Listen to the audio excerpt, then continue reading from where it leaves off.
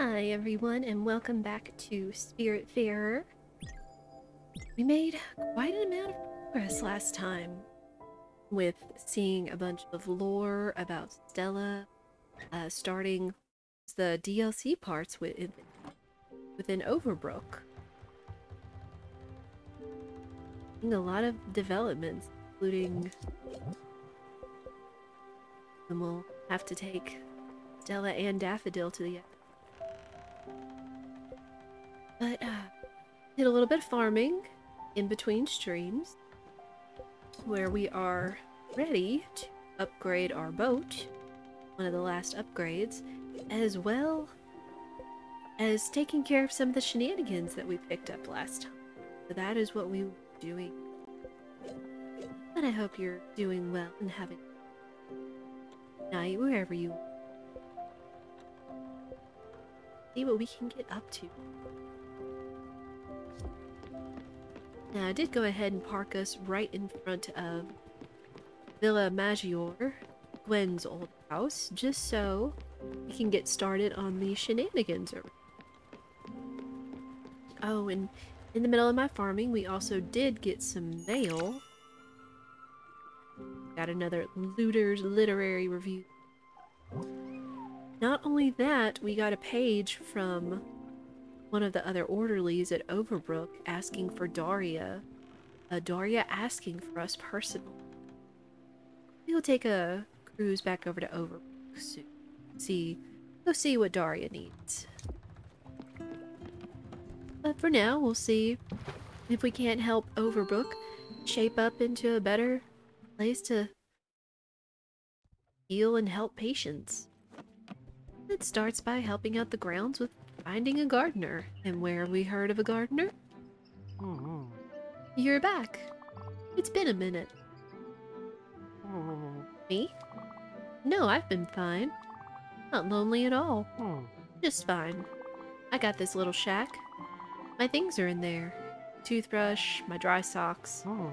I've got it going on. Yeah, my life is pretty great. It's good you keep checking up on me. I'm totally fine. Been fine for a while now. Nothing says fine like living out here. Next to an empty mansion. Sleeping in this tiny shack. No running water. Electricity. Hearing the squirrels having fun at night. It's the best. Okay, I give up. I'm lonely. So very lonely. I hate being by myself. No one listens to my jokes. Knock knock, who's there? No one. It's terrible. You gotta help me out. I might start knitting at any time. You gotta find me a better job than this. I need a better roof than this one. I can see the stars, but birds can also watch me sleeping.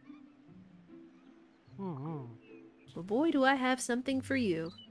I see. That's interesting. I've never heard of Overbrook. And it comes with free room and board? Well, I can't say no to that. I already spilled the beans on being miserable and lonely. Coincidentally, I also spilled beans on my sleeping bag, so the timing couldn't be more perfect. You got me. I need to start being less honest. Okay, I'll go. Let me pack my things and say goodbye to my woodland friends. I'll meet you at Overbrook. Right. Let's say that was a win-win.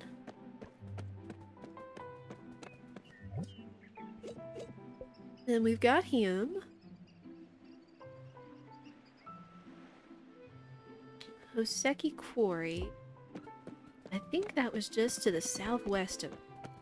Check that out. I also did go ahead and turn in some more stuff at Susan's with her usual demeaning roll and whatnot. We got some more new colors and outfits for Daffodil and Stella here. So we will be donning the blue and black and rocking that today.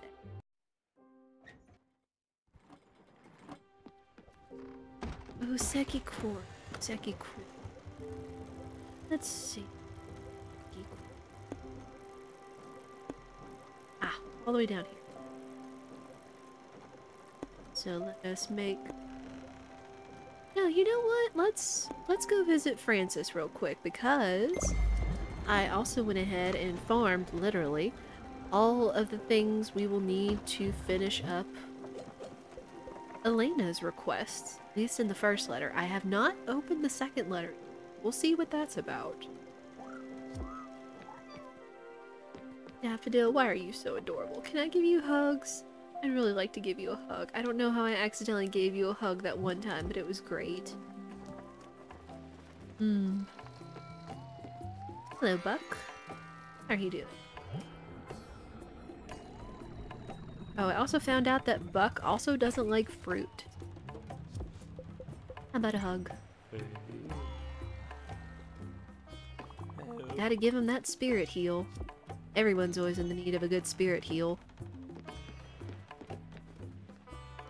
Alright, Francis. I got some stuff. Now we have all of our stuff grown. Turned in for some big money. And then we also found all of our gems and ores and things for even bigger money. So that's excellent. And we'll likely go towards updating our boat and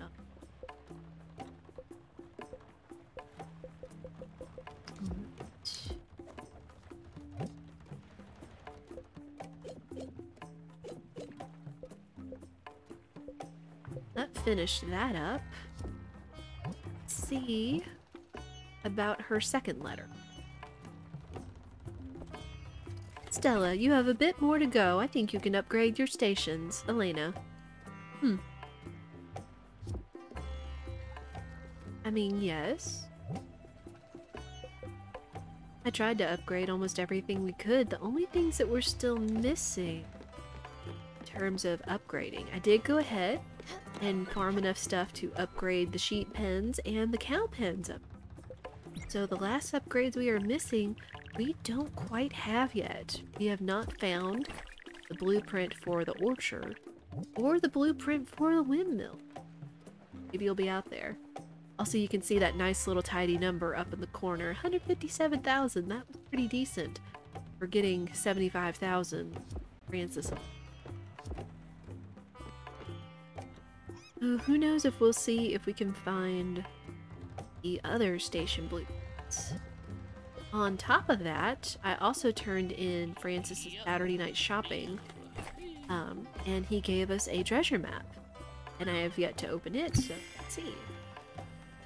4 new coordinates. You can check that out. But I think that's far to the east, probably closer to where the last treasure thing. Let's see. Looter's Literary Review presents the third of the Crow's End Ink Lost Bounties. And remember, a good place to start is at the beginning. Enclosed is a Portalon chart as reference.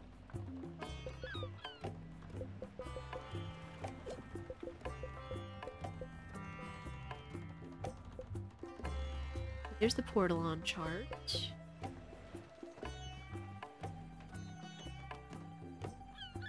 Minstrel, you found it! Apologies if this is backseating spoilers. Internet says to hug Daffodil, you have to hold down next to her and press the interact button. Yes! I don't care, that's amazing. I love stuff like that. That's wonderful. I hope you're doing well. Good to see. Gotta see. Oh, yes! That was how. That's perfect. I love it. I wondered why we were able to crouch this whole time, and I never thought to crouch next to Daffodil. Oh, we're gonna give so many kitty hugs. Yes. One more, because we need a good kitty hug. That's so good. I actually used a gif of the kitty of hugging Daffodil for my going live tweet today, so that's perfect. Thank you so much, Marshall. That's amazing.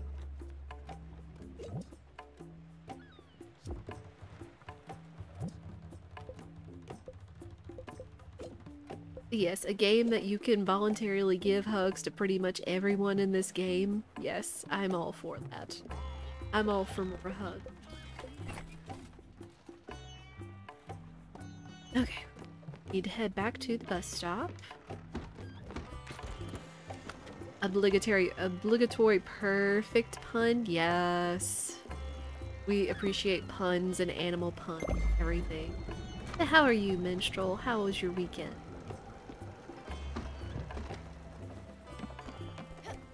We had a pretty quiet weekend here. It was cold, but it was nice. We actually watched the new Ghostbusters movie, Ghostbusters Afterlife on Friday night after we made dinner after the stream. It was good. That's a good movie. Would recommend. Then had my father-in-law decided to cook us dinner on Saturday. And Sunday was just, you know, quiet, cozy, seeing people and doing things around the house. But nothing too terribly exciting.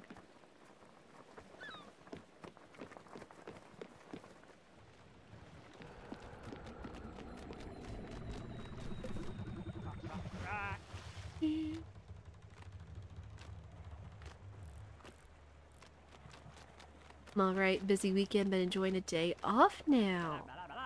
Be off and on though, taking care of errands. You are fine. Something I've thought about is I can completely respect people lurking in chats, because I totally do it myself and pop in with comments every now. Is I wonder how valuable a lurking command might be for people. Just to know, it's like when people pop in, like, hey, I'm here, but I'm gonna lurk. And that's totally fine and valid. I might look into compiling a message for a command like that. Glad you enjoyed the movie and had a good weekend. Yeah. It was crazy to think how quickly it felt like the weekend. It's like, each day, you know, is either streaming or running errands, so it's like it felt like a spaced out valid day. Yet it's like, oh, it's already the weekend again. Felt like the week didn't fly by, but it did. You know.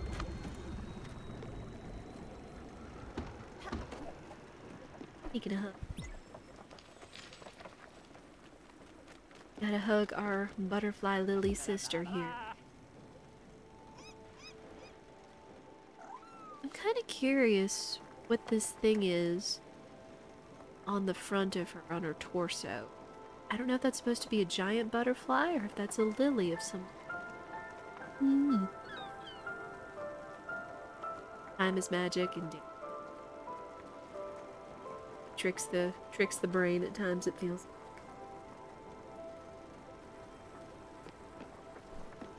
We...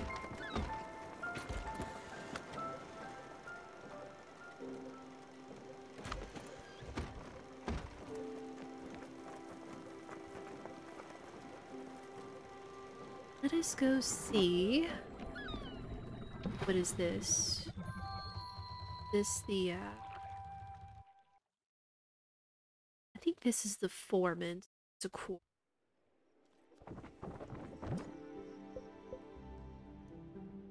Oh no, we're actually recruiting... We're actually recruiting a chef from Hoseki Quarry. Take it.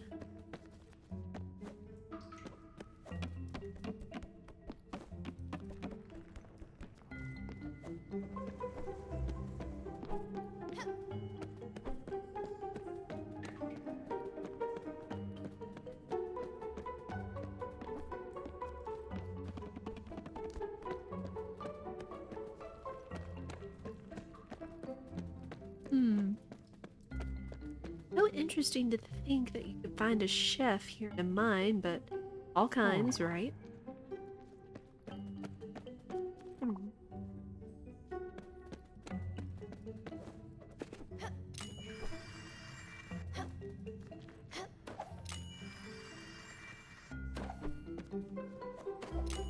Oh! Darn you. It's almost like you use the same button to get on as you do off.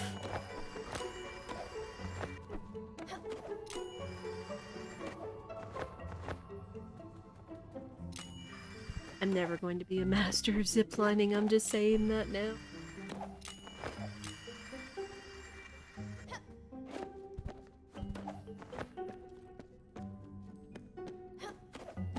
Here we go.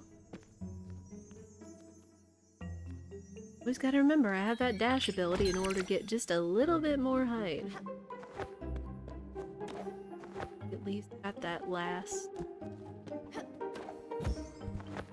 one of the last treasure chests in here. Oh! I thought that was sneaky.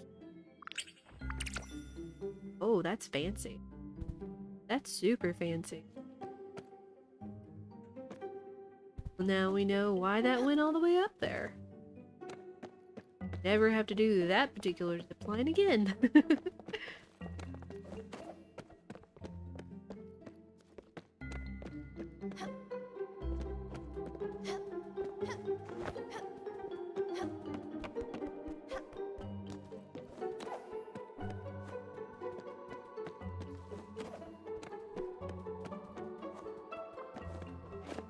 Oh. I've been working in this mine since before I was born. What? My mom worked here. My dad worked here. My granddad... Well, you get it. I don't know if I would ever leave. To work at the Overbrook Hospital? In the kitchen! I see. Cooking is like hitting rocks? What? Are you sure? Those two things sound very different. You do make a compelling argument. You sure have a way with words. And that voice. Well, I'm sold on the idea. And I'm sure all the other workers will be too.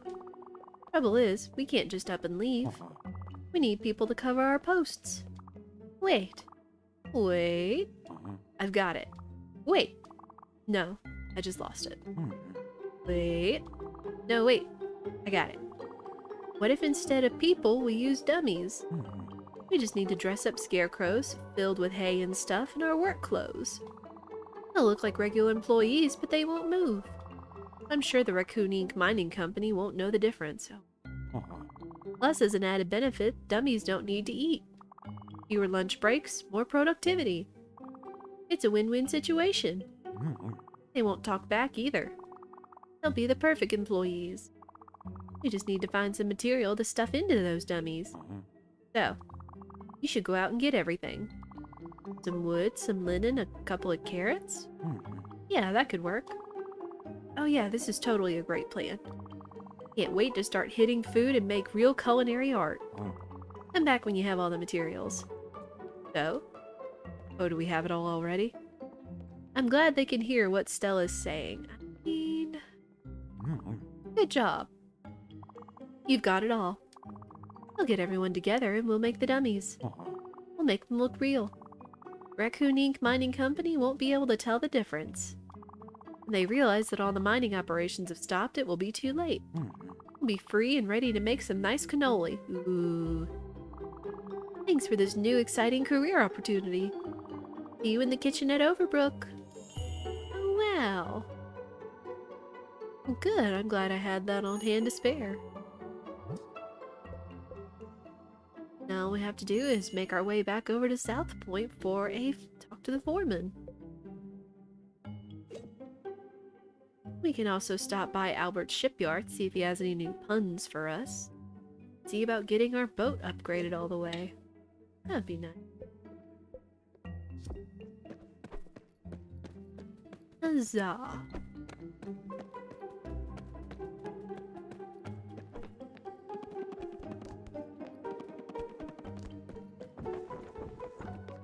Oh, hello, Buck.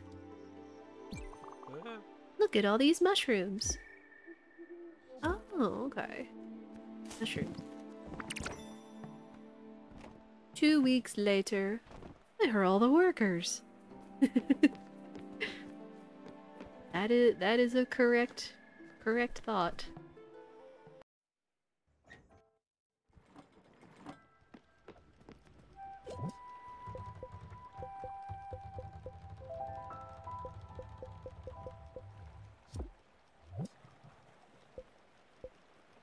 Oh, let's go take a look at the looter's portalon. I can recognize where it jammed.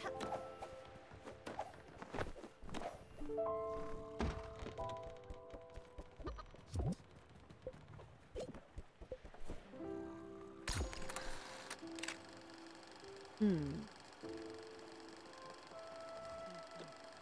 It's near an area that maybe looks like storms. And it's between two islands. Interesting. Oh, one other feature since I was working on fully upgrading everything is I fully upgraded the archive room, and it included some interesting stuff, such as the files, which the files are all files on all of our spirit guests and friends we've had on the boat. So let's see about rolling through these real quick. Gwen the deer almost lost a finger while living on a farm in Indiana. Her favorite cigarette brand has always been Red Apple. The night her mother died, she ate 5 buckets of popcorn to deal with grief. Astrid the lynx makes a mean guacamole but hates eating it. Despite her vocal protestations, she loves hearing Giovanni snoring. Slapped a Nazi soldier with a cast iron skillet during the war. Oh. But that does confirm our ideas of that Astrid was present and alive and working during World War II. Now with Gustav, I guess we would maybe consider him an owl. Gustav doesn't understand the deal with jobless, really likes rugby, thinks the paradigm shift of postmodernist movements was a mistake. Elena the dog might have eyes in the back of her head, hates when people drag their feet, saw the potential in you all along. Again, like, this feels just a little too late, unfortunately.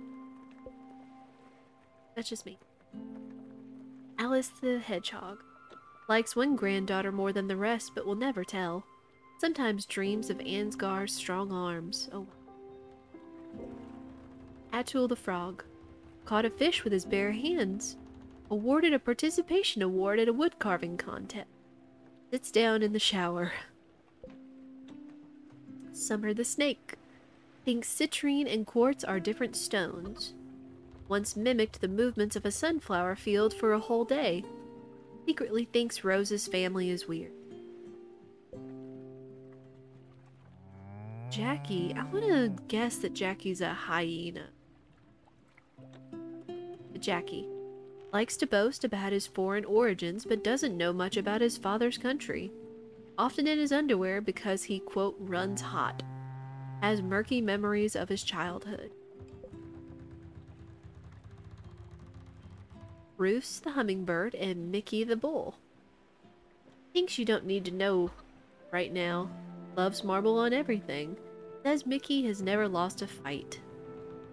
I've just been assuming Jackie's a hyena. Yeah, that was kind of the look I got from him. Beverly the bird won second place at Chelsea's annual chili cook-off. Never forgets if someone has ever been mean to her. Only had one favorite neighbor in her life. I can feel that, Beverly. Like, it's good to forgive, but that doesn't mean that you have to allow anyone that's hurt you. You don't have to allow them trust. You don't have to allow them back into your life in the same capacity. It's good to forgive to allow yourself to heal, but trust and boundaries are another thing entirely. Now, I'm not sure what kind of creature Buck is other than some fantastical creature melding of a pterodactyl and a hawk of some sort. I guess which would make sense for him. Buck secretly thinks Demons and Ghouls to 2nd edition is better than the first. Has a fondness for Paul Bunyan. Can't help correcting people who say I could care less. I only remember that because of Weird Al Yankovic's song Word Crimes.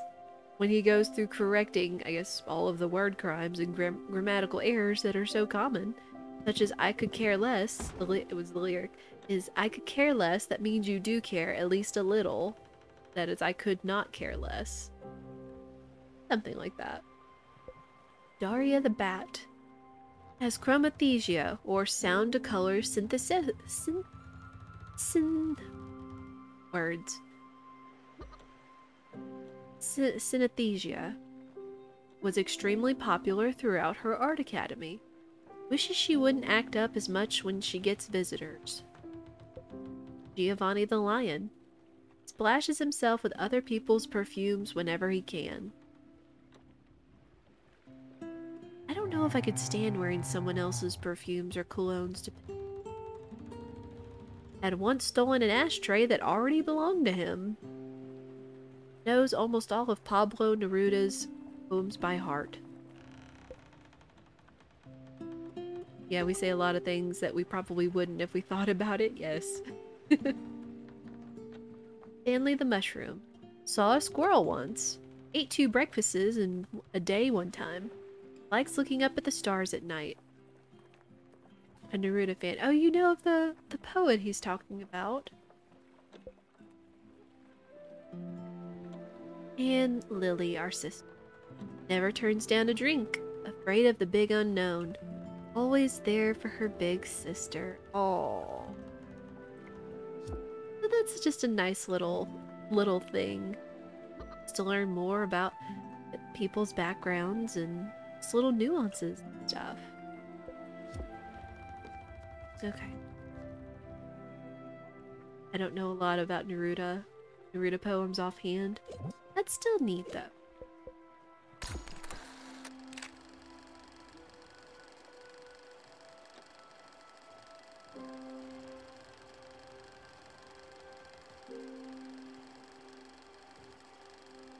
Yeah, the Everdore theme. I don't know if it's to do with what time of day or where we're docked at. But again, it looks like it's near maybe a stormy area or the fog. And then in between 2 small islands. Let's see if we can take a look at a map real quick. Yeah, I thought the files were just a neat little aside that they decided to include as the upgrade.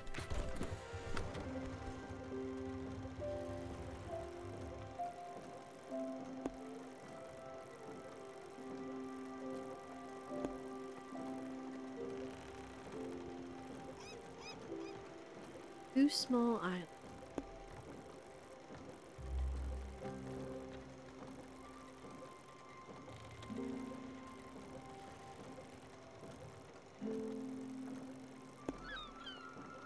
The Lost Shrine. Interesting. A journey over here when we missed her.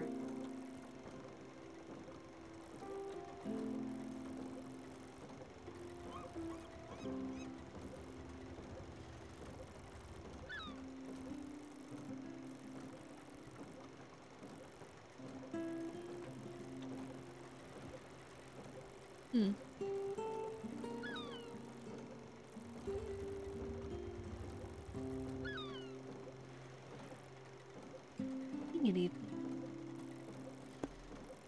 vaguely similar to what we're looking for.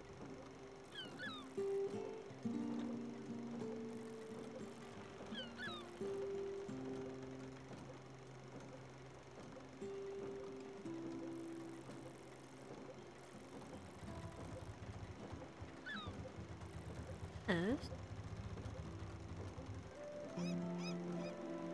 Let me keep that in. Go take one last look at the portal. Maybe that's it, and maybe it's a good thing that we're heading towards Albert's shipyard.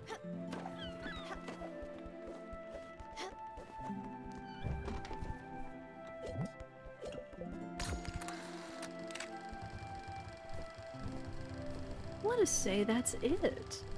So it's just somewhere in the diagonal center, maybe, between the shipyard and the island that we first started on. Go find out, right?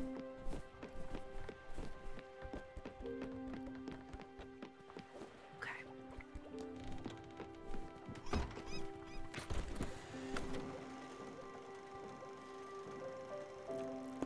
Here at Hoseki Quarry. Still one more thing we haven't found at Hoseki. Interesting. See that old be significant, or I'll see what it is. Green. That's about it. Okay. Back to the bus stop. Then we can head over towards the shipyard. See if we weren't right about that spot being between the two islands there.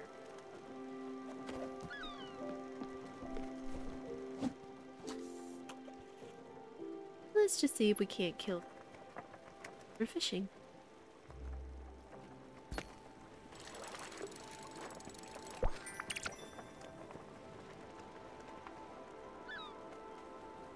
Something started in my soul, fever or forgotten wing, and I made my own way, deciphering that fire and wrote the first faint line.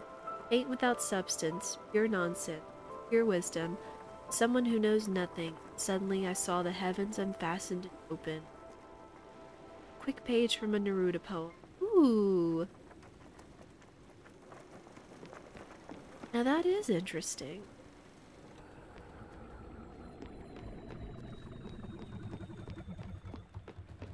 I did enjoy writing lyrics and poetry and such, so I do have a fondness for things like that, so that's nice. Thank you for sharing that.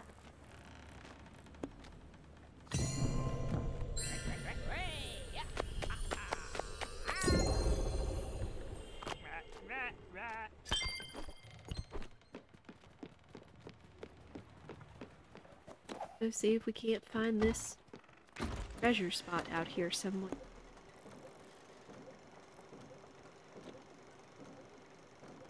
Go here.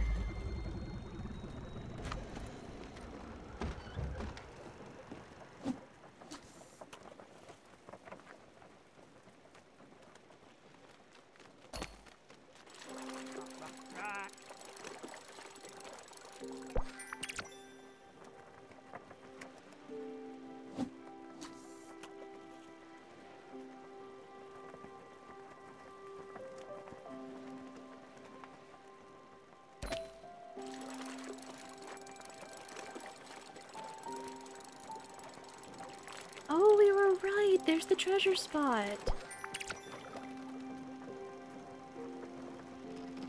Alright. Neruda's work apparently covers quite a range, though I imagine Giovanni would like his love poetry. I could see that.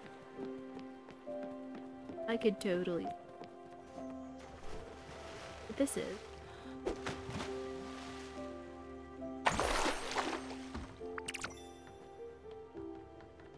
Huh.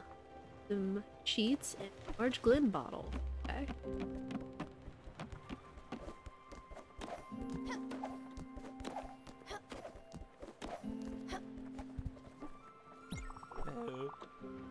Another truly great find, muled Buccaneer. Alp Harbor was once a nice little promenade, a cozy stop for cheap tourists and weary travelers.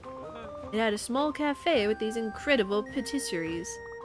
I know, a pirate like myself in a cafe. Their danishes were to die for. I can smell the raspberry filling to this day. Arr. Enough about the past. You're a natural, Captain. An example for our valiant crew. I'm always learning from your example, oh great pirate captain. A new Looter's literary review should be coming soon. Oh man.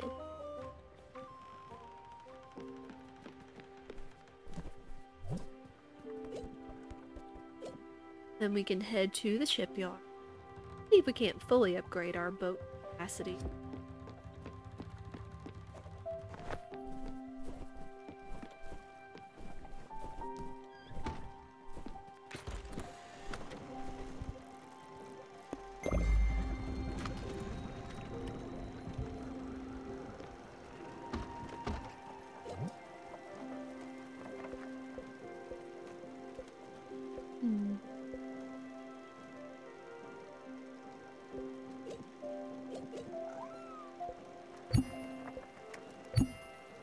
There we are.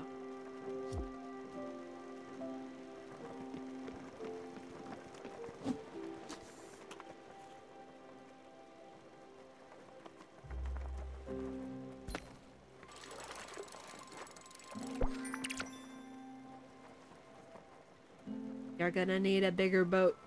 Jaws, yes.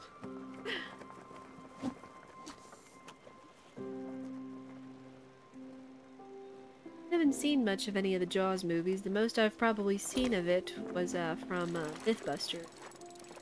They built a giant replica of the actual shark model that was used in Jaws.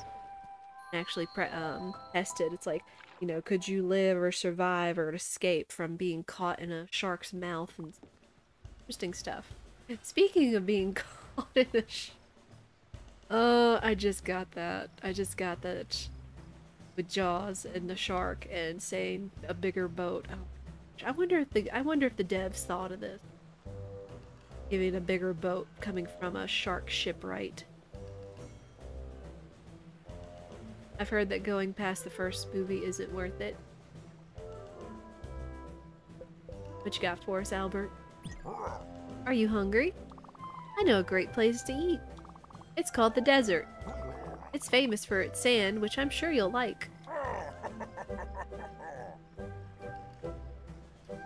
What? I don't know if he was trying to say dessert or... Oh well. Sometimes you hit, sometimes you don't. Full-size boat?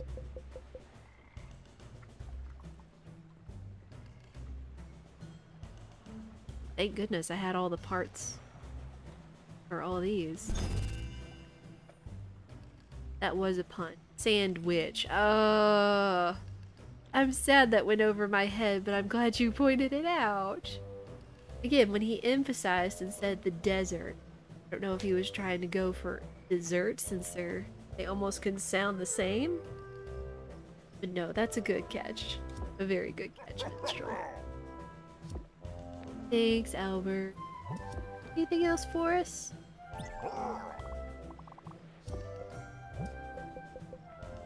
Looking like we've got absolutely everything. And we even got the achievement of full boat improvements, it seems.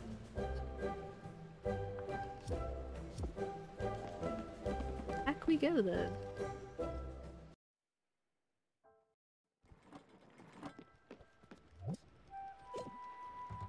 There's all of our upgrades in the captain's log. And Southport. Overbrook. What are we close?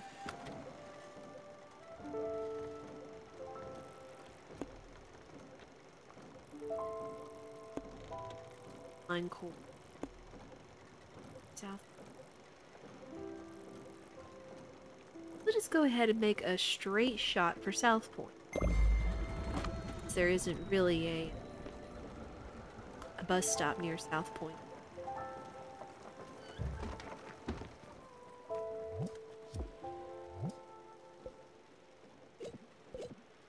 That way we get back to Overbrook.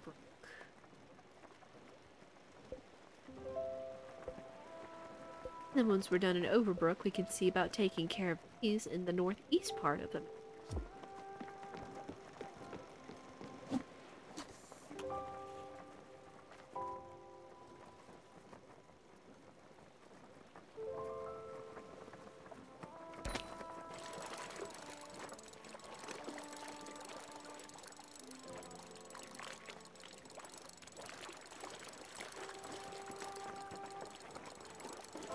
Oh, we got a fighter. Soul.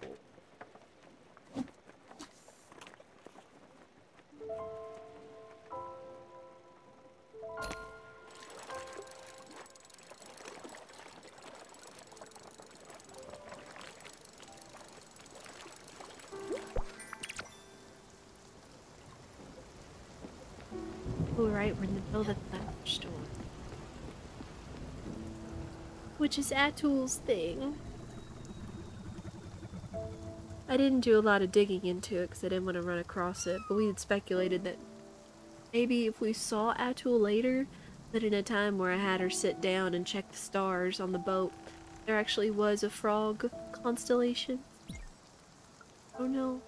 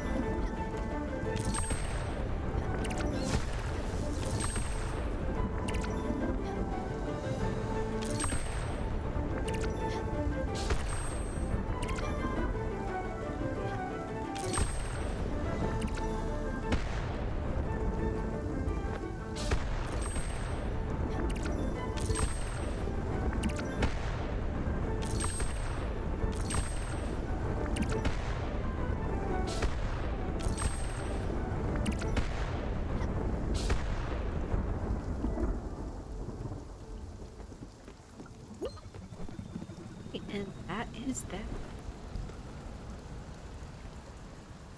I haven't really been doing the lightning storms a whole lot. Did you say there is a frog constellation? Yes. I don't know if we'll be able to see it since we're on the right.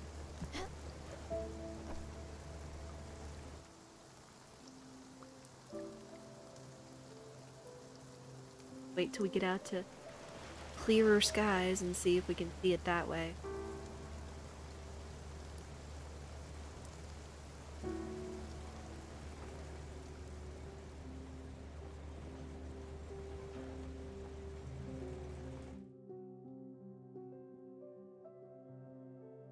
Yeah.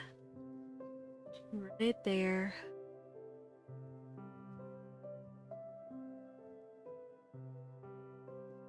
Atul, Summer, Alice, Astrid,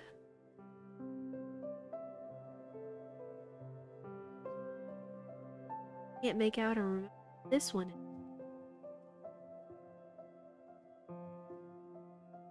Lena, Giovanni. I'm still unsure what this one is. It's like, you know, we got Gwen, and then this one was there. Oh, that one looks like Bruce and Mickey. Good call, Minstrel. Yeah, you're right.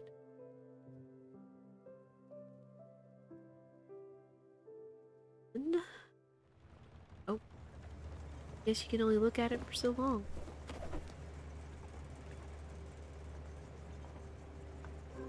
What if I want to look at it again? What now? Don't bother. Yeah, all of our spirit constellations.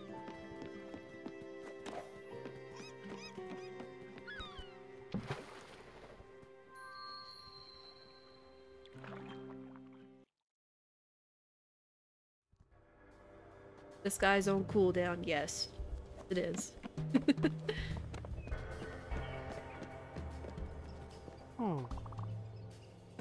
Working over here. Anyone seen a foreman over here?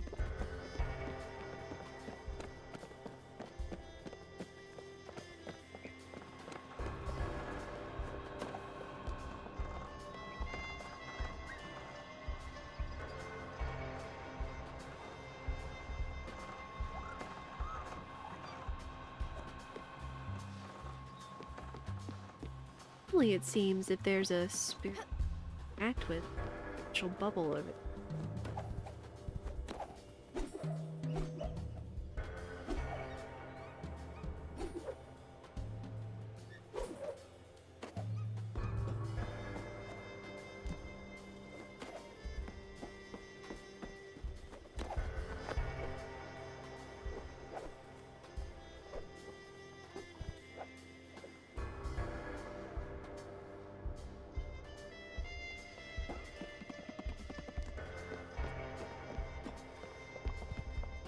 I'm a bit busy right now, miss.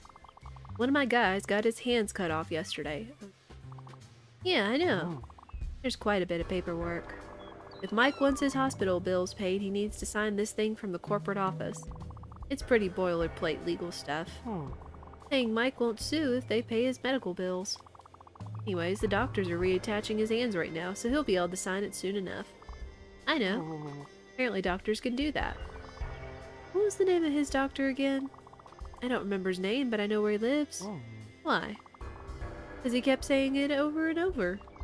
He was very proud of his penthouse in Old Central District. It was weird. I was in the operating room as a representative of the company. The doctor kept talking about his hot tub and his $1,000,000 watch. Reminding us that he was the best doctor in the whole wide world. All of that while reattaching Mike's 2 hands. It was pretty wild. I was just thinking, can you stop talking and concentrate on reattaching my buddy's hands? Anyway, Mike's gonna be okay. He'll be back at work soon. The company only offers 5 sick days a year, and he already took a couple to take care of his daughter.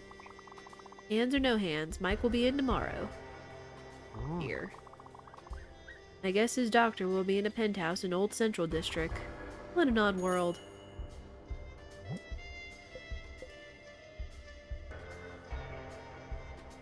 Oh. Okay. I was thinking we had heard through that, but there wasn't a significance for it until... Good to know. This hospital is cruelly understaffed and in need of dedicated employees. Time to find some competent people. Recruit the doctor for Overbrook in the Old Central District. Okay. Go to the Central District then.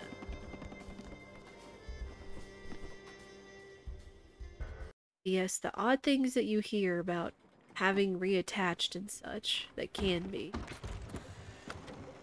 I just remember always hearing, it's like, if you lose something like a finger or toe or something, it's like, just immediately put it on ice. Ay, ay, ay.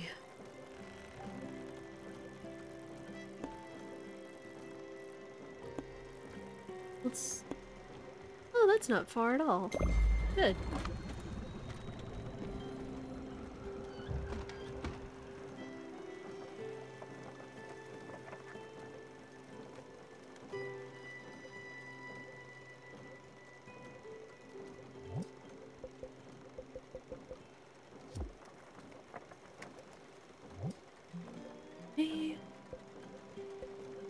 I will go find the doctor, and then I assume that will be it.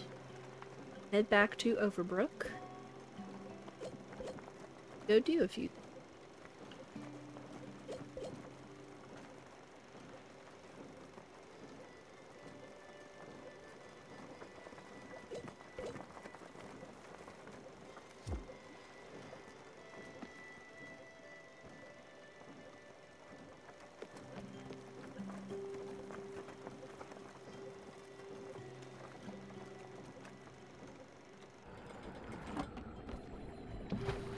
I believe I've even found the doctor before when he... But again, it wasn't relevant until... See if we can't find us a doctor.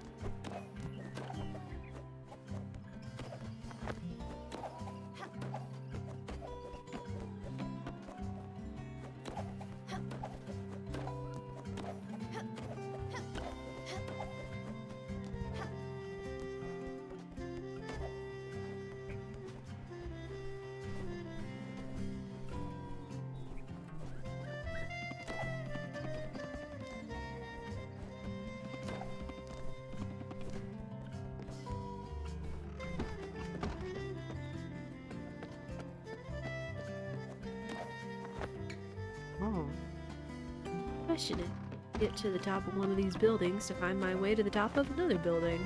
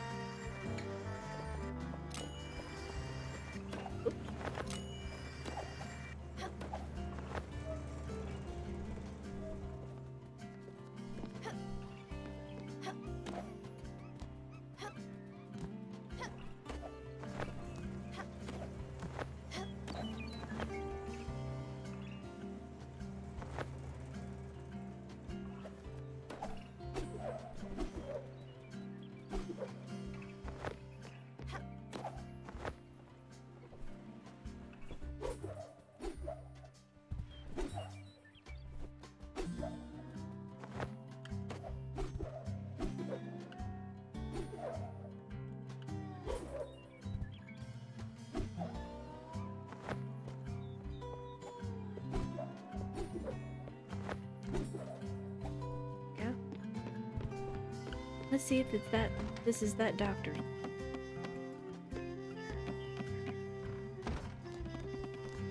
No. Parkour? Yes. Parkour, parkour. Oh. Ew.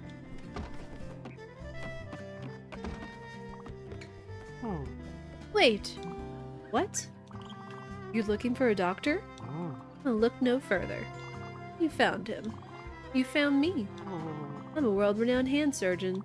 I've been on talk shows. I've been recognized in malls. I own a 600-gallon hot tub. Oh. Okay. How much is regular size hot tub that you brag you own a 600-gallon hot tub? Always tropical and ready for when this doctor comes home. After a hard day of doing what surgeons do, I need to relax with my hands in warm bubbling water. That is the life of this prestigious doctor. I'm known for my impeccable surgery skills and for being punctual. I'm always on time because of this watch. It costs so much money, I don't want to say. It's encrusted with rare diamonds. It's a triple retrograde tourbillon. Well, I can see I lost you there. I bought it as a gift for myself after my 4th marriage. Now back to you. You need a doctor? For Overbrook? I thought that place closed down. And it's so far away. Why would I ever work in a place like that? For money. I'd do it for more money. No one ever says no to more money. I just love buying myself new things. When I'm not at work, I shower myself with expensive gifts. Such is my nature. I would consider it for 10,000 glims. Up front. No bi-weekly payments. Glims only. A one-time offer. Deal? Well, well. I can hear the money sloshing around in your pockets. Fork it over if you still want me to work in that awful Overbrook. Alright? Well, just like that. You've got yourself a deal. I'll start prepping my move. I'll tell my job that I'm moving on up to a better gig. Overbrook doesn't sound too exciting. I might just lie in saying I'm going to a more reputable hospital. Wow. Well, see you around. Thanks for the money. Sure. For the patience of Overbrook.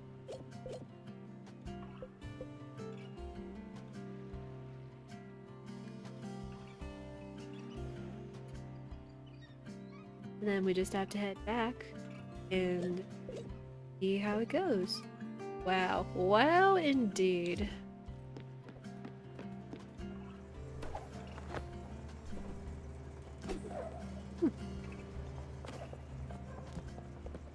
Oh, well, that was the best way up. Oh.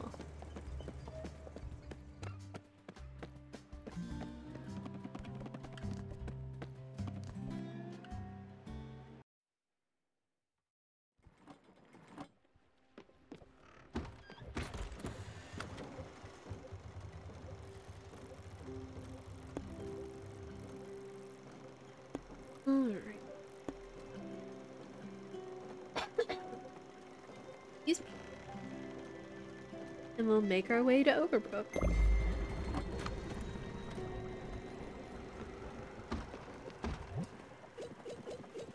Now I think we're gonna make our way through a meteor shower, but I'm pretty sure we're doing pretty well on Comet Rocks. So we won't have to stop.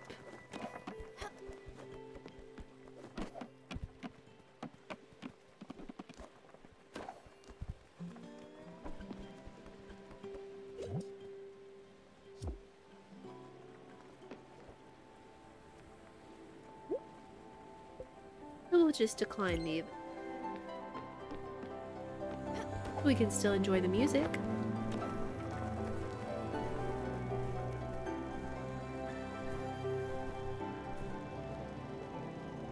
A quick search brought up a 600-gallon aquarium that's 3 foot by 3 foot by 10 foot, so 90 cubic feet. Whoa. That's large.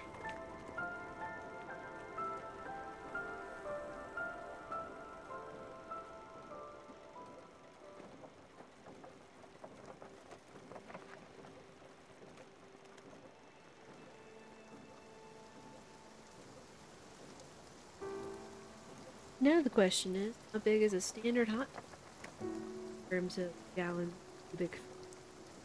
I'll look that one up myself.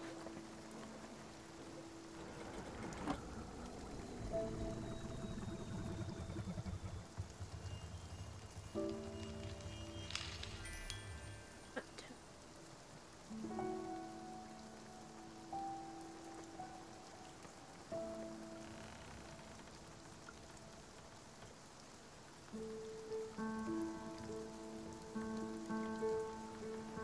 The average hot tub size is between 7 feet square and 8 foot square. However, there's some variations such as 9 feet wide and 9 feet long.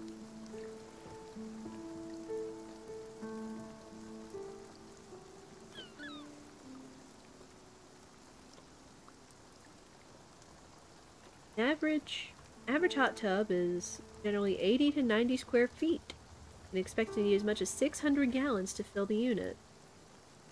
Okay, so he has an average hot tub, but I guess the bragging point is if he's only using it for his hands? Who knows? Anyway.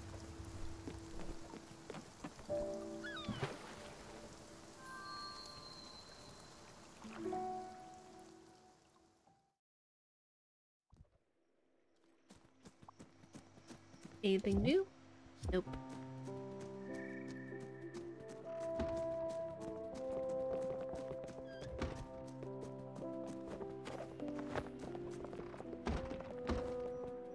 Let's see what was done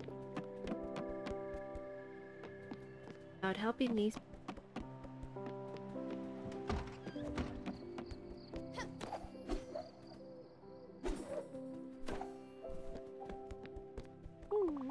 Thank you so much for helping out.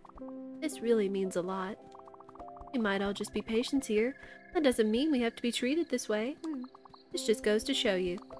Sometimes good people just need to step in. People not doing their jobs just boggles the mind. Lives are literally in your hands. Just so... getting worked up here. Breathe. So, things are already looking up. The kitchen is making some strides in the food department. No one has gotten food poisoning in the past few days. Oh. So that's a plus. I saw some fancy pants doctors doing the rounds. One of them was really obnoxious, but that's better than no doctors. Oh, and you might have noticed that there isn't just trash littering the halls. Maintenance is keeping the grounds clean. That just about does it. I won't keep you. Thanks again. Don't be shy around these parts. Oh. Oh, good.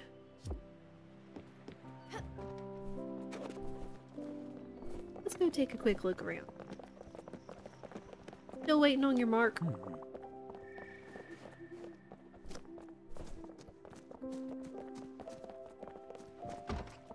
You'll ever find your kitty cat? Oh. Oh.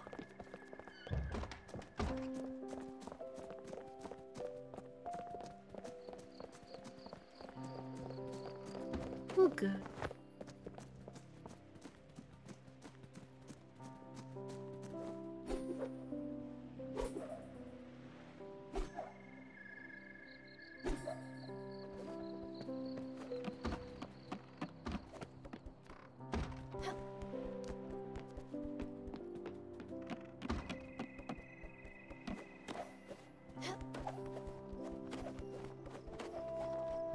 And see Daria and see what she'd.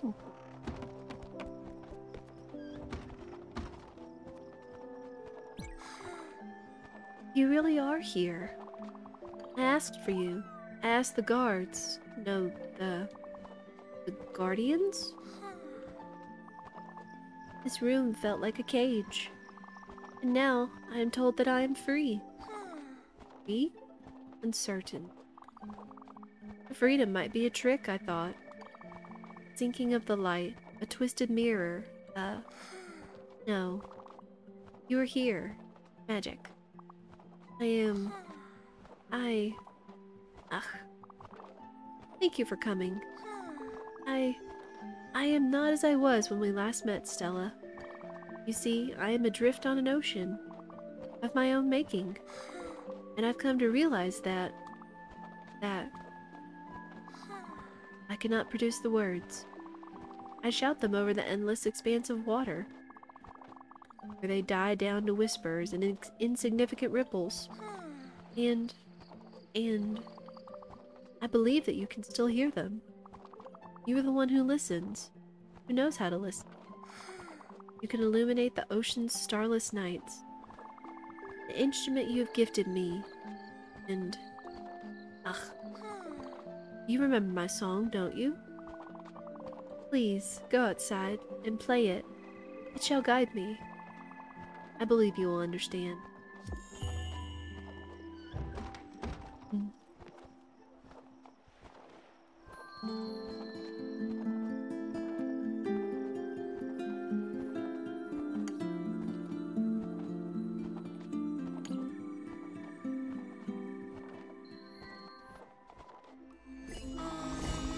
Oh.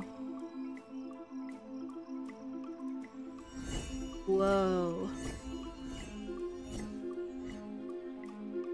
When you first climbed up the tower, you saw only a fragile thing, deserving of care and empathy. You did not see the steely bonds with which the giant had stilled me, and neither did you see the tumultuous sea underneath, and how it grew angrier and angrier in accordance to the giant's fickle spirits. No, you saw the pain and neglected the wound.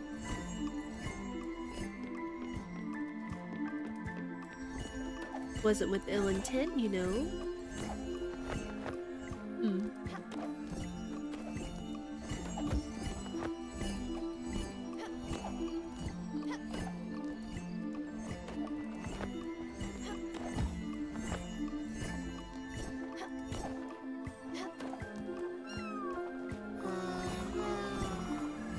It is unsurprising, then, that you were unready for the giant's last dying spasms, for his encounter with demons of his own that would break his will. Unsurprising and understandable was your confusion, and the invisible raging sea swept me away. And where, unmoored and weighted as I was, I sunk to the deepest depths.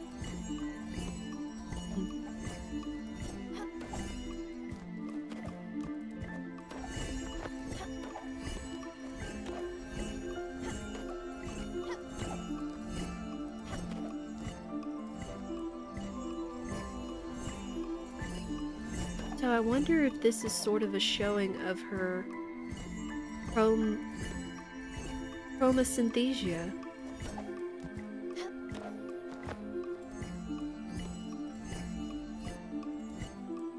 Oh, and is that her playing it?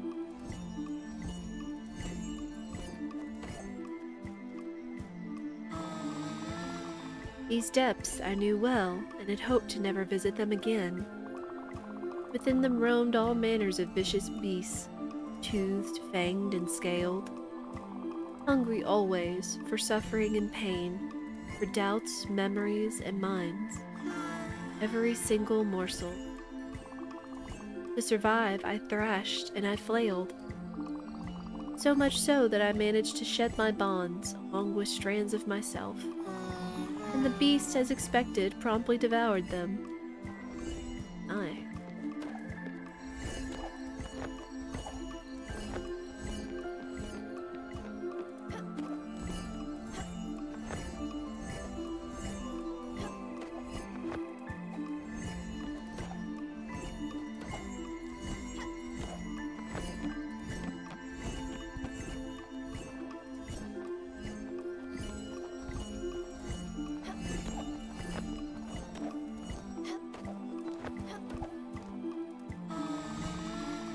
Lightened as I was, I floated back to the surface, far from the beasts.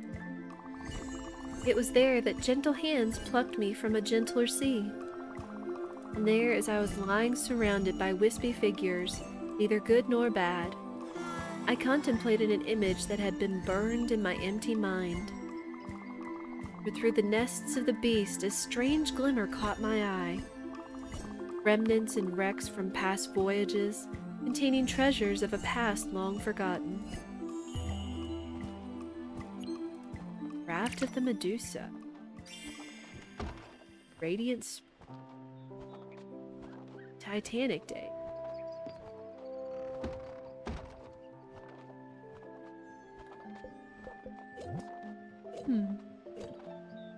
We still haven't found her favorite. Seems she'll only eat fruit.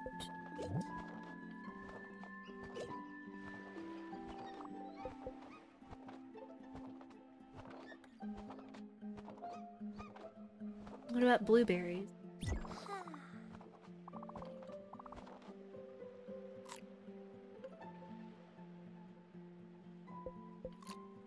How about a hug?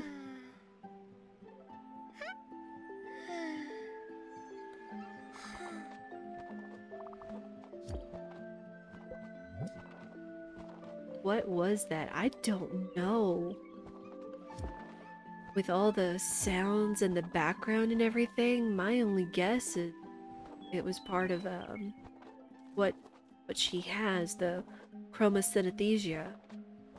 The sound to light or sound to color thing, maybe? It's the only thing I could guess.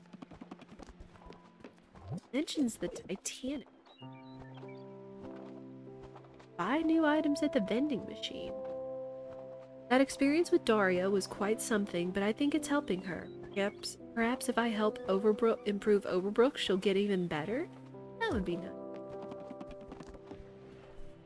What you got for me? What did you do? Seriously? Spit it out. Daria seems to really have responded to you. I've never seen her like that. So vibrant. I don't know what you did, but it did wonders. And another thing. What's going on with Overbrook?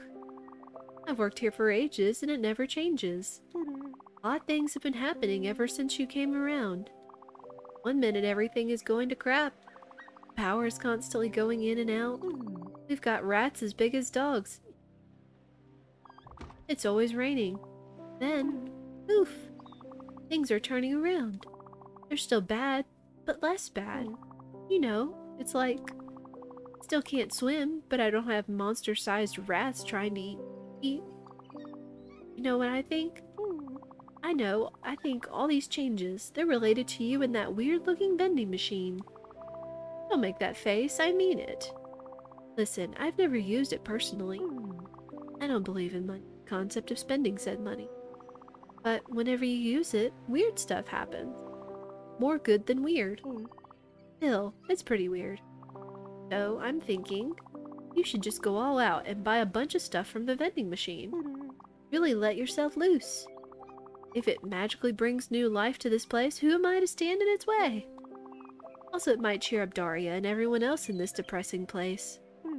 I won't keep you. Enjoy your snacks at the vending machine. Fingers crossed for the weird good stuff. That part made sense, but was she sharing some sort of vague past experience with you, or was that lyrics for a song? Both. That part equaling the synesthesia. No.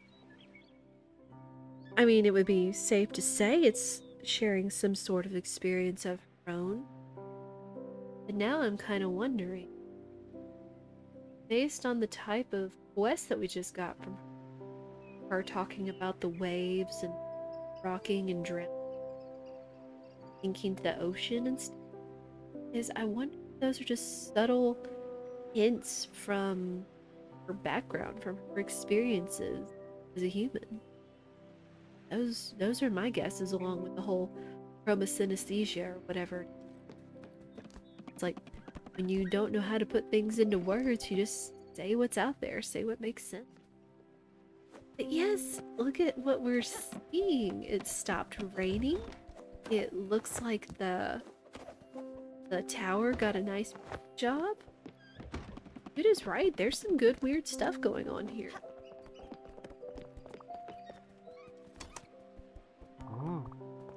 You gotta help us out. The kitchen's gross. I got nothing to work with. Pans are older than my grandmother. They look like they've been through the Great War.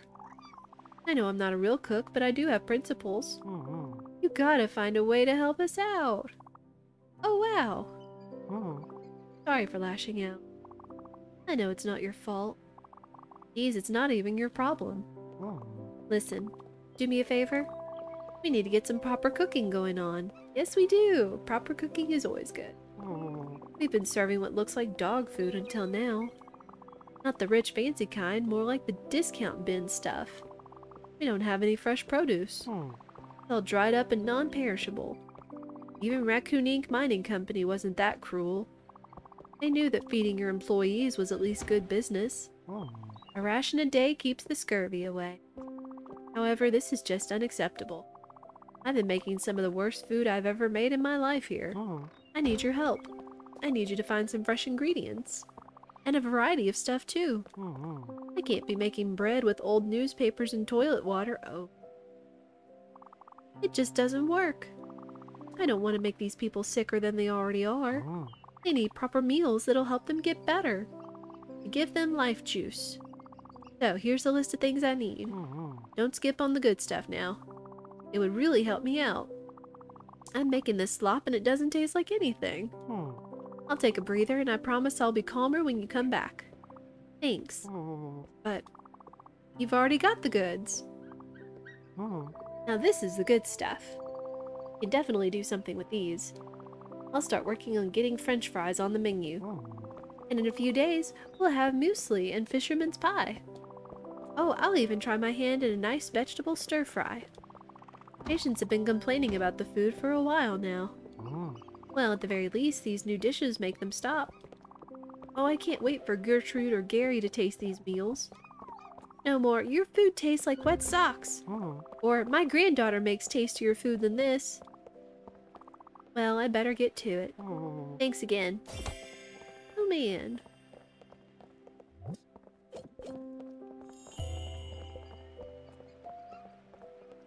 Okay. Let's see what else goes on. Need to buy items, so guess let's go buy some items. Good and weird, my favorite, indeed. Everybody's got a little bit of weird about them, there's no denying it. Okay. Health Nuts, the only granola bar that screams healthy. And it costs the Radiant Springs that we just got from Daria.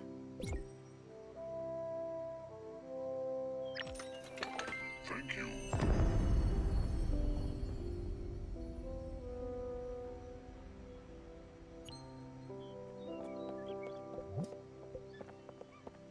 Loose spices. It looks like a bag of mixed spices.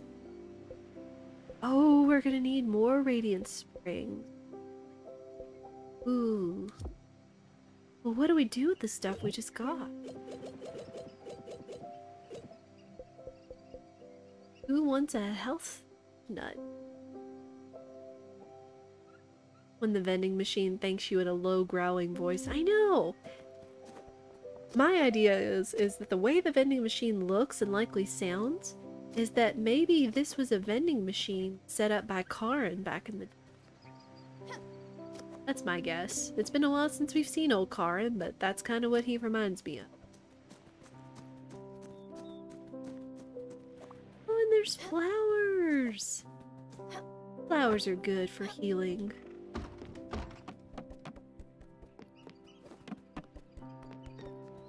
Again, the question is, how do I get more Radiant Springs?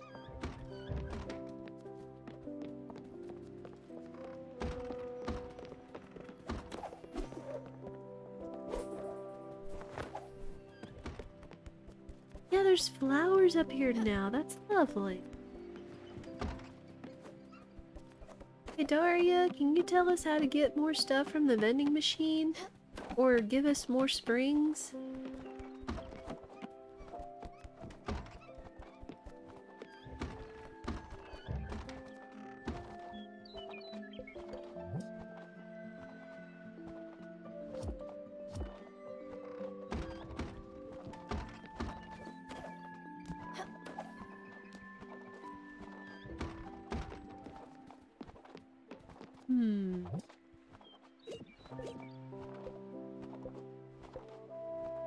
Oh. Play Daria's song somewhere near the power station at Overbrook. Okay. Do that.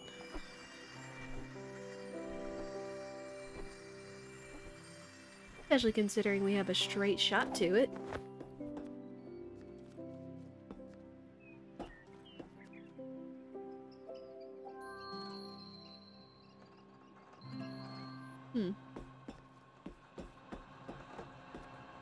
Oh. There, then where? Ah. Gotta follow her sticky notes.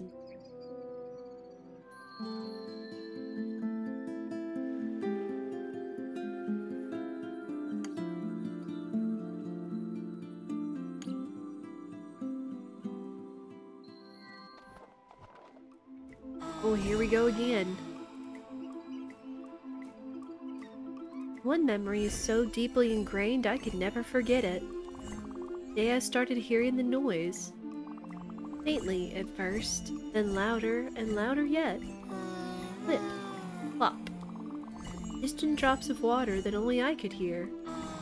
Perhaps I saw it as a sign, and I could no longer fit within the warm confines of the family home.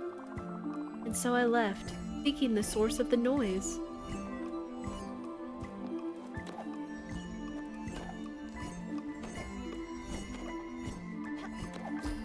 Oops. Wrong button.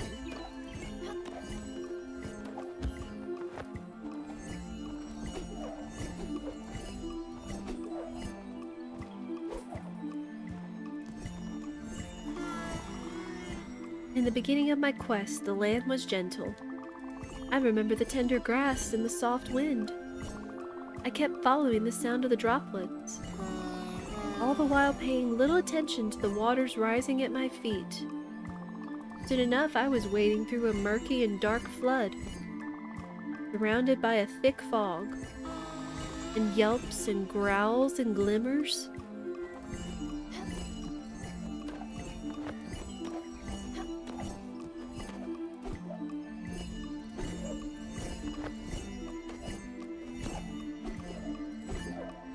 That section wrap the right and left borders? Well, time to test that. It does! So you asked that question at just the perfect time, Minstrel. Oops.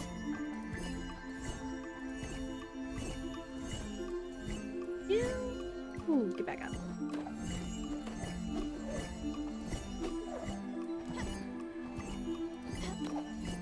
Oh.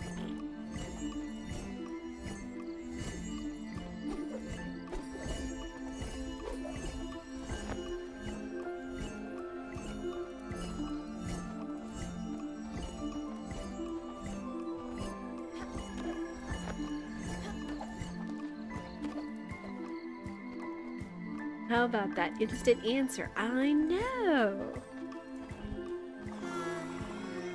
From this period there is not much to remember. The vagrancy that lasted an eternity. No dive can ever restore these memories. They have been wiped clean, picked to the bone. It is as though they never existed, as if fallen through cracks in time. Still, they were. The mud and scratches bear witness.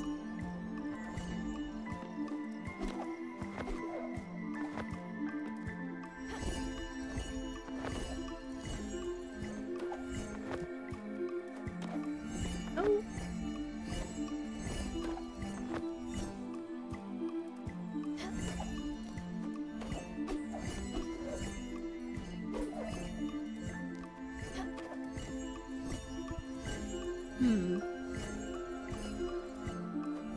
Oh, there.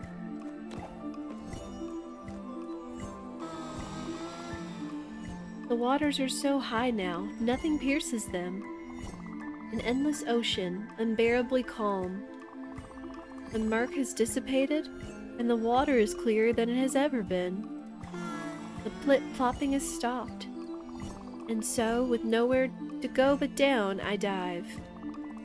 But I must do so carefully, delicately. Lest I disturb the slit that has, through the aeons, set into a peaceful but fragile blanket.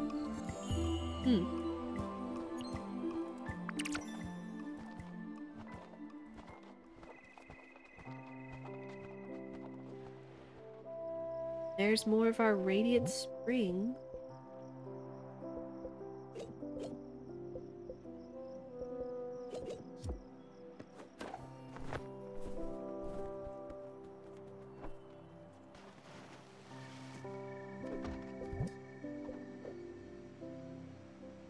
Alright, let's buy this bag of loose spices and see what happens now. Thank you.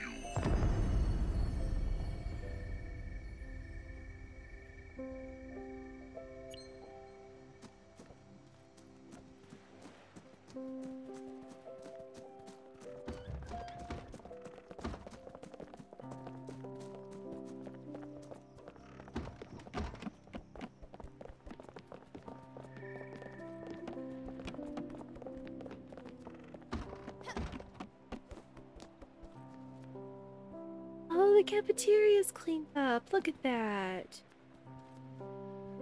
It looks so nice now.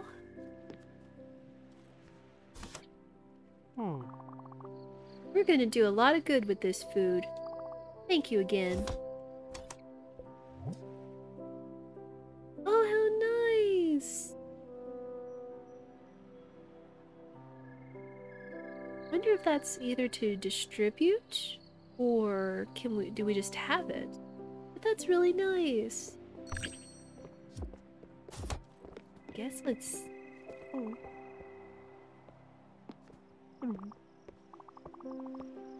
Thank you again. There's work to do, but this is a good start.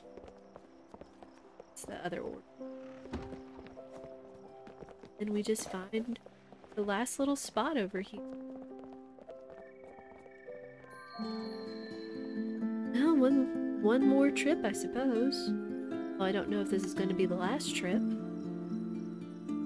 But it's a trip nonetheless.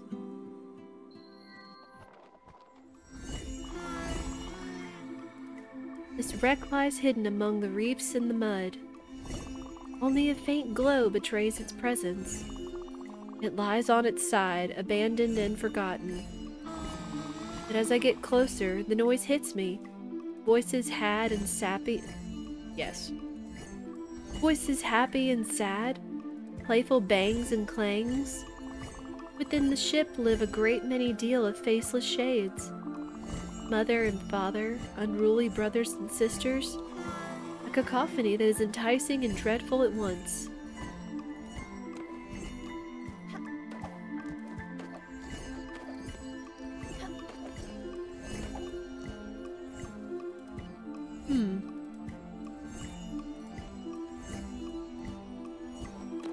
Oh, there we go.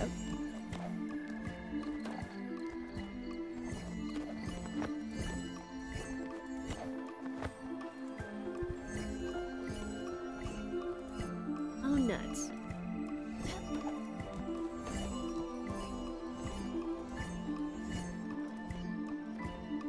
And trippy too? Yes, it is. I'm just looking at the wrong timing.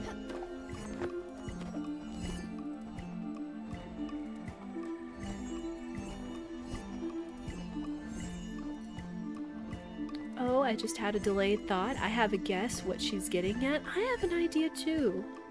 Again, it goes back to the titles of the quests that she's giving us, the ones that pop up in the upper right corner, and other things.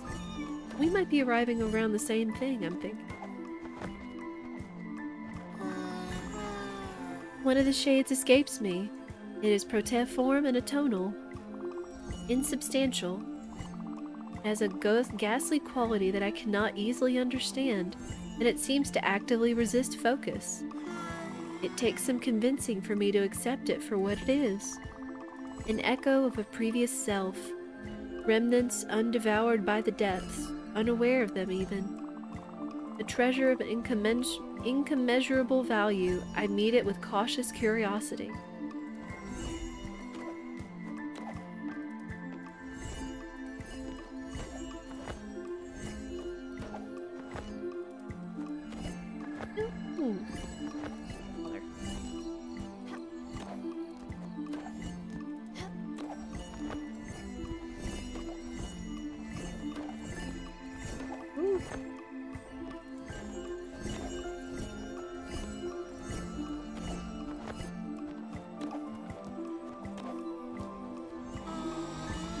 And suddenly I'm filled with sadness, for I realize or remember one essential truth that perhaps I would rather not remember. The tableau before me exudes a chaotic happiness, a family brought together by conflicts and laughter.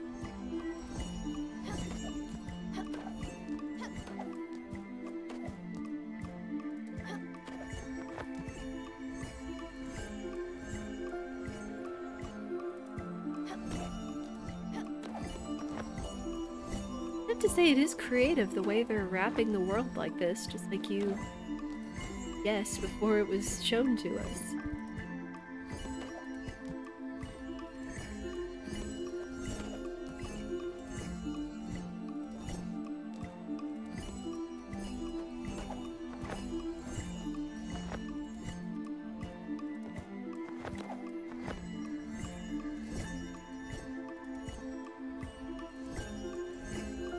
No! Oh, don't get back up there.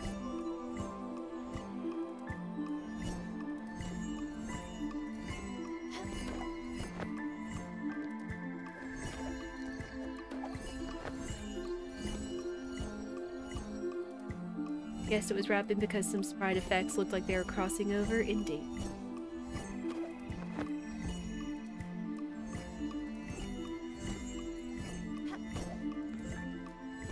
Oh.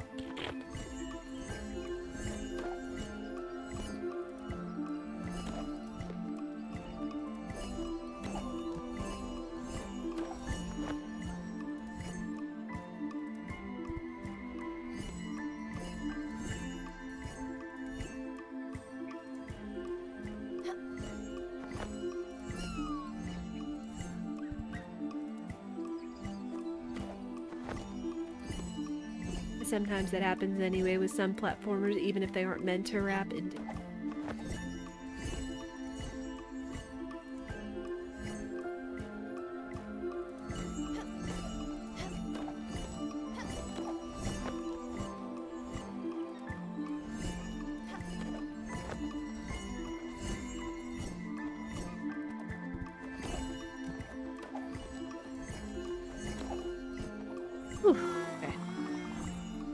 If, at any point, some all-powerful painter were to judge the tableau, and remove the ghastly lone shade from it, nothing of the composition would be affected, unnoticed and untouched.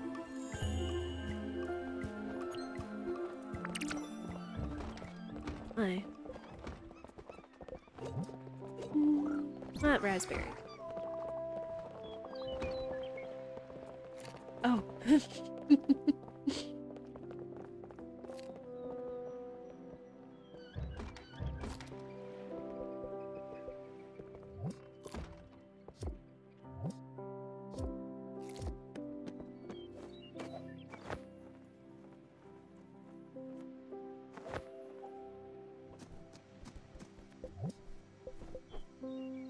Right, let's buy this last set.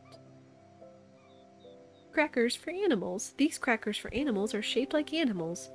Animals eating animals. How odd. Aye. Thank you. The trees are blooming. Nice. Or leafing. Blooming, leafing, growing. You know what I mean.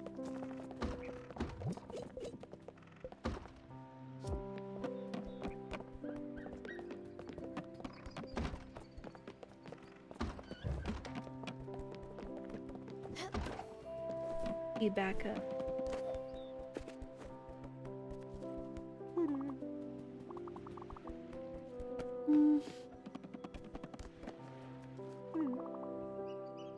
Doctors on TV aren't real.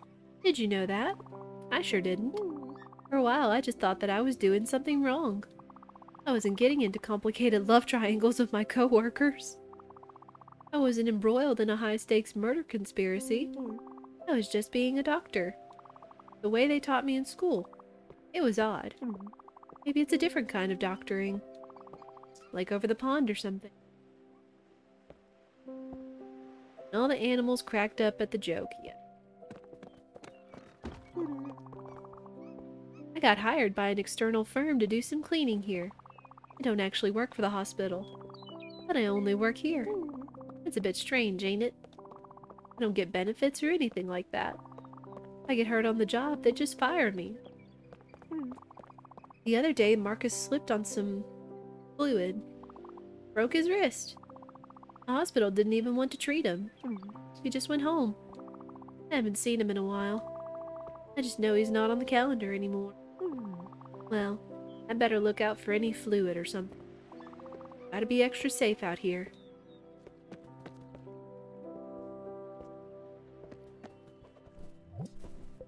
Where is this person?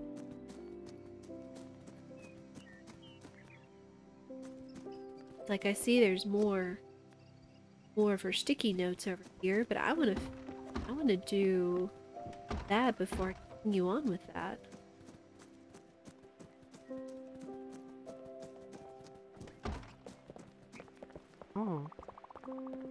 I've got a hard time remembering which spices go where. What's the difference between thyme and rosemary? Taste, smell, shape. Besides the name, obviously. Do I have to taste them to figure that out? Yes. I don't want to taste weird food plants. But what if you find out that you actually like them? The only way to becoming better at cooking is tasting and experimenting. Don't you just love it when everything is clean? I'm talking clean clean. Like eating off the floor clean. Something to be proud of. Like you can see reflections, it's so clean. Yeah. I'm definitely gonna dream about clean floors tonight. Wait, there's two the same shape of guys and different colors here. Oh my. Hey. Have I been enjoying my time at Overbrook? Not really. Everyone is so mean to me. They keep calling me names. Like Trashy or Piles. You know? Names relating to picking up trash. You probably already figured that out. I do enjoy picking up other people's trash, but it still hurts. I don't like when people call me mean names. Very few people. This job would be great if they just stopped talking trash to me. Oh no, I'm the one doing it now. I just want them to treat me with a little bit of respect. Or at the very least, not talk to me. Would you mind telling them to stop? That would make my days a bit better. Aww.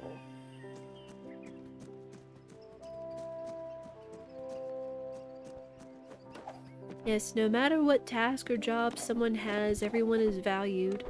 Doesn't mean that there's a hierarchy or a means to hold over others' heads or higher values or anything else. Each job is important.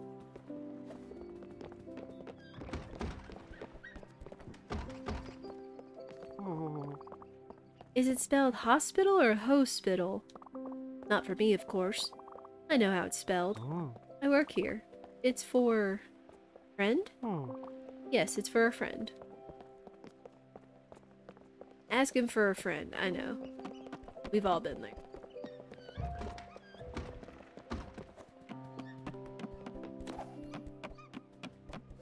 Where is this guy? Says I need to talk to him, but I can't.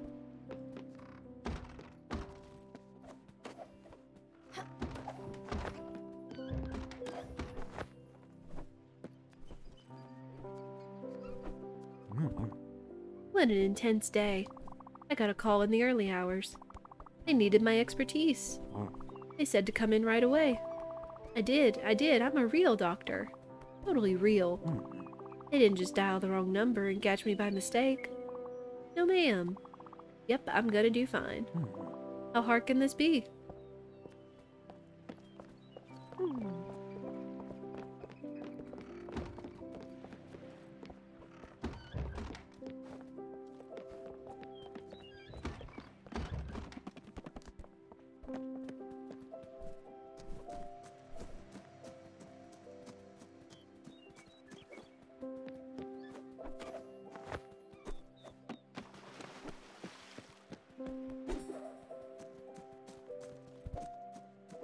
Alright, seriously, where did this guy go?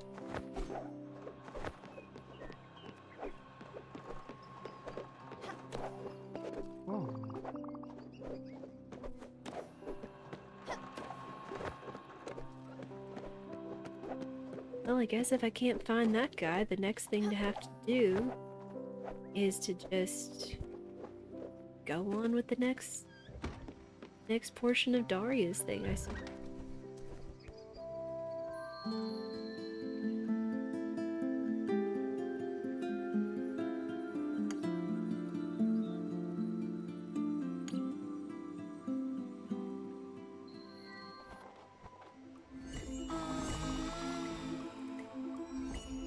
What guy? The other orderly that was taking up the responsibilities of cleaning the place up that gave us the quest for buying up all the stuff in the vending machine for the weird good things.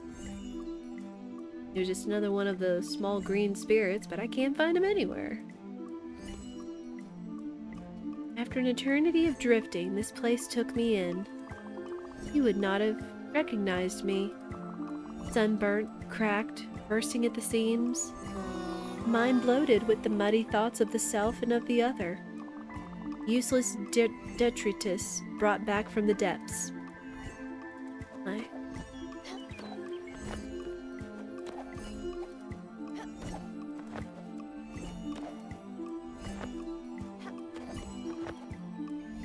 This one's gonna be tricky, I can already.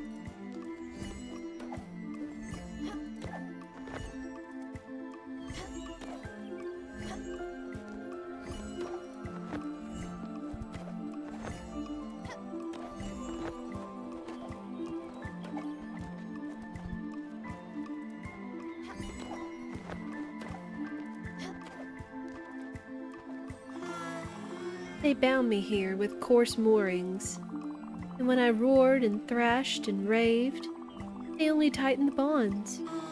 Brutish methods, but as I came to understand, efficacious ones.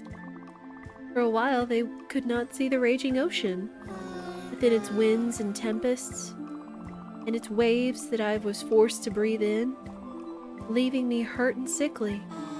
They seemed to understand that I should not be allowed to sink. This was a trip I would not survive.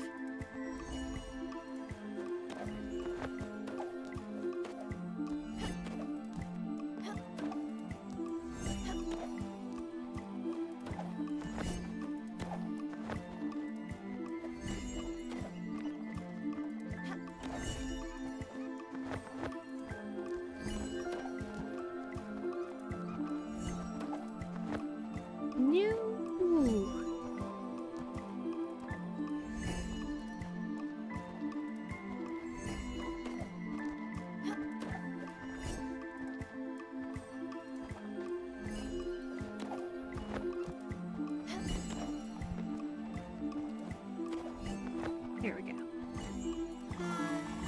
Things have changed now. The new caretakers, they are different. Nary a sound. They move graciously. They wear soft gloves and velvety shoes. They secretly busy themselves around me. An unseen army of shades and ghostly servants, always making sure that I never go wanting. Now I feel maybe she's talking about her time at Overbrook or a nursing home in real life, maybe?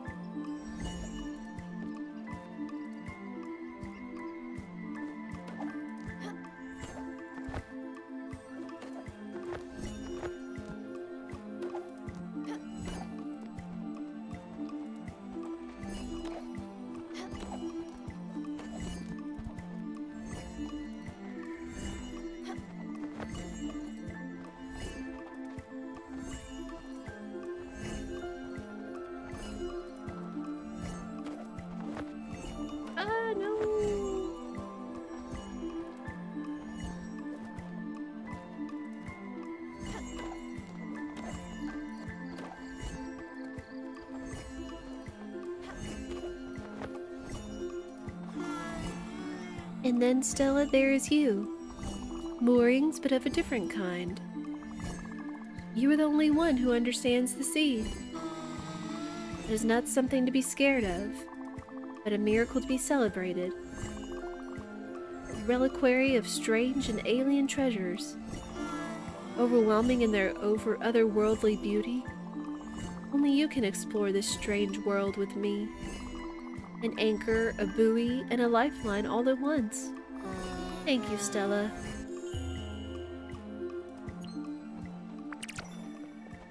Now even this has a nice paint job.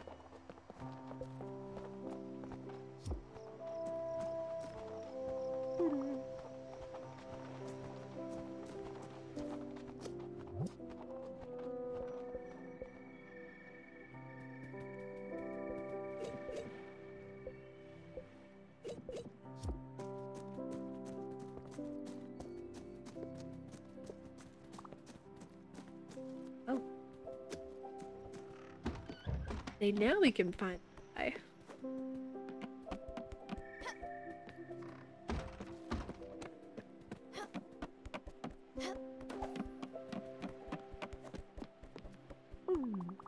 I can barely recognize this place. It is a good kind of beige now. It is still just a hospital. And see? I told you that vending machine was magic or something. I'm happy and all, but it's super creepy. What? An all-powerful snack dispenser capable of changing the laws of physics. You don't find that that's creepy? You're right. What am I even saying? That's not possible. I probably just need glasses. Yeah, that's it. I'm just blind now. Overbrook is just a totally normal hospital and I can't see properly. I won't question it any longer then. Thank you, I suppose. That's him finished up.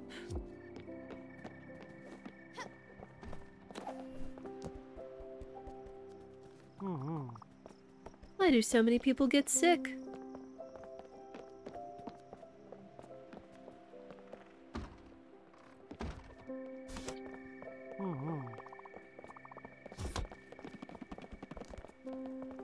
Hey, where is the head doctor? Where did I put that scalpel?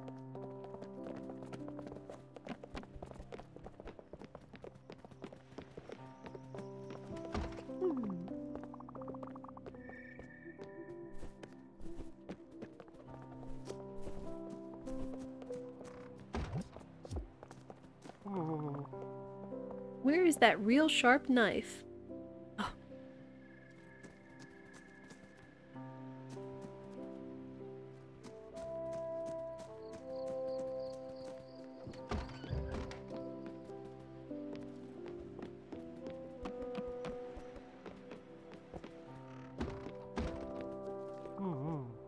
Hi there. What? Old Trashy doesn't like being called names? Well, that's news to me. I really thought we had a rapport. I would produce trash, he would pick it up, I would call him a trash-related name. We had this whole bit. I'm a bit shocked, really. I'll try and be better at reading social cues next time. I just feel awful now. What should I do? Well, money has always been the answer for me. What does Trashy... well, I actually don't know his name. I will find that out first thing in the morning. In the meantime, I should do something nice for him. Got it. You should go give him something healthy. That always cheers me up. An apple, maybe?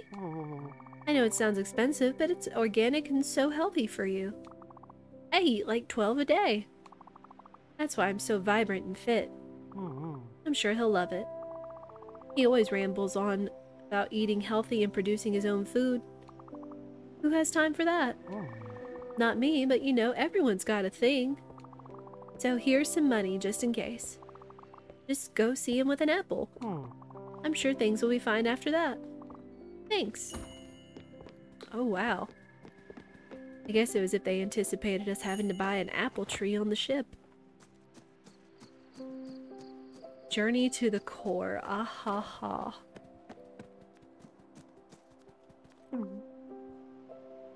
What? Yeah, I don't want your dumb rich people apple. He thinks a fruit bought with dirty money will make things better. He's completely delusional. But look at the scenery. There's a garden here now. Nature completely overtook these ruins. This looks amazing. It's so beautiful and, oh, just smell the air. So fresh. This is way better than some stupid fruit or whatever. I heard rich people's apples were actually made of recycled apples. Mixed in with, like, dirty magazines, little rocks, used water, etc. You know, the gross stuff. Are you talking about making compost and recycled water and filtered water and such? What I enjoy about rich people is the way they spend their money on dumb things. Well, well. I don't know how this overgrown garden popped up. It sure makes my little feud with the doctor seem pretty inconsequential. He can call me whatever he wants. I don't care. I've got a garden now. I'm clearly better than him. Oh.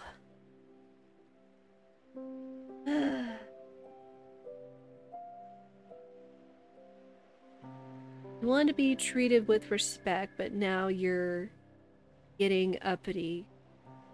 I don't understand. Whoa, look at this splendor. Nature really makes things better, doesn't it? Well,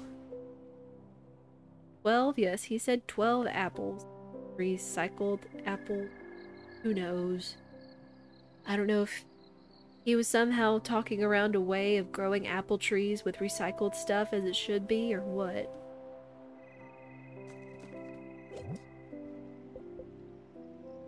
I mean, heck, we do things with a lot of recycled stuff here around our garden and whatnot. We make compost and bed coverings out of old grass clippings that we've composted and let to dry and cure for a week. It makes excellent cover as well as it provides nutrients to all the plants. And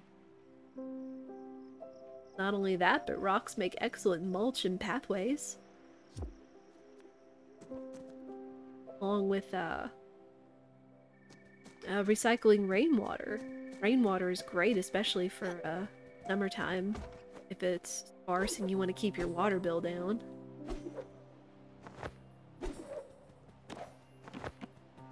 But who knows?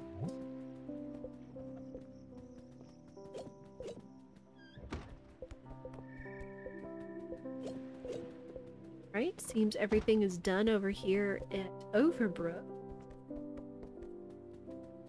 Ooh. Let's go see about uncovering these, as well as answering our mail for another Looter's Literary Review.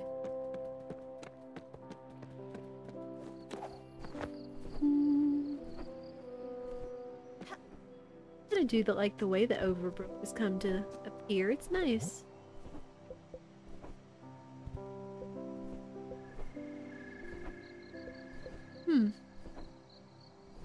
Oh, do we have a few more spaces with Daria to find, maybe, perhaps?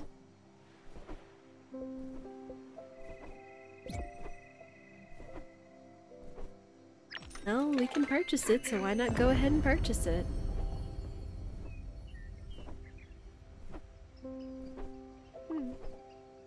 Yeah, I was gonna buy that. You stole my precious Muriel sticky toffee. I had my name written on it and everything. Just my luck. Half the time they get stuck coming down the machine because they're so sticky. Oh, I've wasted so much time and effort trying to get that delicious toffee. And you just get it on the first try. No fair, give it back. Please, please, please. Listen, we can trade for it, okay? Thank you so much. Muriel's sticky toffee is the only thing that soothes my toothaches. What? First of all, how does more sticky, sugary stuff help soothe a toothache? Second, Muriel, does that mean it has vinegar in it? Props if you get that reference. Ah, sweet teeth toffee. I mean, okay.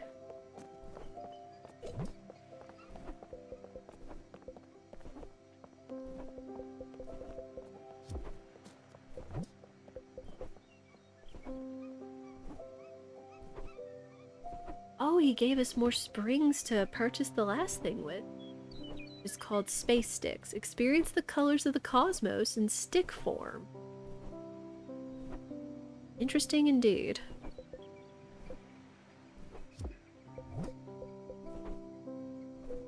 The colors of the cosmos, yes. Well, let's see what this does, and with that the machine's empty. Thank you.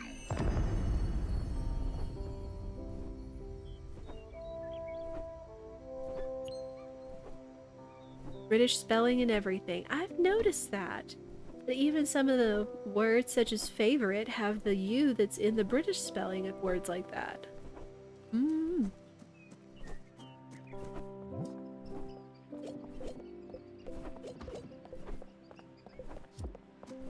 Yep, it's empty.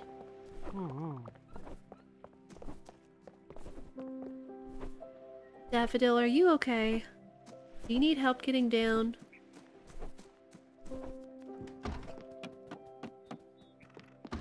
There we go. Gotta keep it moving here. Got some doctoring to do.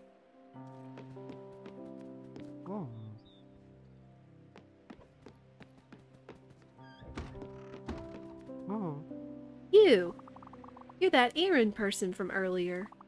Always running around and doing things for others. Listen, you're the one that got me here. It's great and all, but I have an issue. Listen up, whatever your name is. Dude, you need to learn it. I didn't end up selling my penthouse. Oh, okay, he changed his colors for the orderly's color. I didn't end up selling my penthouse.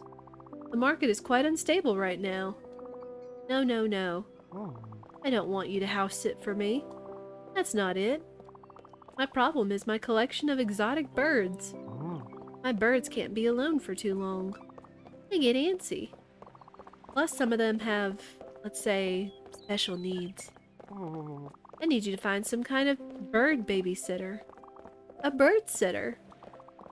Someone who likes wings and beaks, I suppose. Why can't I do it?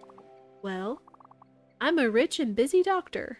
I can't leave in the middle of surgery, with my hands all bloody.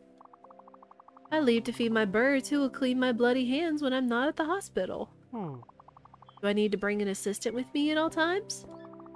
Just because my birds need to be fed every day? I don't think so. That assistant has a life of her own. That assistant has things to do, places to go. Why are you making my assistant do all this extra work? You're hypothetically talking about your assistant when we're almost already technically acting like your assistant, dude. You need to think of other people for once in your life.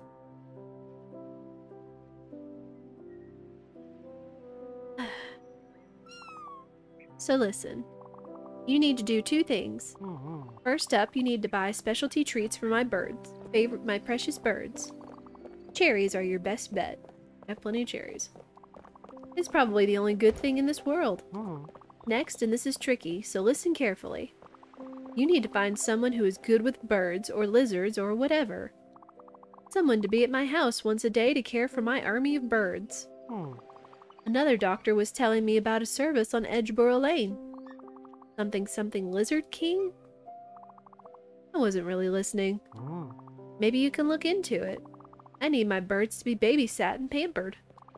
Is that too much to ask in these modern times?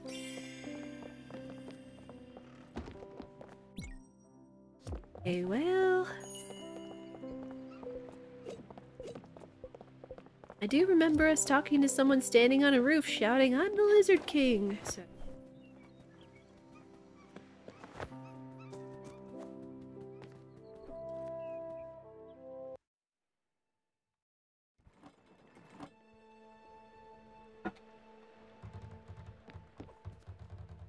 Oh, it even looks nicer from up here. Look at that. It's all green and painted and everything, and doesn't look near as sad. And of course, like they said, the rain even stopped, so that's lovely.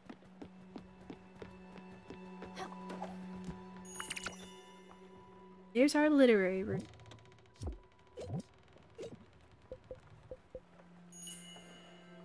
Looter's Literary Review presents the fourth of the Crow's End Ink Lost Bounties, and remember, A tuna is not just a fish, it's a state of mind.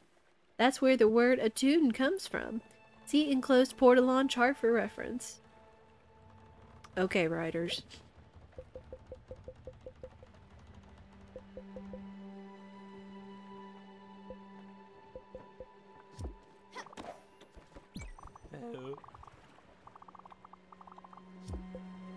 Right. I got some more tomato pizza. I'm sure you'd like that.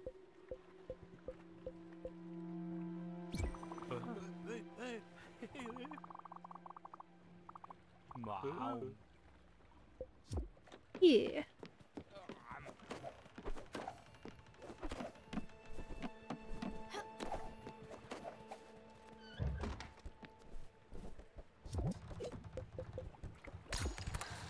Alright, where's this portalon gonna lead us? That looks like a starry spot. And 2 islands, and the other one is just south of the large island in the starry spot.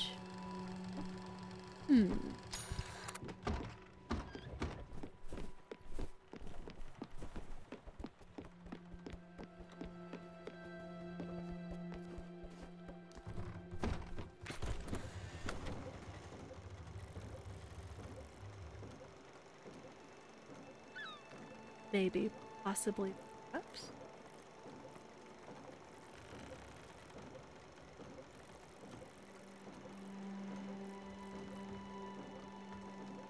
And it's near a tuna spot. So let's just try down here for the sake of it.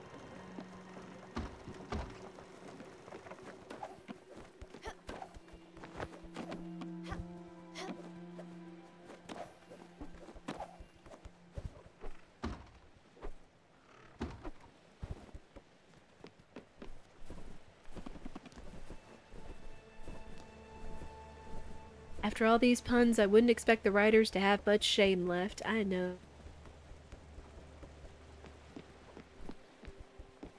That's what makes it so endearing.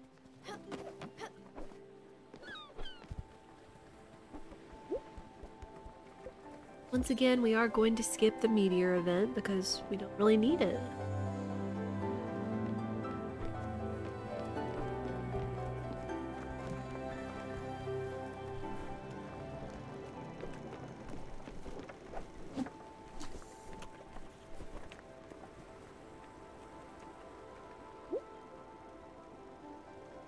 We're going through a second comet spot, okay.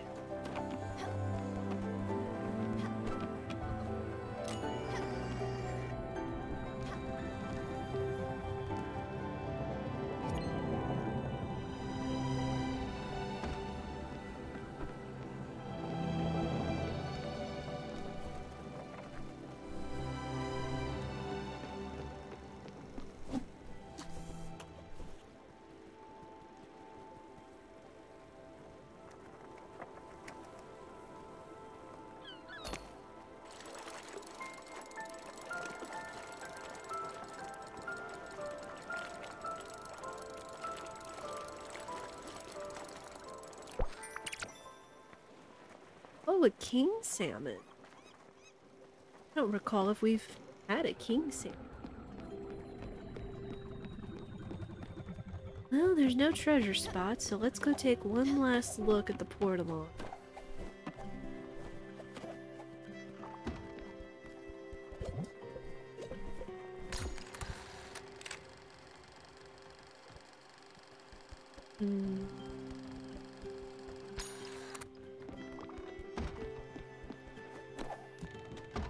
Sustenance? I just gave you a pizza, dude.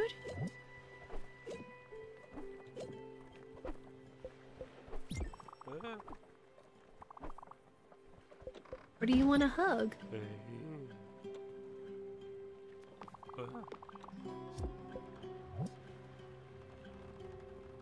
There you go.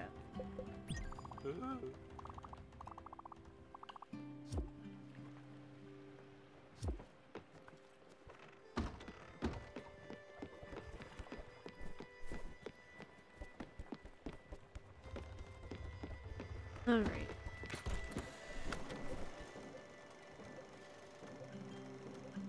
He wanted to give you food. Yeah, that might have been it.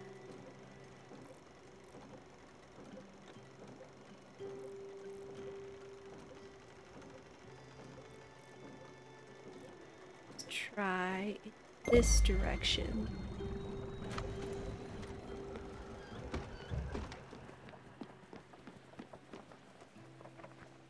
Aha! Just had to nudge our way just a little to the left here.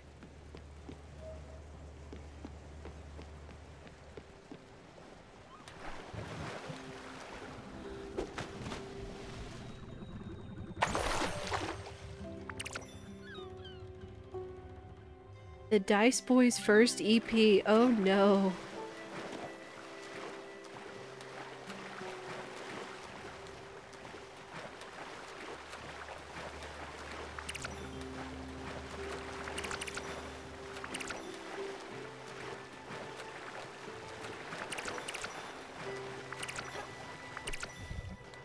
Yeah, to the left, then to the right, take it back, and then forward and back, and then one step forward.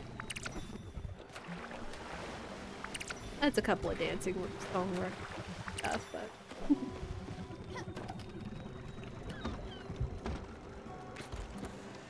Okay. Oh right, we found that. We found that treasure, so let's see what Buck has to say.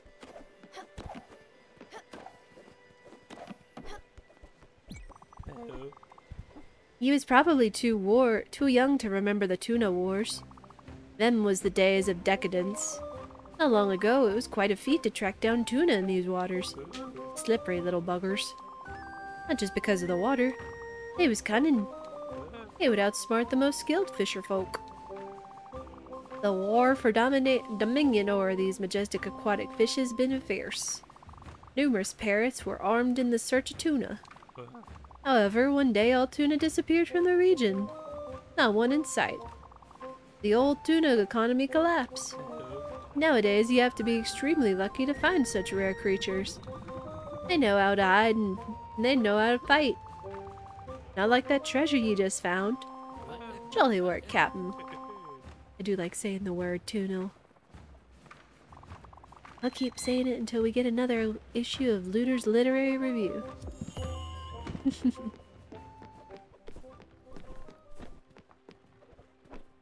Whatever sings your tuna, I suppose.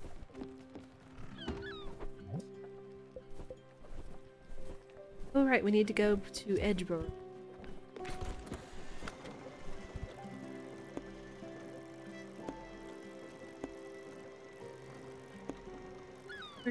On Edgeboro.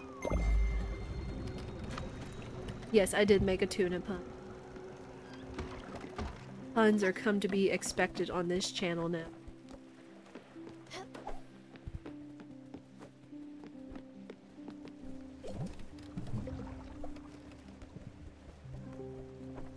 Oh, extended play. First test pressing of the Dice Boys' first extended play. Warning, sacred dog. I wonder if we can go turn that into them or something.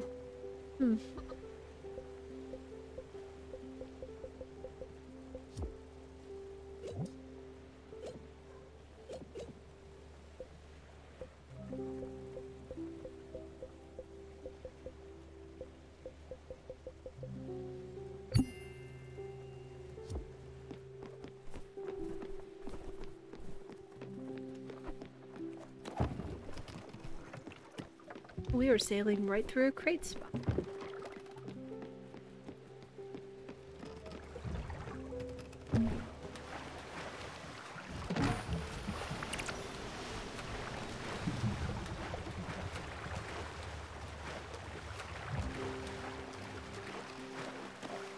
Not much else looking though, so on we go.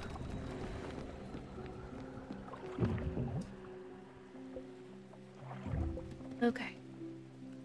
I suppose once we find the bird sitter, Edgeboro, then we can take a few other looks.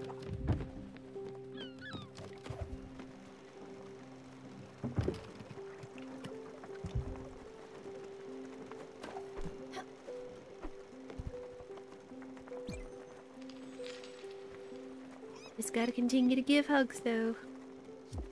We do enjoy hugs here.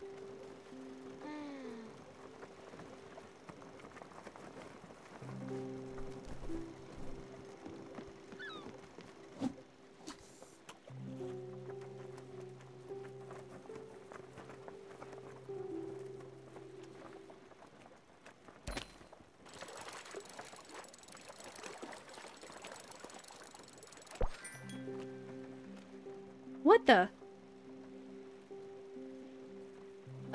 Fish? I caught you. You gonna come up here? What just happened? The fish is just like he's along for the ride down there. I would call this a net gain, but he was on our line and now he's not.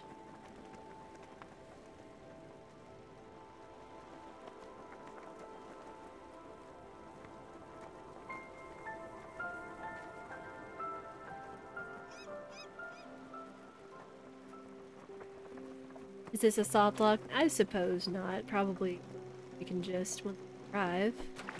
Yeah. There we go. Finally made it. Internet's still bad, but hello. Hello, Kumama. I am glad you're here. How are you doing? We've just been exploring the DLC, running errands and whatnot, and actually transforming the hospital at Overbrook into a nice looking place for the patients. Now we're on our way to find someone called the Lizard King to take care of one of the doctor's birds. Doing alright, hope you're well? I am. Look at what we have here. An offering for the Lizard King. Good. Well, tell me what you have brought. Your hands are empty, but your promise is enticing. Birds. Lots of birds. In a sanctuary in the city. How wonderful. This is indeed a treat. You sure know how to shower your king with presents. It will be written into law, by royal decree. These birds will become royalty. They will be pampered and spoiled. They will be kings and queens of the animal kingdom. This is indeed a grand day. Huzzah!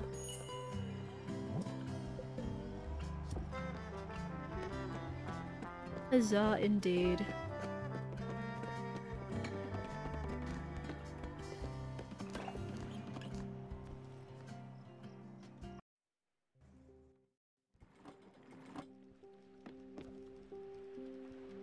Alright, and then back to Overbrook, I suppose. See what the good doctor had to say about us finding a good bird sitter.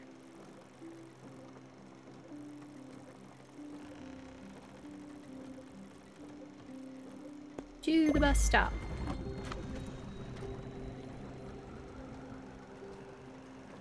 And then once we tell the doctor what we've got and see how that ends, it might be a good time for a bit of a break.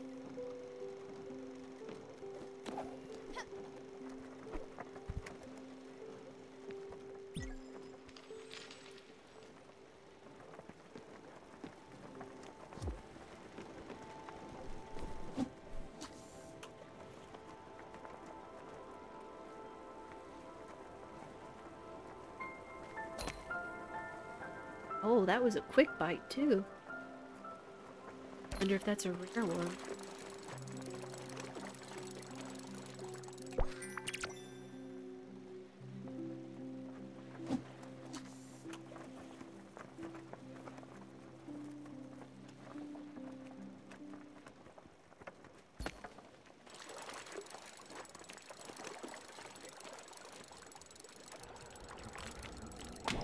Oh, bother.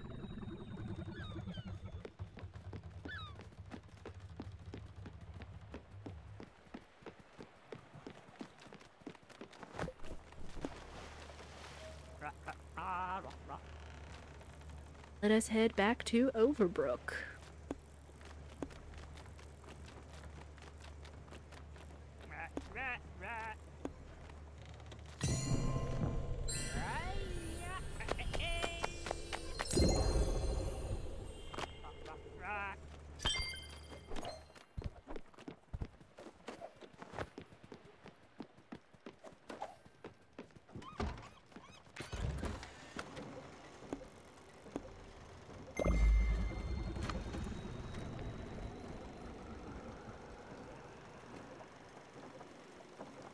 Interesting. With the way that it stopped raining in Overbrook, now it seems that it's only covered in the mist area.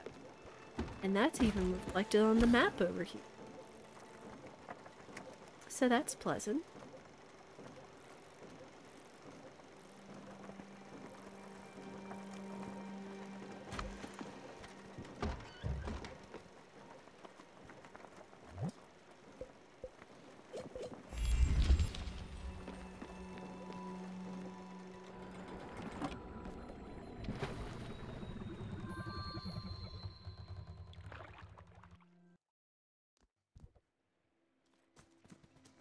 Alright, Doc, I found somebody to watch your birds and we'll take good care of them. See what you have to say.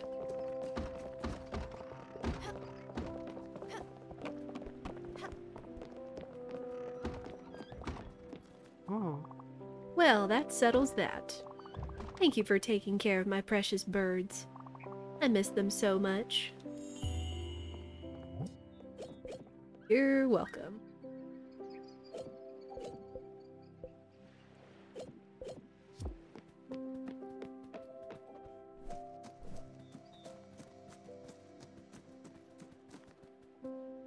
Alright, and again, I think this is a good little spot for us to take a little bit of a break, so we will be right back. If you have been enjoying the stream, I do encourage you to drop a follow, as well as we do have a Discord through !community. You can find our Discord where I will usually be posting the schedule when I go live. We just like to have discussions and share things that to do with video game, food, arts, crafts, you name it. We like it and like to talk about it. But again, thank you all for being here, and we will be right back.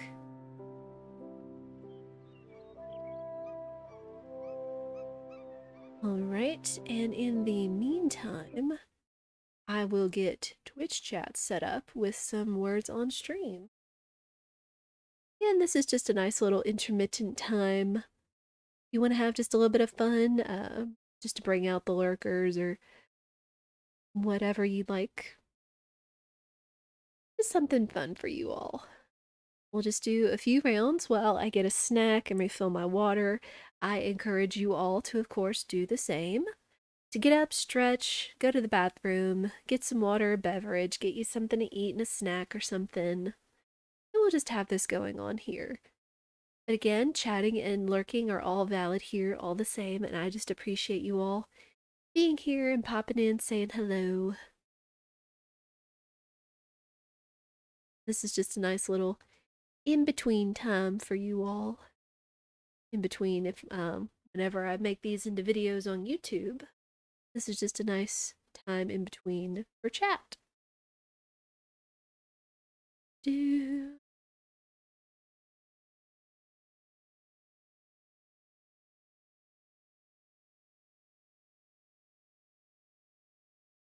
Right, we'll start this. We'll still do about 3 rounds, give or take how we all do. Again, this is just a nice time. Do what you need to do, but this will be here if you'd like to participate.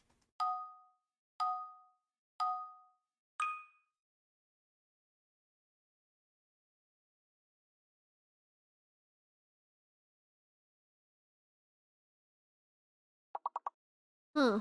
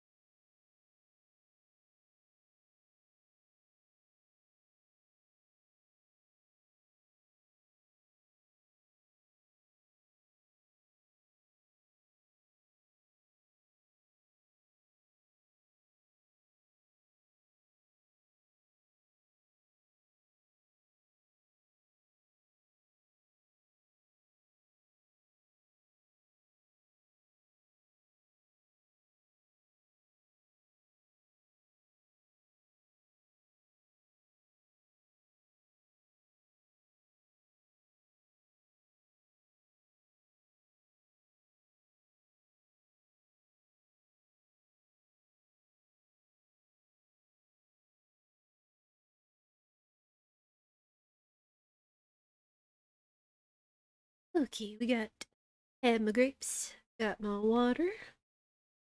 That's a good job on words on stream, everybody. I appreciate y'all participating and just making that a nice fun time for everybody. I may have to work on tuning the gain on this and all that, but not a necessary. Okay, but let's see about getting back to the game.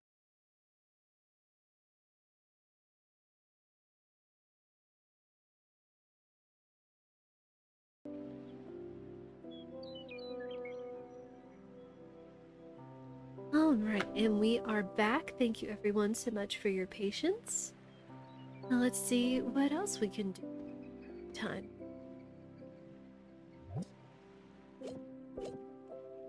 We're actually about running out of things to do. So let's see.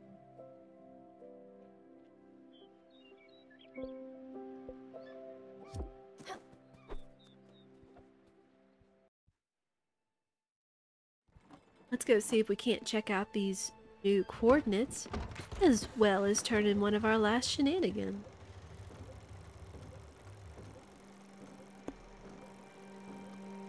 Woods, obscure canopy, there it is.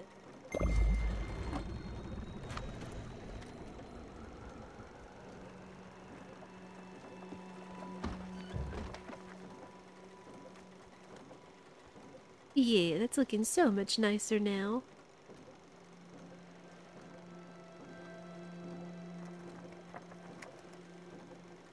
Hmm.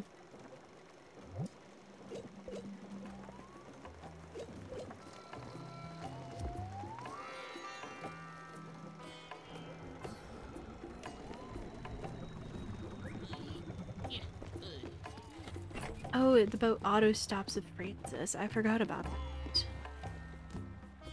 We got some stuff. Or not, I guess. Yeah, here it is. few little extra glims here and there.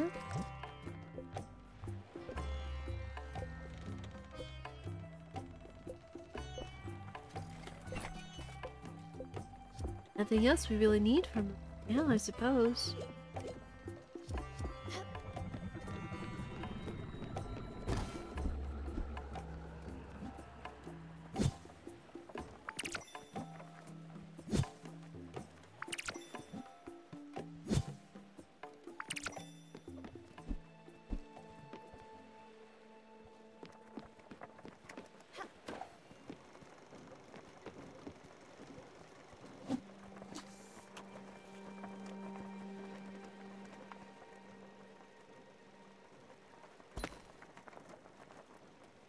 Still such a quick bite on that.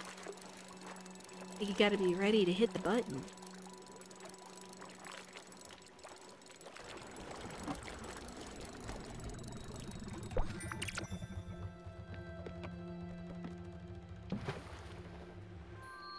Alright, let's go report to Barry about, well, about berries.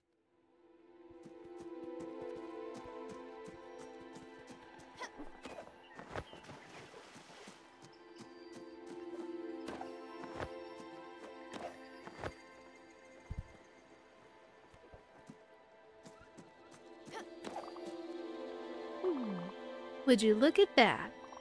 Berries, the 3 kinds I like. But they're all squeezed and squished. I can't accept these damaged during shipping berries. I only like the fresh kind. Kids these days. They don't respect the berries. Well, too bad. I won't let you go empty-handed. You did go to all the trouble of finding berries, which is itself quite the adventure. Look, put those berries to good use with this. Take care. Hey, there's our orchard upgrade. How about that?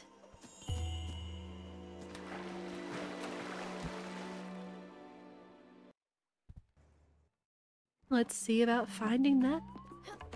Finding that then. Doo-doo-doo.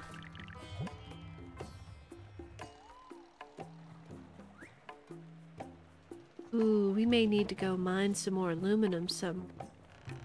We should have everything it takes to upgrade almost all of the orchards, but that in itself is the problem.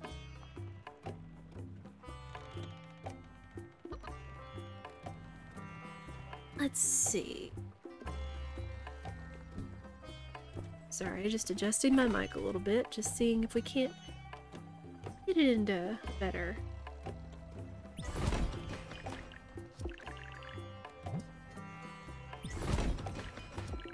Okay.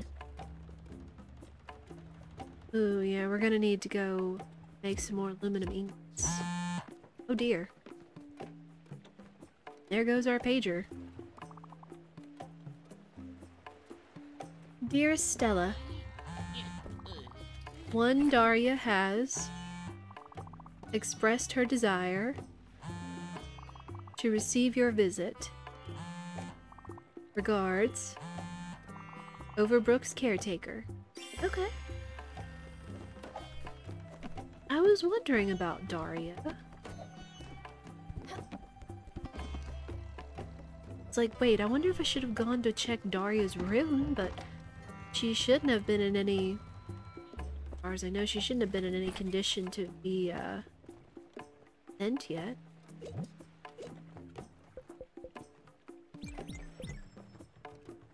Ooh, hopefully this is gonna be enough aluminum to make the rest of those ingots.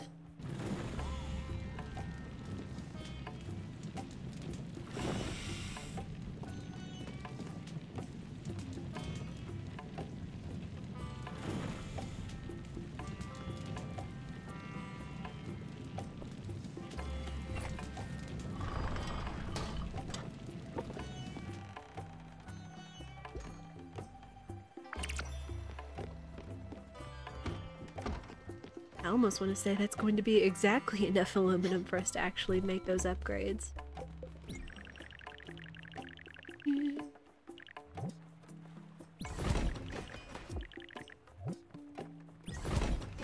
Yeah, exactly enough. So now all of our orchards are fully up. That's nice.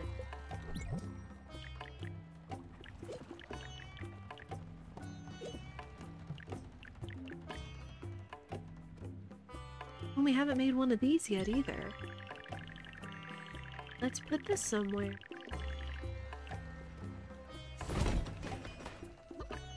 Just to have a fully built, fully kitted, fully upgraded boat as much as possible. Though, we still have one more dwelling of some sort that we haven't been asked to build for somebody yet. We haven't had someone else come on board.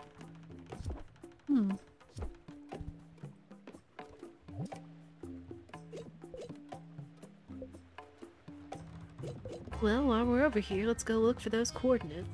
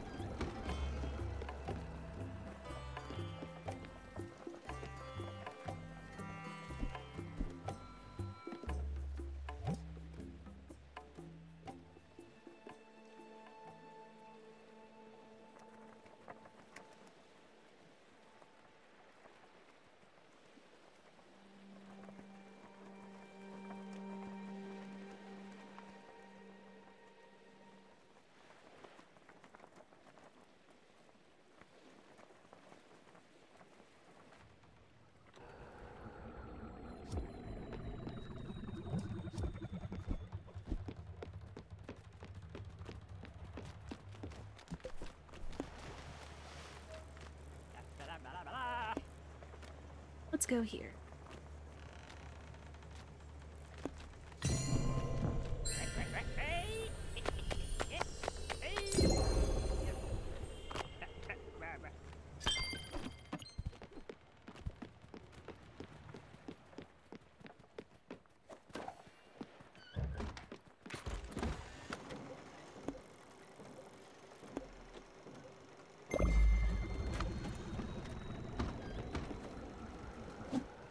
We'll do some fishing in the meantime.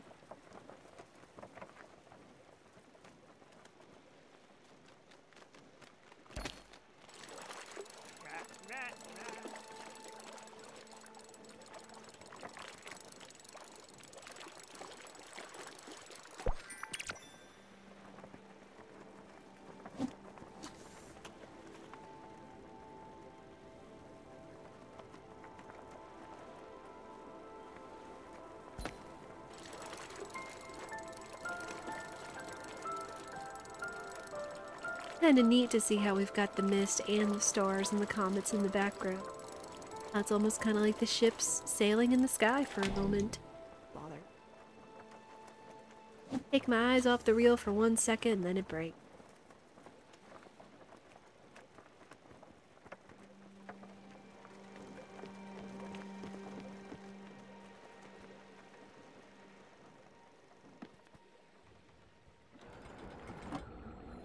Oh. The lost shrine discovered. This looks fancy. We did have some of those leftover obols, so I guess we'll see what those are for.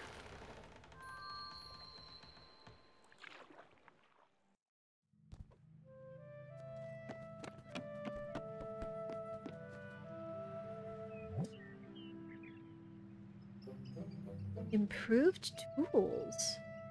Okay.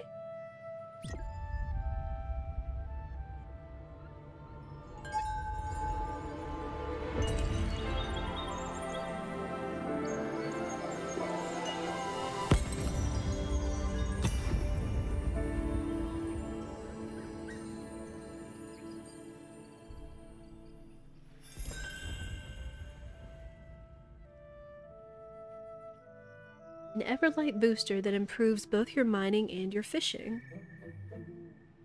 Then we just got an achievement that said called the Acrobat.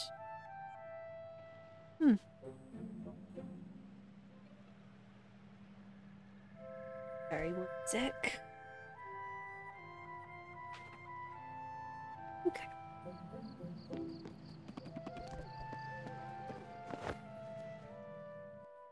Now we've spent 2 more obols. Still have 2 more here.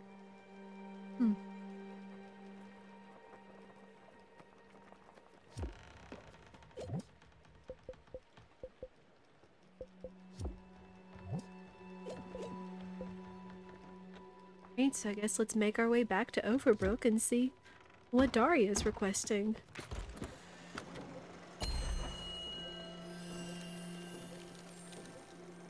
My. Wait. The improved Everlight expands our literal Everlight because the boundary of the Discovery Light went out even further. It went out practically double. Interesting. We still have so much map. Yet there's still all this darkness over here. There's gotta be something we can do.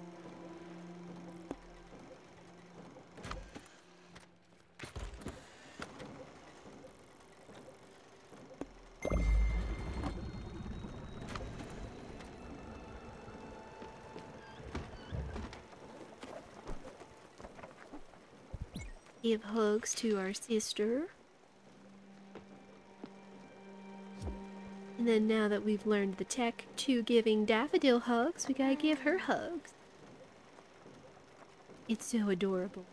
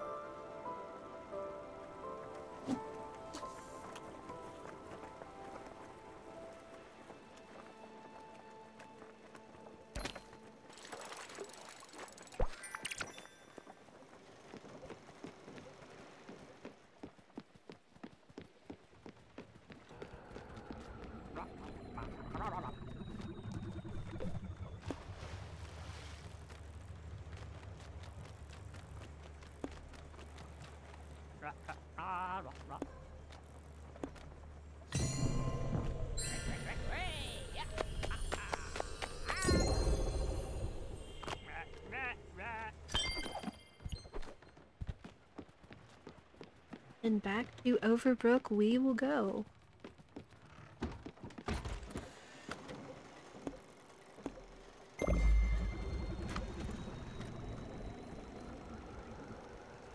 We're still seeing Daria, but even though who knows what happened to him, I'm kind of wondering where Smacky got to. Jackie. I've come up with 3 instances in the last stream that he probably deserves to be called Smackies.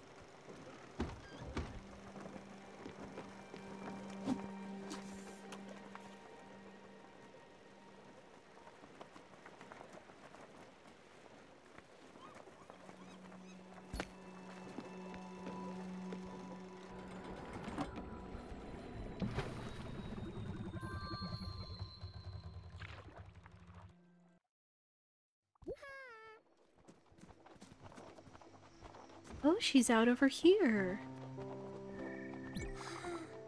Stella, you are here. I feel... How do you... Do you like my paintings? I need your help, Stella. Another dive, away from here.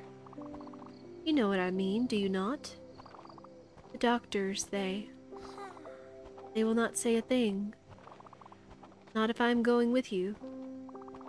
They know better than to protest. They know what it all means. It is... Let us go.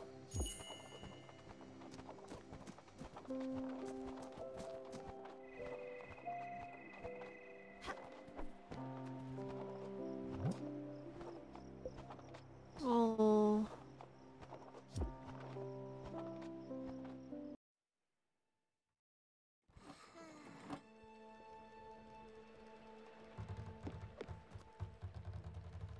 Arya, would you like somewhere to stay?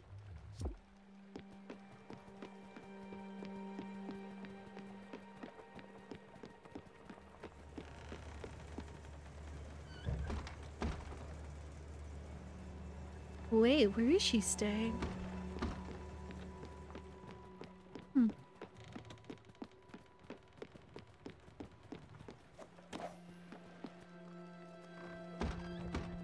Oh. Oh. Sweetie, if the game would let me, I can see about building somewhere for you.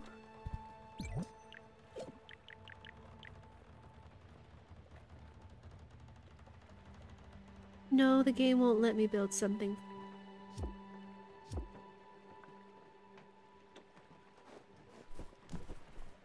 Yeah, I guess it's that time for Daria as well.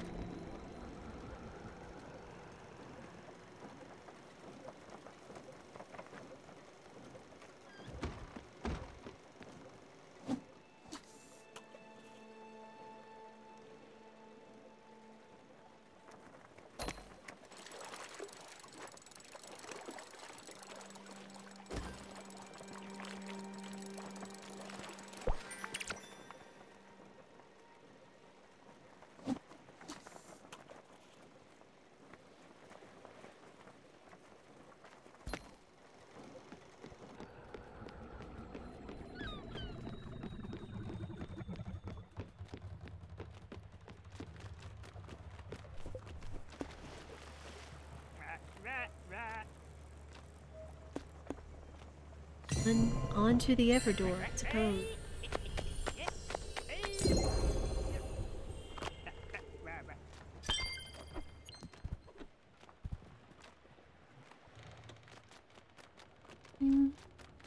Sorry, still wanting to adjust my mic a little bit.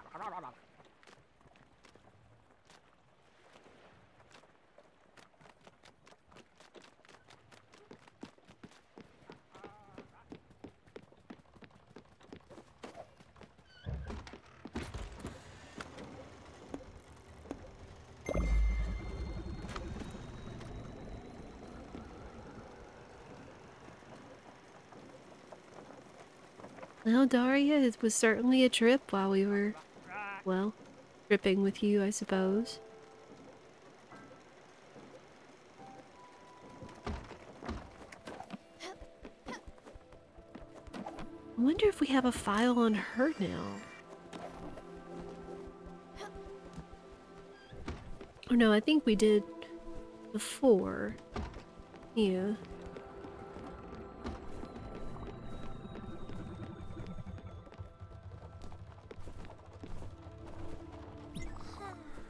The air is different. We've reached it, have we not? Yes. Then let us leave.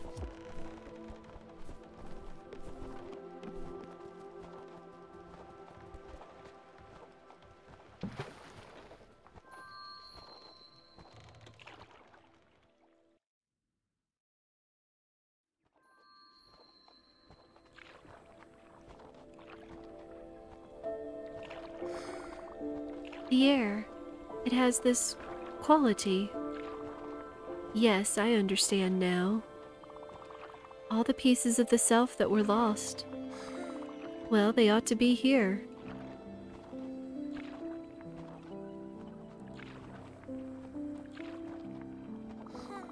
You look dejected. Do not. Knew all along, Stella. You had to. Did you think it would not end here?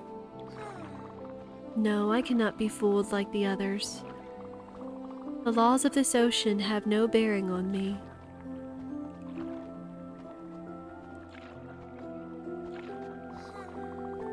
You traveled with me, Stella, and I am grateful for it. Of all, only you saw the beauty within the depths. The wonders that have amazed and alienated me.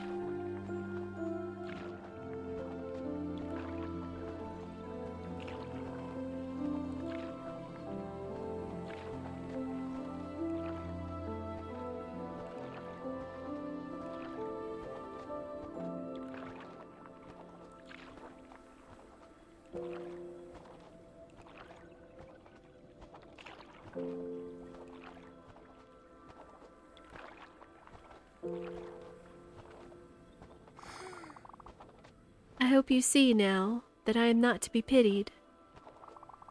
Such brilliance is a gift like no other. And I am happy that, with me, you could glance at it.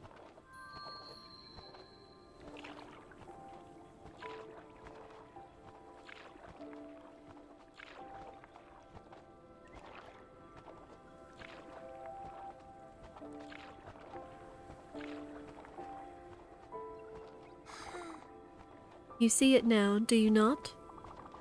My transparency, my lack of substance. I am not getting better. Since the storm, every day ribbons of me falling into oblivion. I have lost too much. I am incomplete beyond repair. Below the critical mass required for a continued existence. Echoes of echoes can only last so long. Goodbye, Stella.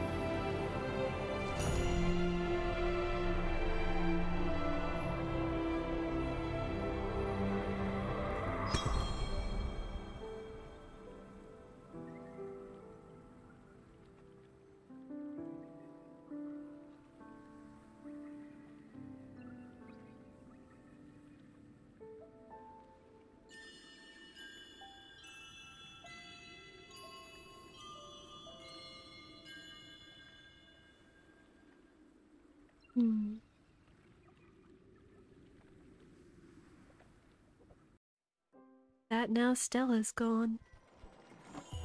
Oh. Liverwolf, hello. How are you doing? It's good to see you. What is that doing there?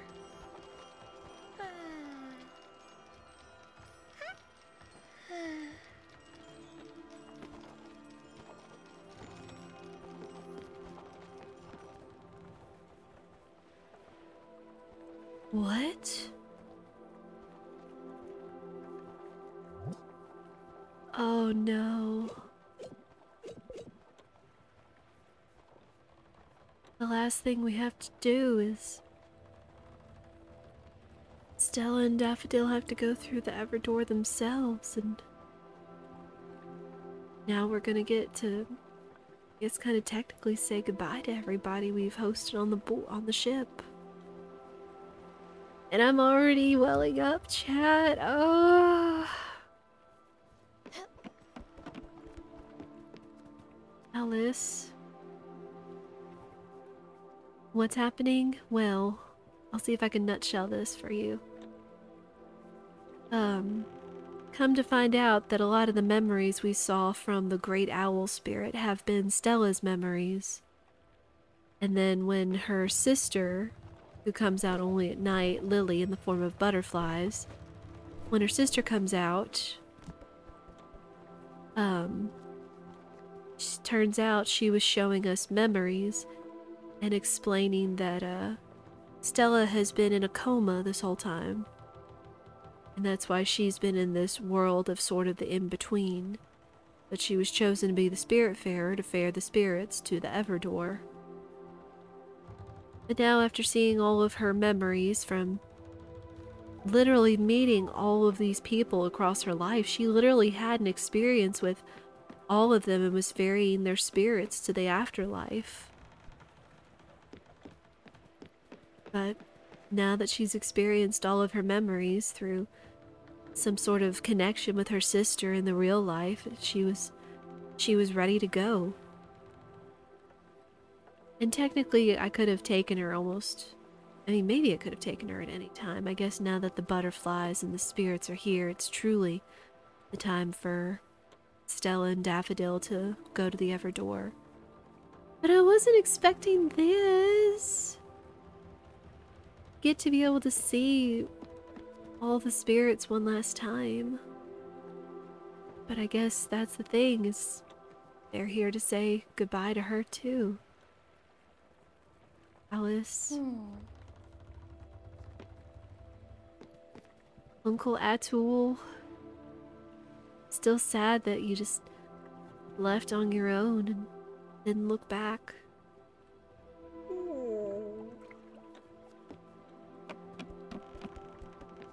Summer.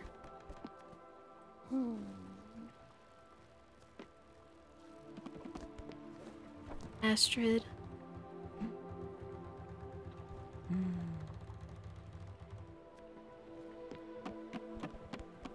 Giovanni.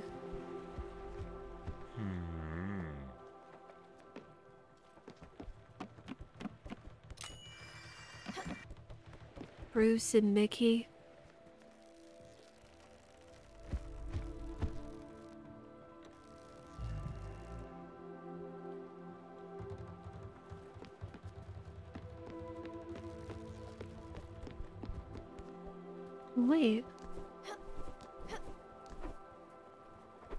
Wait, we haven't seen Buck to the door yet. Now what is this gonna mean? I mean, I know that the game ended before the DLC came out a few seasons later, but...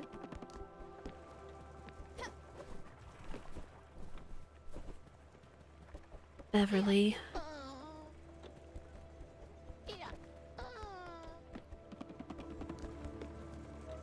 Stanley.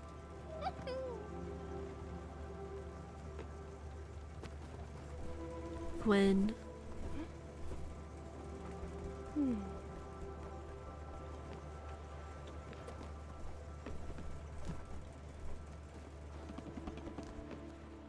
Elena.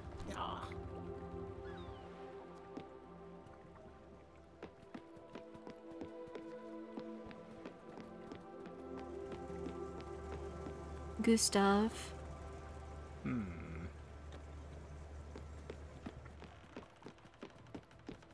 Buck.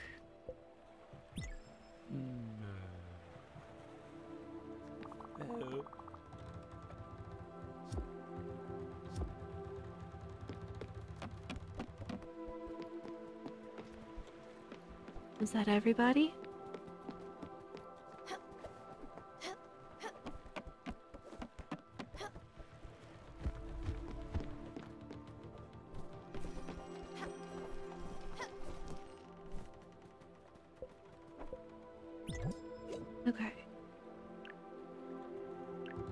Summer, Atul, Bruce and Mickey, Gustav, Alice, Astrid, Beverly, Stanley, and Elena. It seems we're still waiting to see about Buck. I don't know how many more issues of the Looter's literary review it would take before he would be ready. I guess that's what it is, but now there's nothing left for us to do.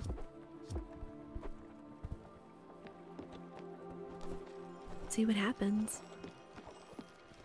Wait, did she have a spirit flower?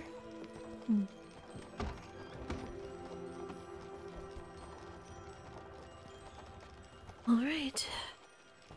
Let's go.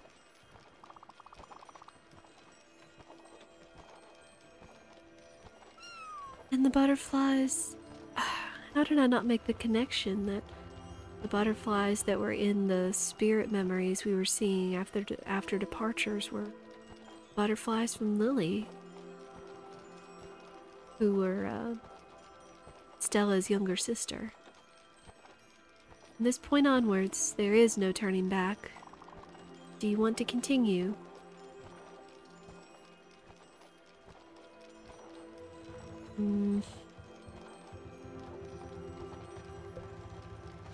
Oh, I have to see if there's like how quickly the last issue comes for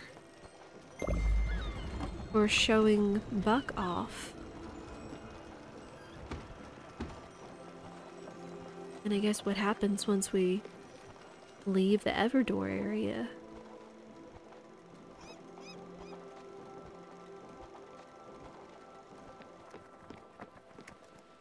Like, are all of these gonna stay around? Okay.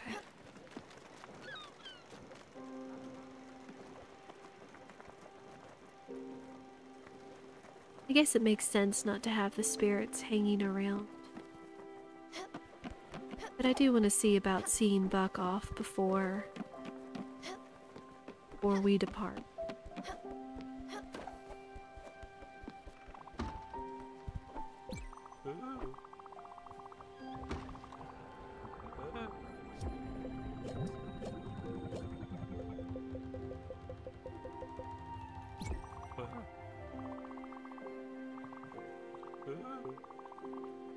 Ah.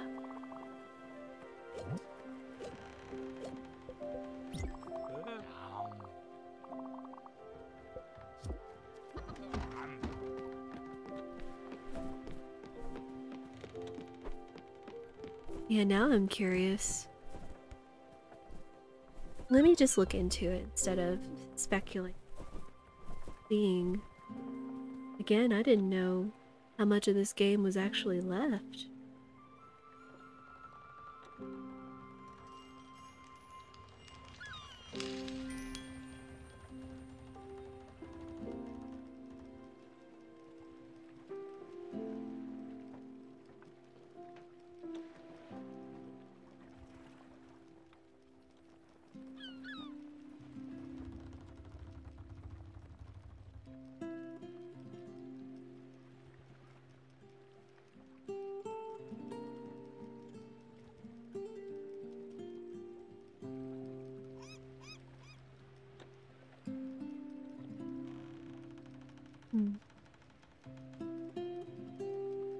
Seems like I'm not the only one.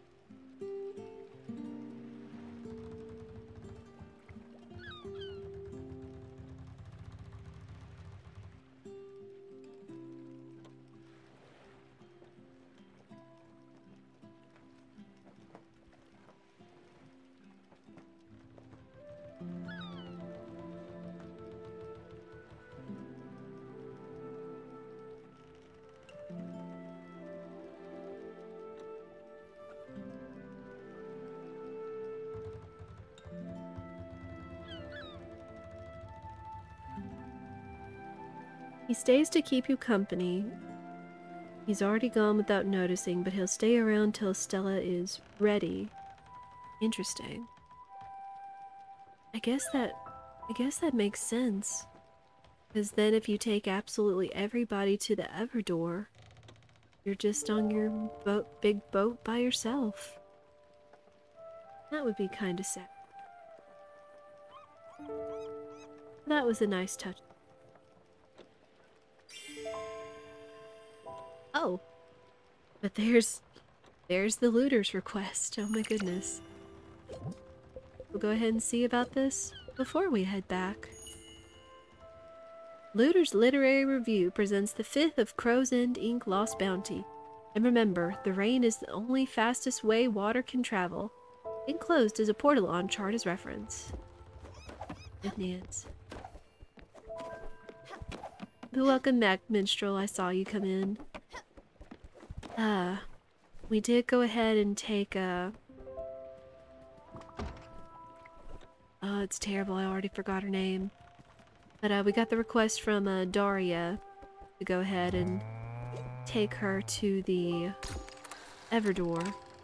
And then as soon as we showed up, it was ready for Stella's departure to the Everdoor as well. At least Daffodil's always there. Yes. Daffodil, best kitty.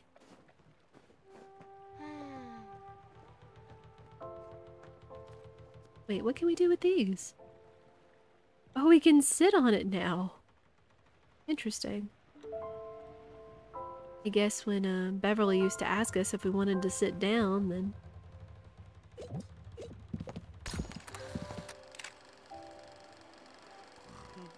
Okay. Did Daria ever explain what happened to her more clearly? She didn't really. She just kind of said the same things and just how thankful she was that Stella was with her in that sense. Just realized she was losing more and more of herself and that the doctors wouldn't have protested had she left with Stella on her boat. And then she hung up in Stella's quarters downstairs by the navigator. Like, I could build you something. I don't know.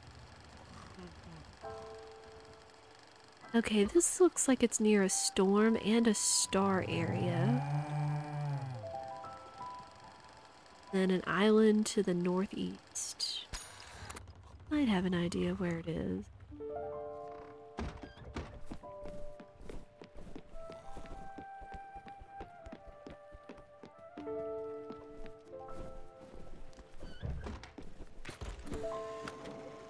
You didn't want her own spot at all, huh? Yeah, no. She just hung around up in the navigating room.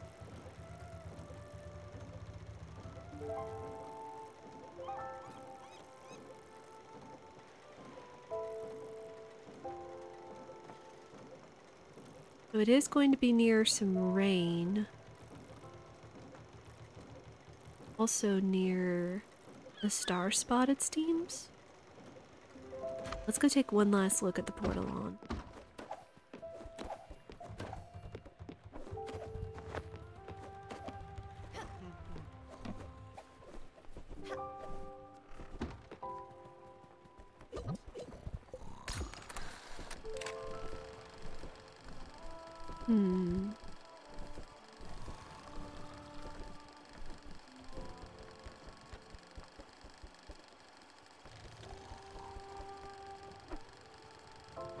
Storm, an island, and a starry.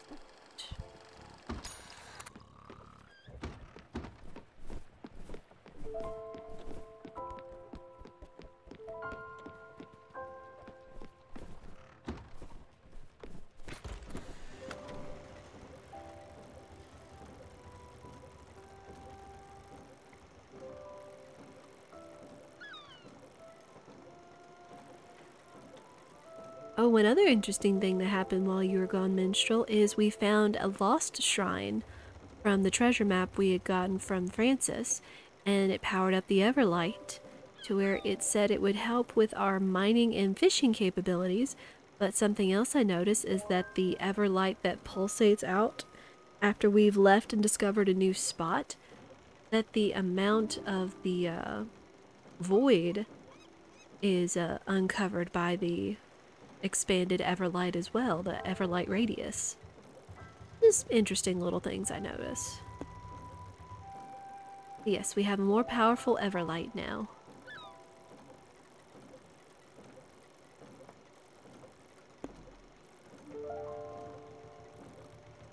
Maybe in this area?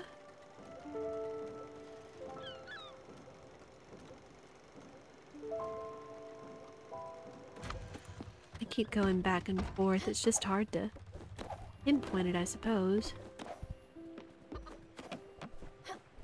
Maybe I just kind of want our travels to last just a little bit longer.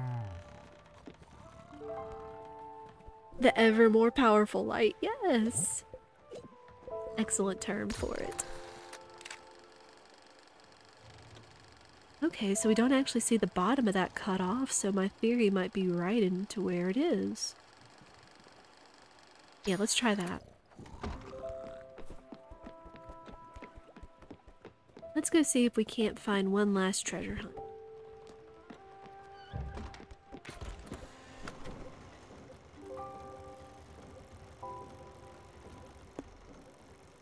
Head to that bus stop.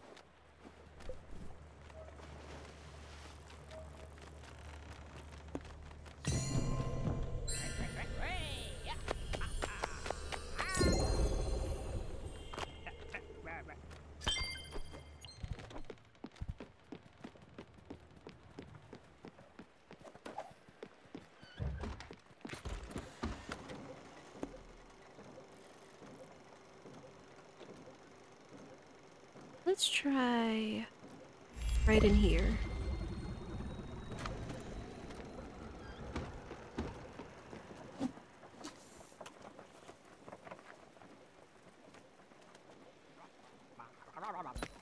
I'm curious how many of the literary reviews there actually are. Like if they... just how long they last, I guess.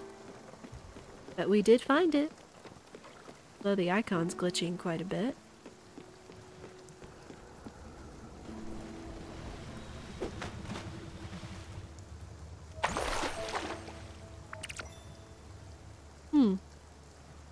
That's a lot of old shoes.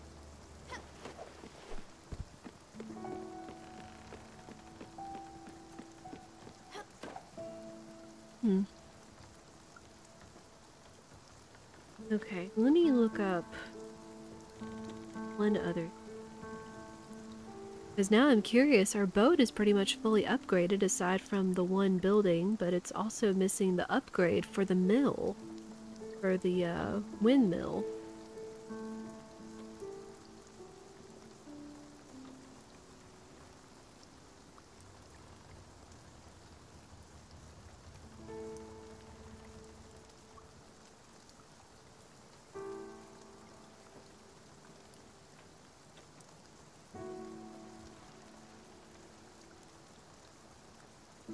How many looters literary reviews are there?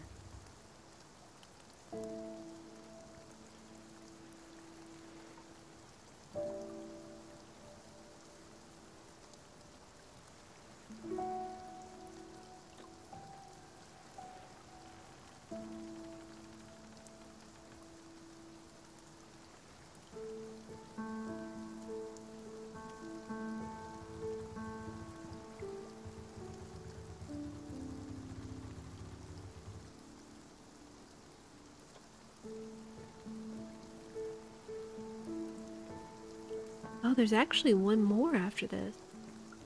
I wonder how long it would actually take for the last Looter's literary review to actually arrive in our mailbox. That would be interesting.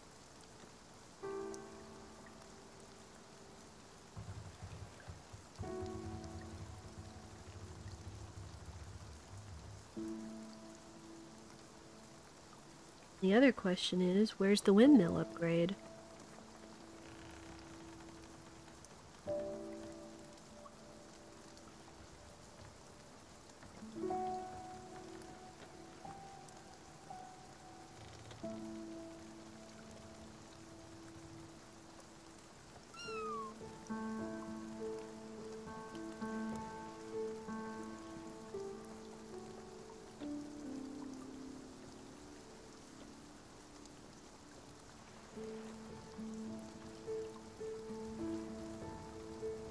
Oh, I never would have thought of that.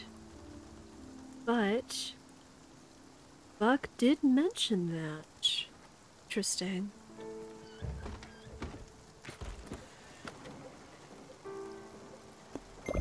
It's actually mentioned to go back to the Alt Island where we first started, where we first met Gwen. So this will just extend our journey just a little bit long. And of course Buck must be pleased to know that we found the next treasure. What a poor all! Which makes sense since it's in proximity to Flotsam Shores. That old makeshift container city underwater, built from debris and flotsam. Rumors have been floating around. See what I did there? Rumors that the inhabitants come from nearby islands. They were just tired of paying their landlords and left. They created a container paradise. A place for all, free of rent.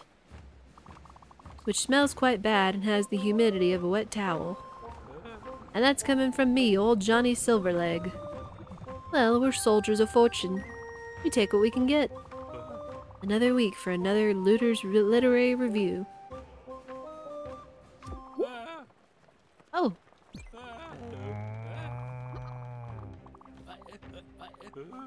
Yes, Buck, we just said this.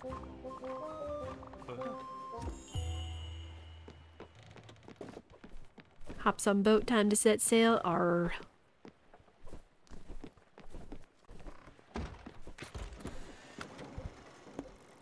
Okay.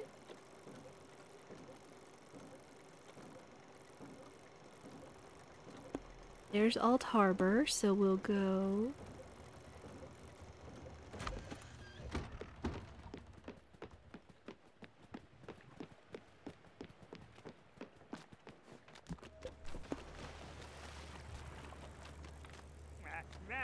go right here.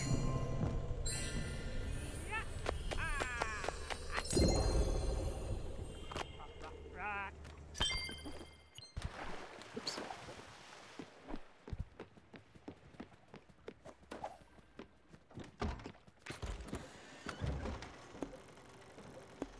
And sail for Alt Harbor.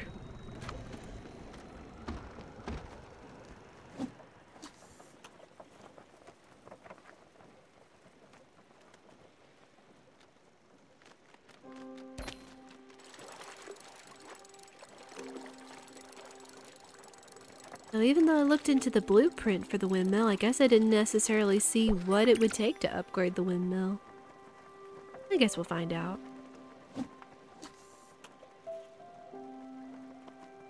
But at least then we'll have a completely, fully upgraded and kitted out boat.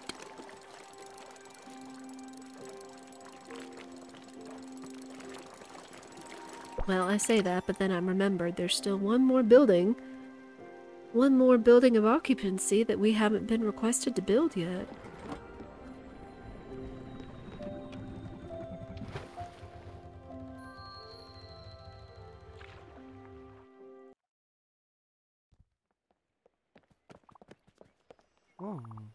Welcome, welcome. We are the Hummingbird Preservation Society, which was established by, well, me. I was tired of sitting around and not doing anything. My name is Jabari Simmons, and I believe in cleanliness. I believe in a clean Hummingbird. That's why I and other volunteers are here. We want to restore this harbor. It's badly in need of a paint job. Bring back that sparkle. There used to be an old boat docked there. We could have used the materials to rebuild these homes. Someone has apparently stolen it. People do silly things sometimes. If you'd like to give us a hand, we are always looking for volunteers. Right now, I think we just want to get those crates out of the water. Up for it? Of course you are. You're a go-getter. I hate cleaning. I can empathize with you there a little bit.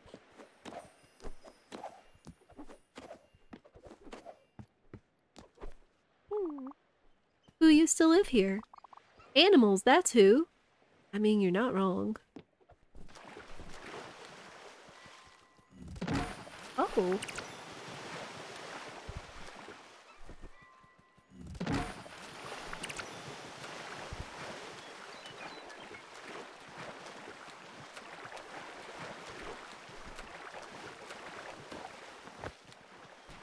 Okay, well, I won't complain clearing the crates and getting the loot out of them.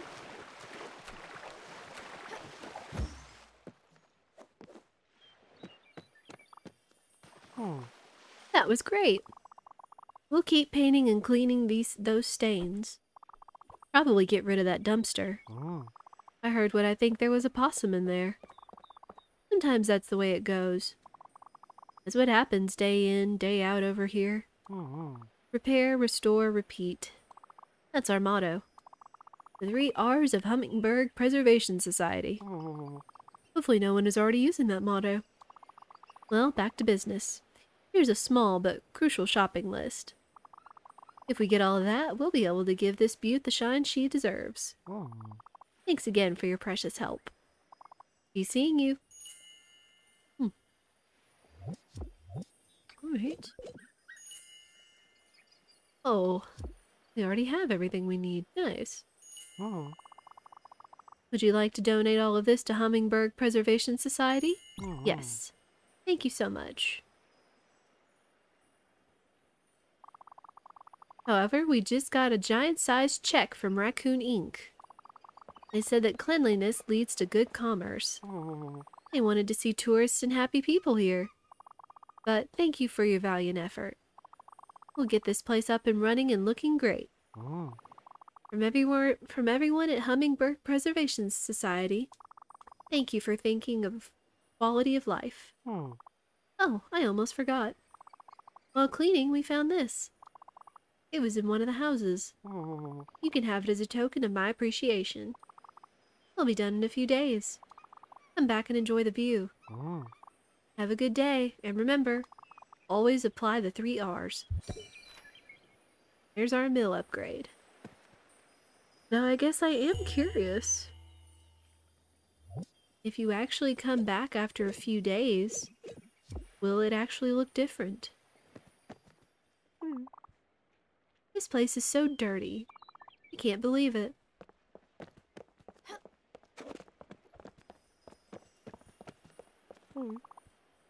This is such a bad job. I don't know why I'm doing it. Oh. I just believe in Hummingbird Preservation Society's mission so much. I'm good. Yeah, just don't look out in the distance to see the giant boat, what was there and all. I heard some loud clangs coming from the deck last night. Are you working on a secret project? No? Well, you should probably look around the boat. Something might be broken. Dear.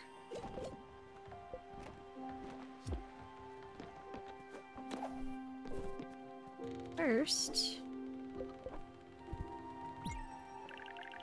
let's see what this windmill upgrade takes. And we've got everything.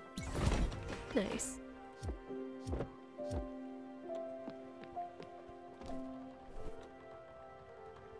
Alright, who's playing stowaway on the boat?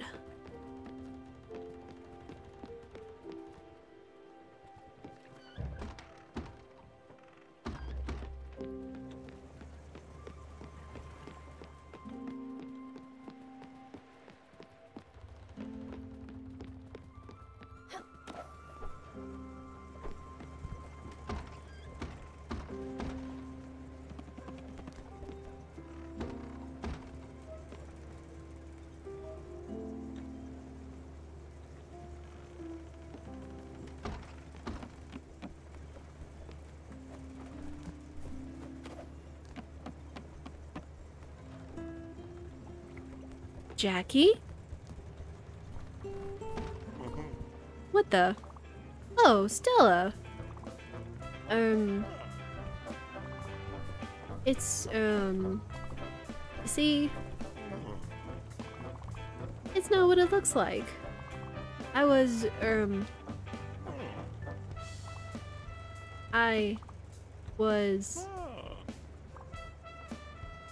You were what? Ah, heck. Yeah, I'm living here. I didn't have anywhere else to go. I certainly can't go back to that crappy hospital. You should go look at it now and then turn your back on it. How about that? Not after what happened with Daria. You mean who was here not long ago? I sneaked in and this place seemed empty. So I figured it wouldn't hurt anyone. What, it's your friend's house? Well, how was I supposed to know that? Look around. And anyway, she's not even using it. For good reason, mind you. I bet she's on some fancy vacation, right? Just lounging around in one of her 50 villas. Some people have everything, while us mooks have nothing. We're not even gonna get into this, Smacky. So you know what? She wants her house back, she'll just have to kick me out herself. I will do it in her stead, Smacky, because you are not about to live on top of someone's memorial house. Yeah, that's it. I'll show her that. What? She's... Oh. Yeah. Oh. Crap. I'm sorry, Stella. I didn't know. I'm talking too darn much again. Leave me a minute. I'll pack my stuff and get out of your way. I know when I'm not welcome. What? I can live here? You do that for me even after all I did? Well, if you insist, I'll find some spot out of the way. I really don't want to sleep in the streets again. Yeah, you'll see. I can pay you back by helping around the boat. Jackie's not a freeloader. I don't need your help, you need mine. Yeah, just like old times. And, you know, Thanks, Stella. Thanks, Stella. Yeah, you better revert back to calling me by my proper name. Smacky.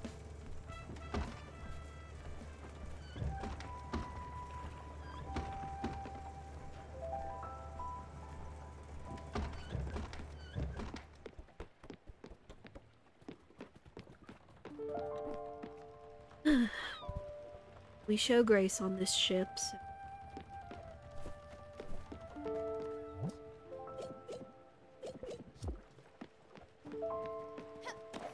At least Jackie has a good smile. With that emote, you are exactly right, Minstrel.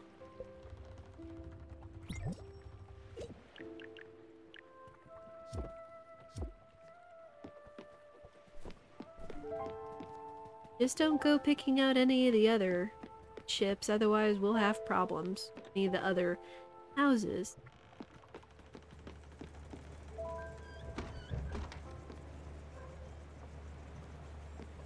Sleeping. Well, let's make it not nighttime then, I suppose.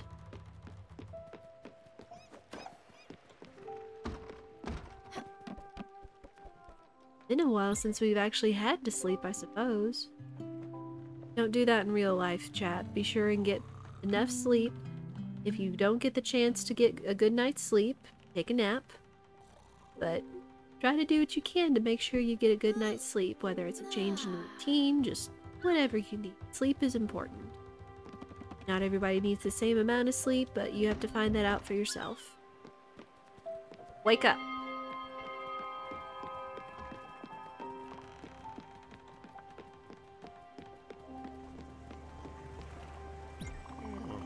Stella, this boat is bonkers.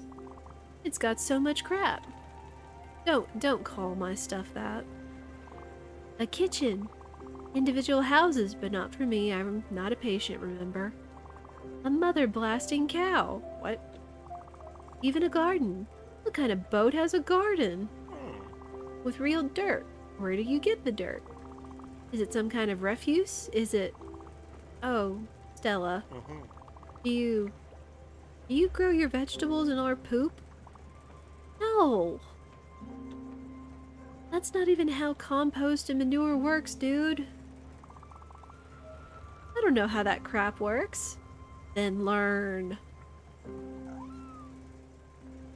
I think Jackie just self-censored a word, probably because he doesn't think about relating the actual word to poop. Do I look like a farmer? No, but you can learn. It's like the rest of us here in this house. Isn't dirt like poop and half-eaten worms? No, well, if you're lucky, if you have decent dirt, you'll actually have worms that are living and actually making more of their own poop and droppings that make the land and the ground that much more viable. Dude. Anyway, I've told you I could help around the boat, and the field has given me a genius idea. Follow me, alright? Oh? What's wrong, Buck? Hello. Ah. Let's get you something to eat.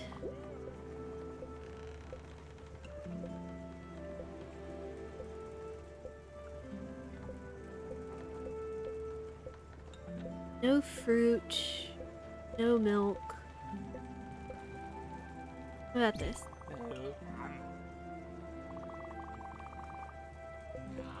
What else? Oh no! Annoyed by Jackie's bad attitude. Fuck, I feel you there. I'm sorry.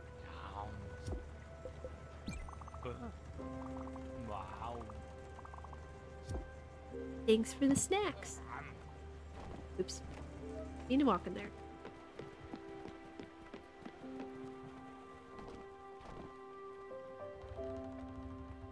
Jackie, don't tell me you did what you were talking about and did that to my field. I will.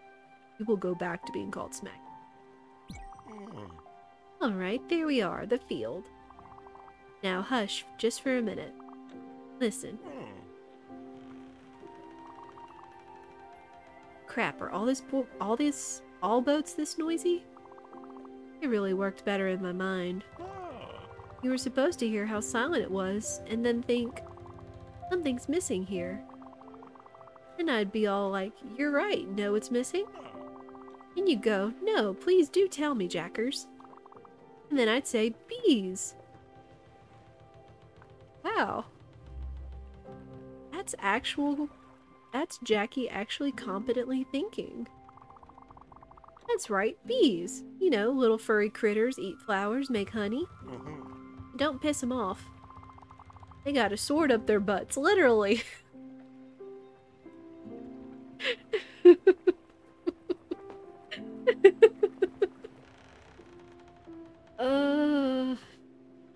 He's not wrong.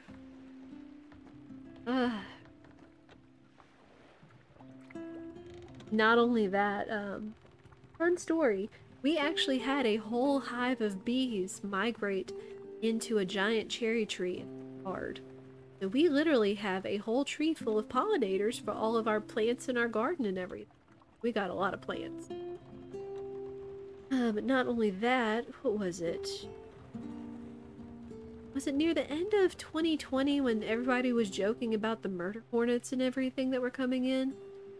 Well, Spirit did some research, and found out that, well, like they were fearing, murder hornets were murdering, well, the population of bees in literally going up and decapitating all, wiping out entire beekeepers' businesses and because of their population of bees deteriorating. But he also found a very interesting video on bees in such a way that somehow if an individual murder hornet, say like a scout or something, was coming to their hive, that a way that the bees would fight back is they would literally encase the murder hornet in all of the bees. The bees would surround it and literally become just like this ball of bees. And the bees would start flapping their wings so much that they would raise the temperature, the internal temperature with the murder hornet inside of it, something of over 200 degrees or something like that, simply by flapping their wings and raising the internal temperature.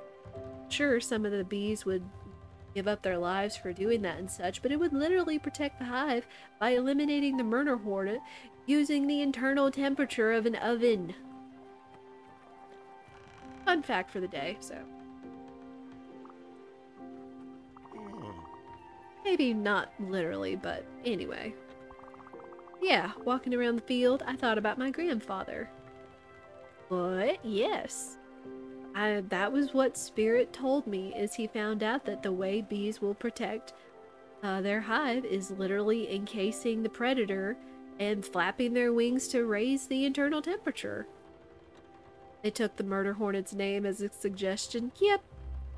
I know, that's like, it's just the Japanese something or other hornet, I think it was called. I can't remember exactly. I just remember everybody saying, murder hornets, and then them going through and eliminating beekeepers. He was a kind man. Really, he pretty much raised me. You see, Daddy and Mommy weren't too much in the picture. Pappy Jackie, he had a little farm. Nothing fancy. But he had bees. They helped us with the field, plus they gave us some honey. Okay. So that's how I want to contribute. Honey would be great, wouldn't it? Alright, get some paper out and listen up. Bees, they can't just sleep anywhere. They need a house. In the jargon, a bee house is called a hive. That's with an H. So you take some wood and some other stuff and you just arrange it like so and so. Yeah, that looks good enough. Go ahead, build us a nice beehive or bee house, and I'll show you how to use it. Interesting.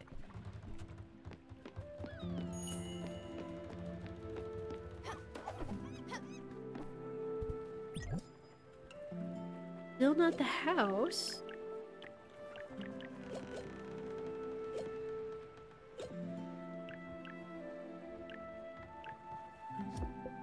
Improvement. Oh.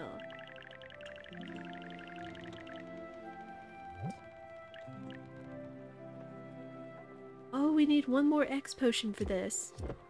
Hey, Buck.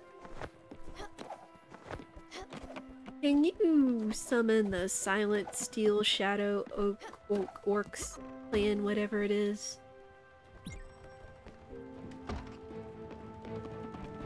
Alright, get your jam emotes out, y'all.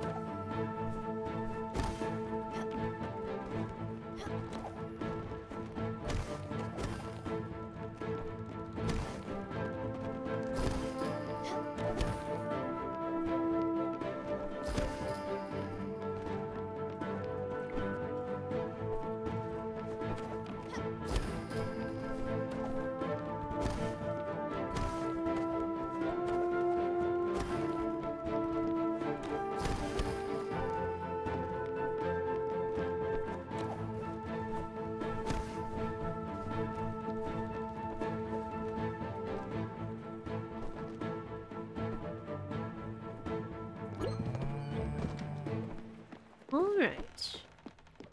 Should have acquired us plenty of XP potions in order to build our beehive.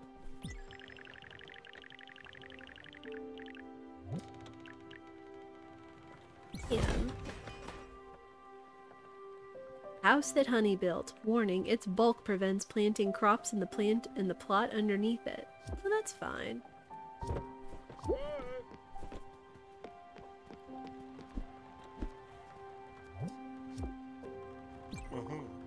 What a beaut. As always, Stellar's great work. Such great work, actually, that the bees have already started living in their hive. Now, remember, bees eat flowers. Well, at least they did at Gramps' place. Maybe they can eat some other stuff. Falafel honey?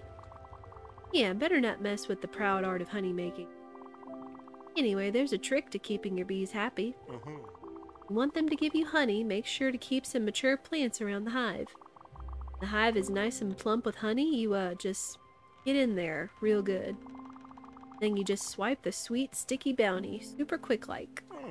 Got it? If you have any questions, just ask. Oh, and that makes me think of something else. You know me, I don't need much. I could sleep pretty much anywhere. And I've been thinking, you know, as your assistant, living in the same common area as the patients. Well, it's a bad look, ain't it? I really think you should build some kind of staff room. Nothing fancy, just somewhere to lay down after a shift. 4 walls and a roof. I'm not a guest here after all. Anyway, just a thought. I hope you can get to it. See ya. Okay, Jackie, you're starting to redeem yourself, and I'm pleased with the progress you've made. From stopped calling her smellers, from contributing to the boat, from actually letting your guard down and giving us some background on you and everything, even just having something simple. Oh. I know that bees would like any kind of flowers and such, and all plants do produce flowers in order to produce their fruit and what they bear. We'll go ahead and just put down some real flowers for them. Sunflowers should do the trick. Not only that,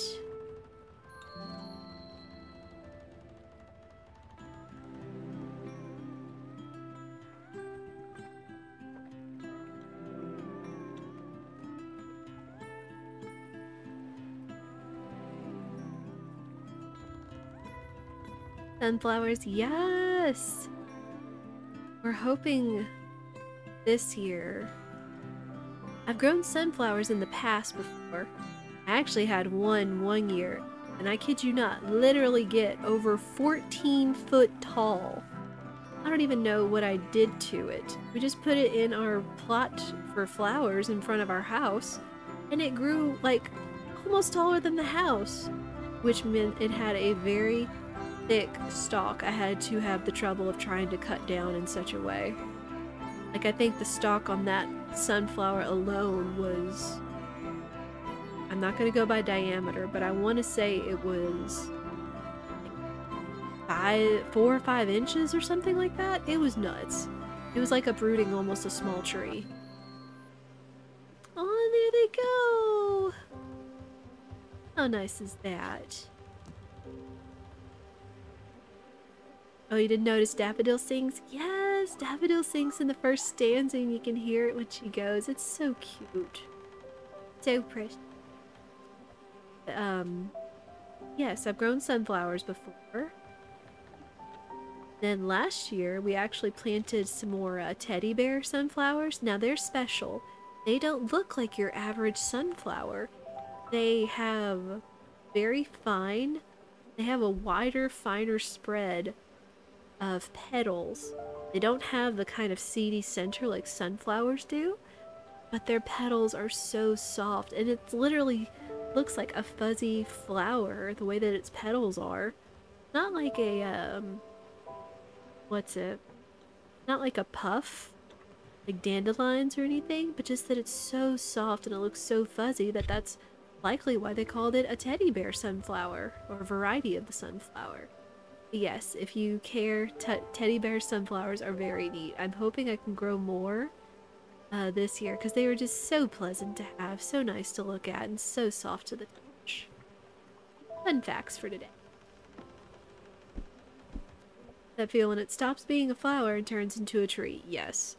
Anything that has a long life and a vibrant growing period can likely turn into something very big. It's the same with almost any plant. I imagine if you had the means to be able to string or train or brace your plants up big enough, especially during here in the summertime, that they could grow very, very, very large. This could go for our tomato plants. This could go for our zinnia plants.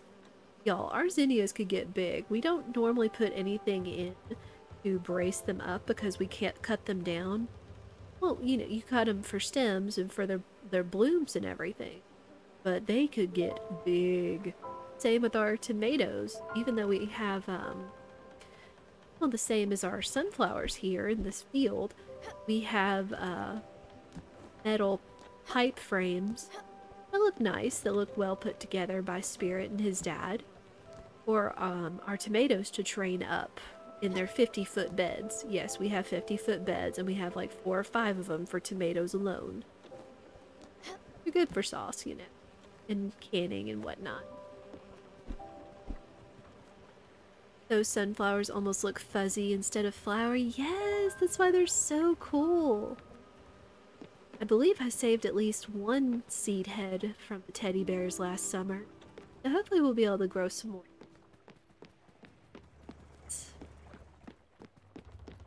Yeah, just more fun garden facts. Well, guess let's see if we can't build what seems to be our last house. And thankfully it seems like we have, once again, everything we need to do it. Jackie.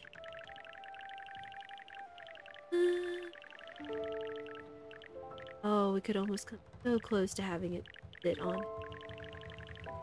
Let's rearrange some things. Put it there. Decked out. We just got the achievement called Decked Out. Okay. Do this. Move Jackie's down here. Move Elena's on top. And then our nice little umbrella chair set on top of it. And we'll be set. My gracious, look at all the space we could have if you had so many different amenities. I guess if you had so many orchards, so many fields and gardens, windmills, and the like. You could really, literally deck this place out. Thankfully with the farming and grinding all of that, we didn't have a real need to build our place up that much. We also need to see if we outfit Jackie's. Ooh, his actually has a blueprint with it, so we're still not done yet. Not that I'm complaining. Means our journey gets to last a little bit longer. Oh, and once again, it's nighttime.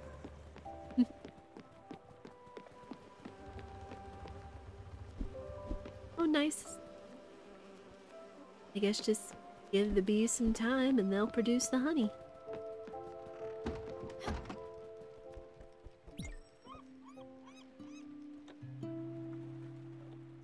Looks like you can make a boat larger than some of the islands you find. You're right. You are right.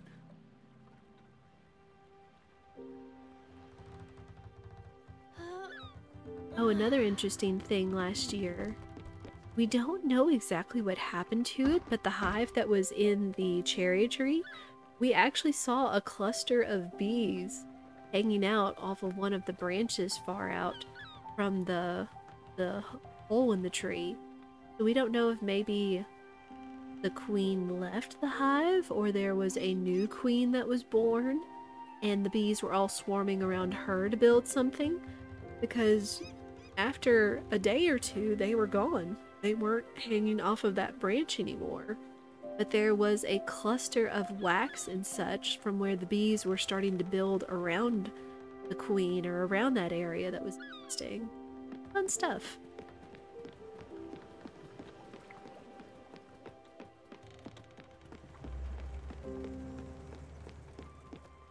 Oh, this is actually quite quaint.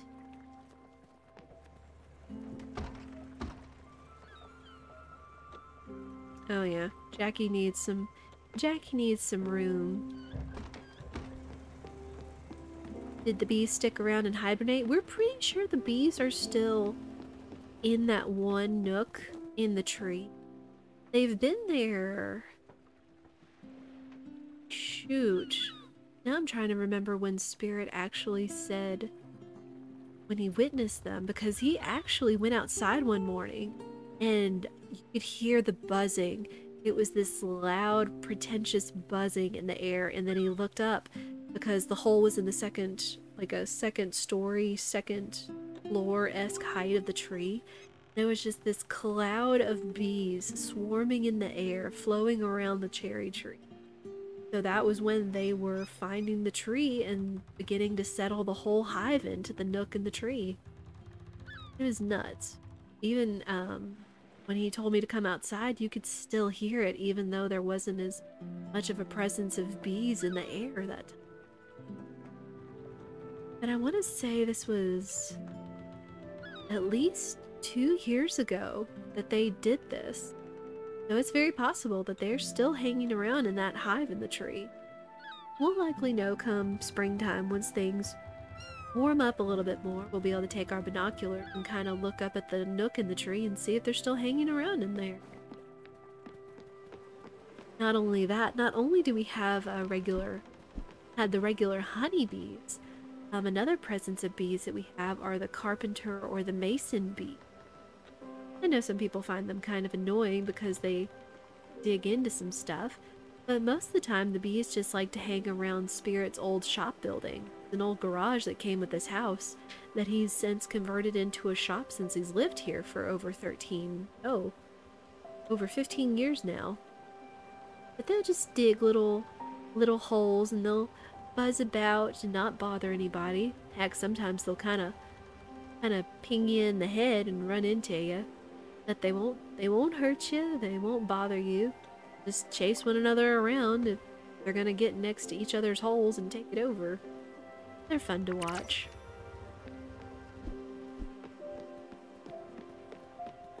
They're also great little pollinators. Yeah, your house is looking a little empty, Jackie. Want us to do something about that? You actually did it. And it's, very... Yeah, well, it's pretty much exactly what I asked for, right? Guess I just didn't expect it all to be so... drab. Not that I mind, you should see some of the places I've lived. In comparison, this looks like a 5-star hotel. But like, more boring. But in a good way. Boring like meditation, or reading. Zen? Is that a word? Anyway, thanks a bunch. I'll be able to assist you much better with this little on-call room.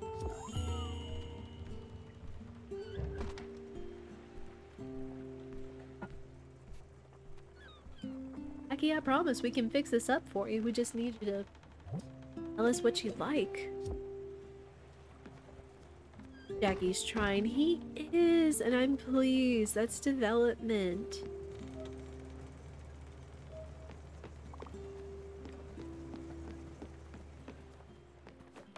I know Jackie's much bigger in such a sense, but it's just so interesting to think of Elena's place in a comparison to Jackie. Like Elena's is, I mean, she was tall, but she was still skinny.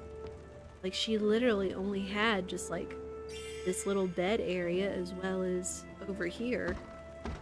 Jackie's is a little bigger, again, because he is a bigger fellow. You know.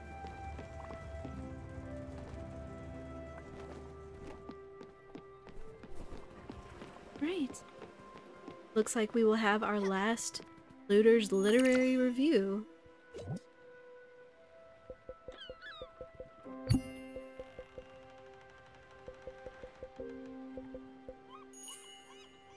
Looter's Literary Review presents the 6th of the Crow's End Ink Lost Bounties. Remember, bright lights might not always be bright spots. The enclosed portal on chart for reference. I guess I'll go take a look.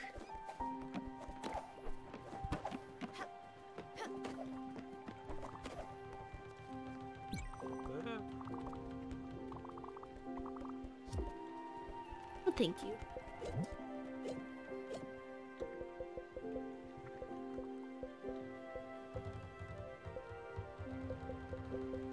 Would you like a cowboy bebop, Buck? I'm never gonna get over that. It's amazing.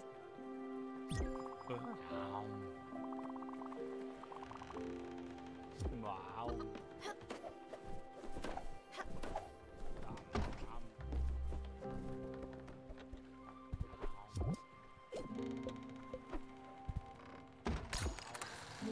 See what this chart said.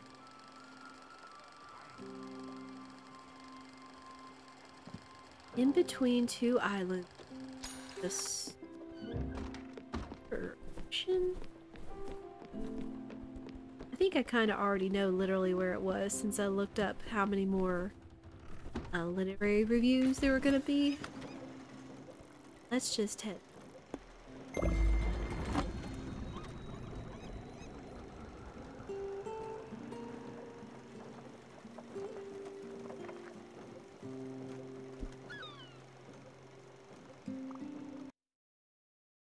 Oops.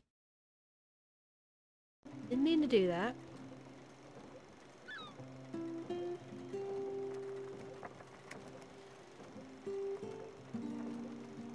I'd be surprised if someone out there hasn't started making cowboy bebops to eat IRL. I would be too. Sorry, I clicked on Twitch and it accidentally tweaked it to where... Unfortunately, this game doesn't seem to continue when you're not on the window. Uh-oh. Did you touch the bees? What the heck? Stella, I didn't do nothing wrong, alright? It was these gosh darn little psycho critters. They just lashed out at me. Bunch of lunatics, I'm caring for y'all, alright? You'd all be dead if I didn't care for you. I beg to differ. Bees are pretty darn self-sufficient. I should just pump them all full of smoke and dump them off the boat. You will not. The little... gosh darn... the bees. Crap. Crap. I'm doing it again, aren't I? It's Daria all over again. They're just bees. You can't do anything wrong. And Daria, she's just Daria. I don't know why I get like that, Stella. Sometimes something happens. Anything. Big noise. Someone says something I don't like, or has got an attitude, or has a bad attitude. I just gets so overwhelming. Feels like I'm drowning. I can't breathe, and I can't think. Just start seeing red. Then I barely remember what happened. I want to change, Stella. You gotta believe me, please. I don't know how. I thought I could do it by myself, but obviously yeah, I'm a chump. I know it. Jackie the loser. Don't think I haven't heard that one before. Can't do anything right. Always messing up. I need some time alone. I can't talk to you. You're trying, and that's what matters, but even when we're trying to better ourselves, sometimes you still slip up. Sometimes you still backslide from where you're going, back to where you were. But you're trying. You're recognizing it. And yes, the minor seconds in the melody are getting to me. I can notice them.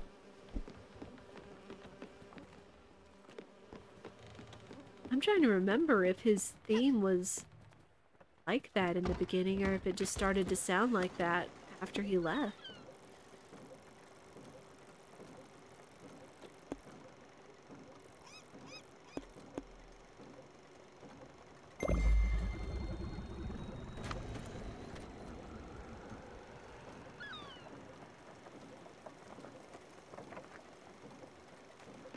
Let's go take one more look at the portalon.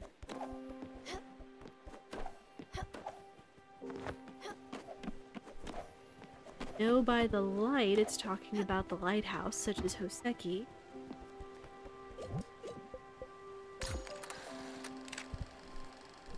I was noticing them earlier, so I'm guessing that's just how the theme is, right?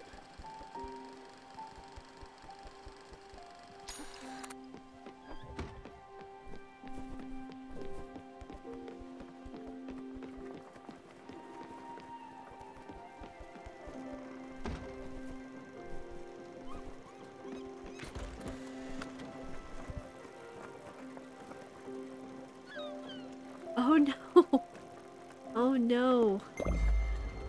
I did it again, where it's like, I think I'm telling the bus stop to go to a separate bus stop, but instead, oops.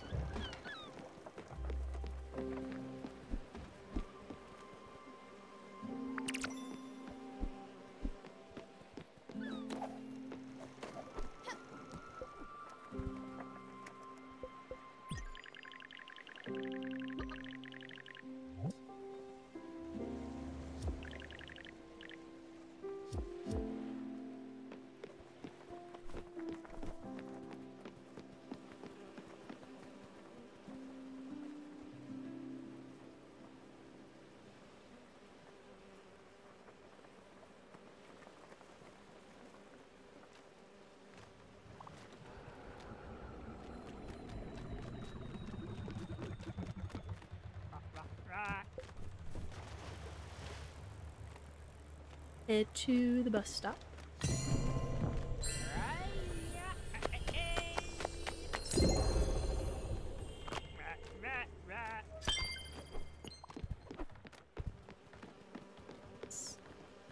Let us be on our way to where I think the spot is.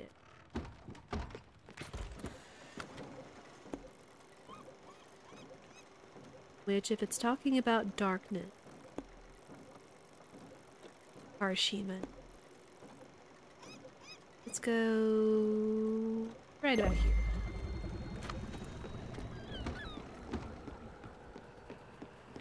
What's up, Jackie?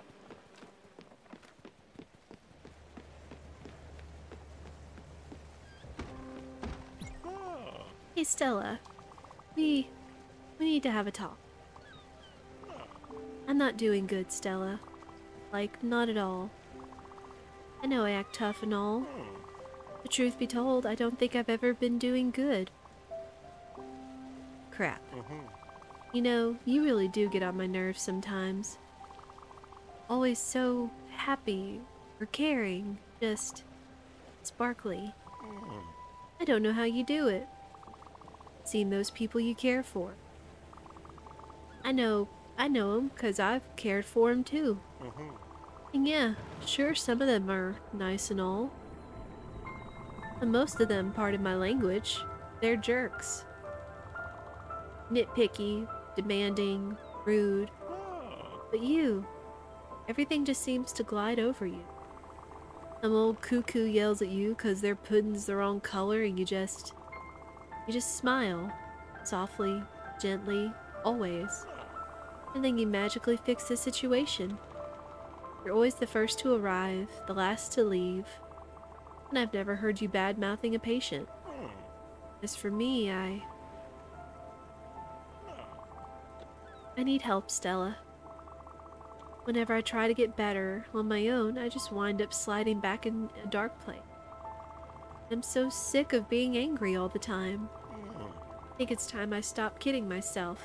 Not a caretaker. Can't even take care of myself. But you know, guess you have a new patient now. Sorry to be a burden like that. Not that I know of any other way to live. So, now that the hard thing's been said, my room, it's a little bare, don't you think? I want a fresh start, but I'm not sure a naked jail cell is the way to go. When I think of something, I'll just ask you straight, no games.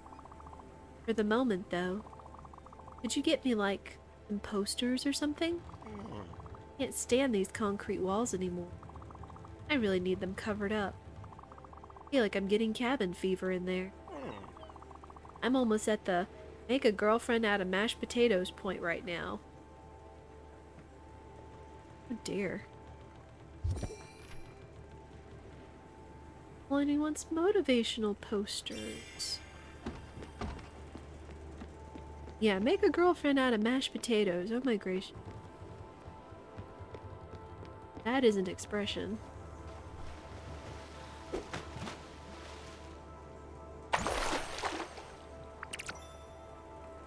Oh, how about that?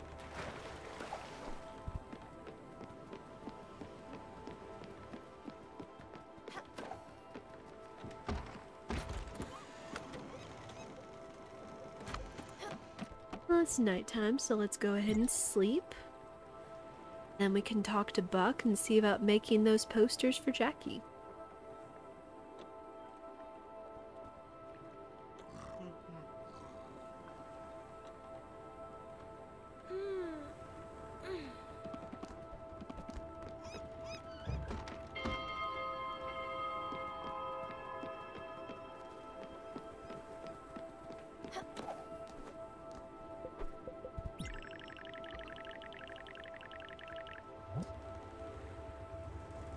Nice, we have what we need. Motivational posters. Be the change that you want for the life inside of you, or don't bother. No second guessing. I mean...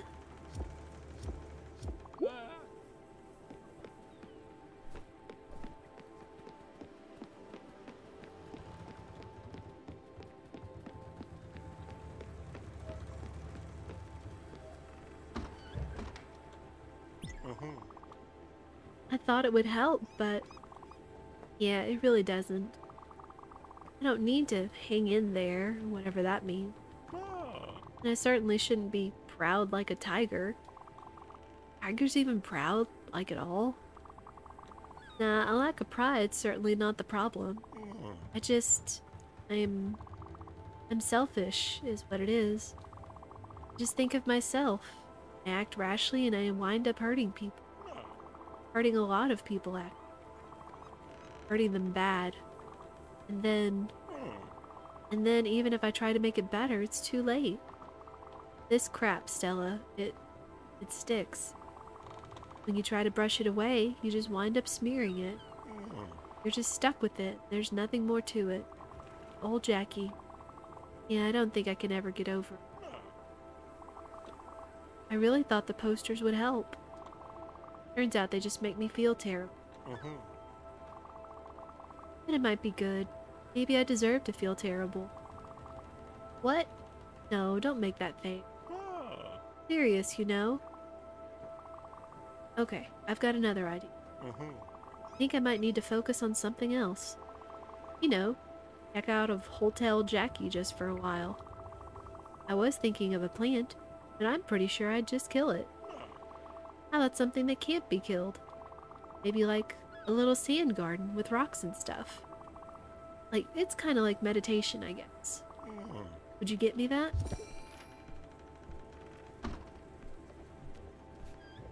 I mean, so far, asking for help, finding and suggesting solutions, and then recognizing if something may not help, and then just keep going. Not bad. Great haul. You really put the R in wholehearted. All the lost treasures of Crow's End Inc. have been found. The Empire can finally be put to rest thanks to your effort. And scene. Wasn't that great? Oh, I forgot to tell you. Casper Crayford wrote me a personalized note, congratulating me for finding all of the Crow's End Inc. treasures. He awarded me with the official title of Master Adventurer. Stella is over here like, really? Since the magazine subscription was in my name, he thought I was the one finding all the treasure. Yeah, I know you did all the work. Okay. But it's not like I didn't already know where all the treasures were. Those clues were pretty easy. Sure, you went out, jumped into the water, got wet and all. Listen, I'll ask for another Master Adventurer card. I'll say mine got lost in the mail. That always works. I'll even ask for a name change. So we'll both have one. Old Johnny Silverleg would be proud. Let me do that. Oh, good on you, Buck.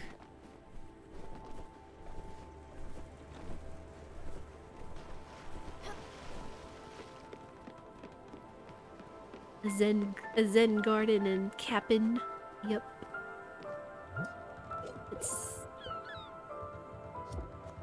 We can make a Zen Garden. Yeah, and Stella was just making that face at him like, dude. He's like, I know, I know, I know.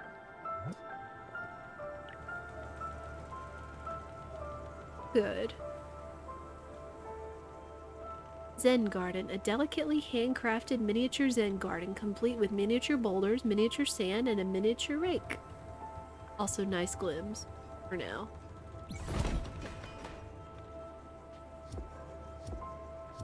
How about that, Jackie?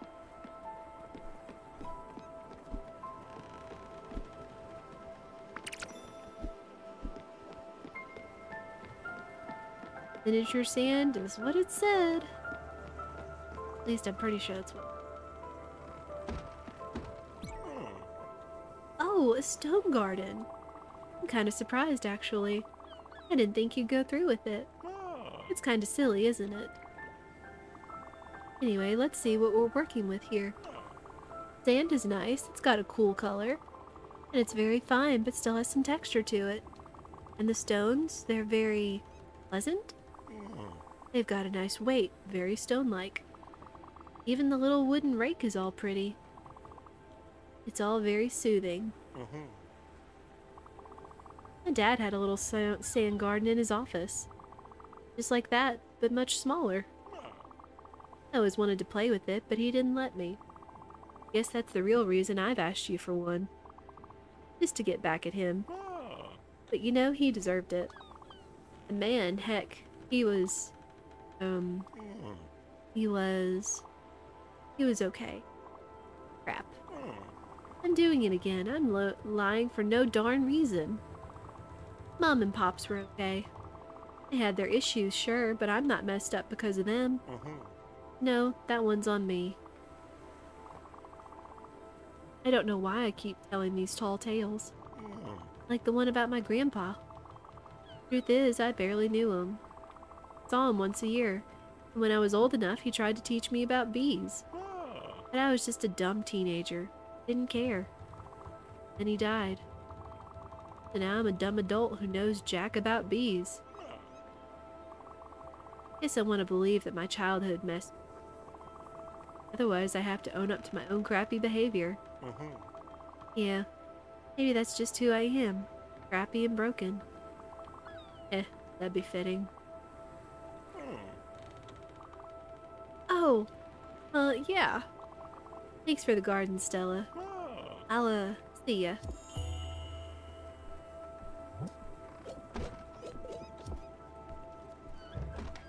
He'll have one more shelf in there. We'll just see whenever he asks for something.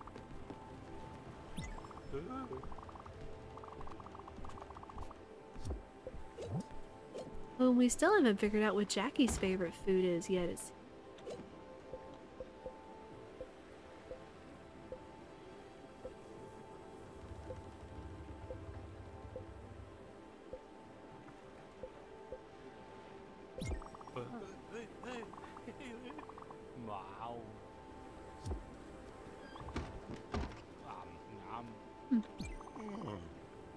I harvested some honey. Take it. What's going on? Well, let's see if we can't find out what you like. You like meat, you dislike healthy food.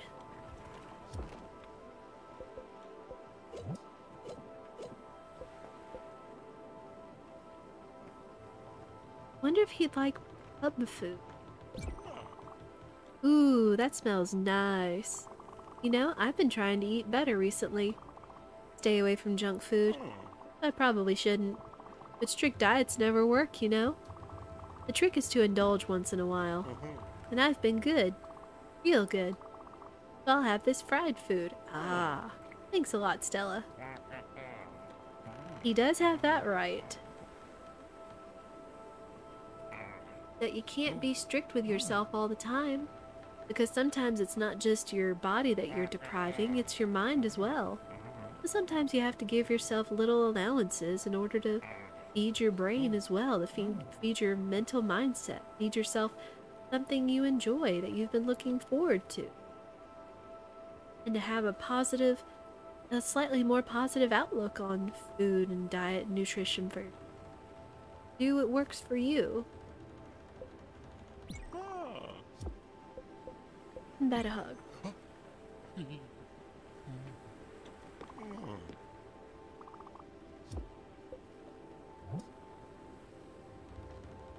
Oh, how nice is that? He likes visiting Gustav's gallery. How nice is that? That's neat. I still don't know what his favorite food is. But if he likes meat and he likes fried food... That's gonna be a hard call. Oh.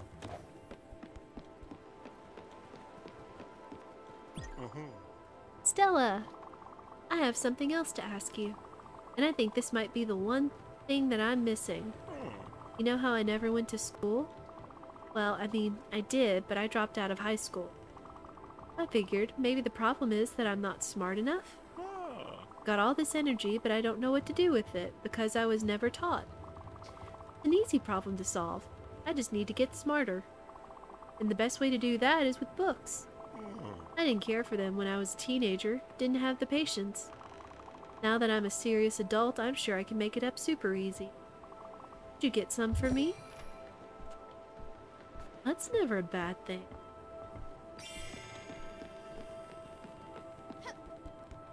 Why does the quest have to be called Letting It Go for Dummies?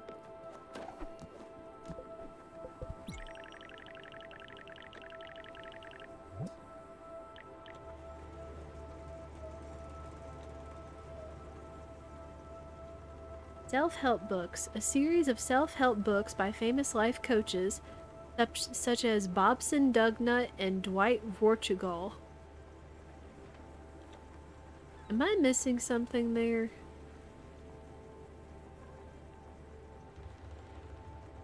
Also, what book take Metal and such? By Elsa. Yes, that was where my brain went as well, Minstrel. Any mention of Let It Go, Into the Unknown, or Show Yourself? That's exactly where my brain goes. Nailed it.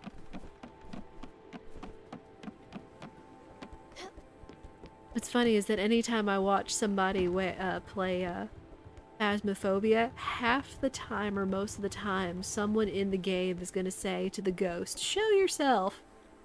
And I say, "Step into your power," something like that, because I get into the lyrics. I get into the lyrics of Show Yourself from Frozen 2. I can't help it, it's such a good movie.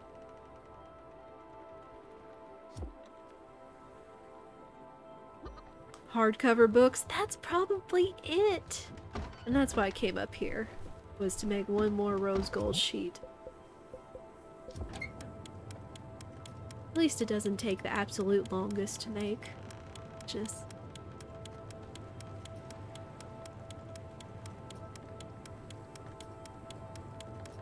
But yes, I do appreciate the Frozen and Frozen 2 reference.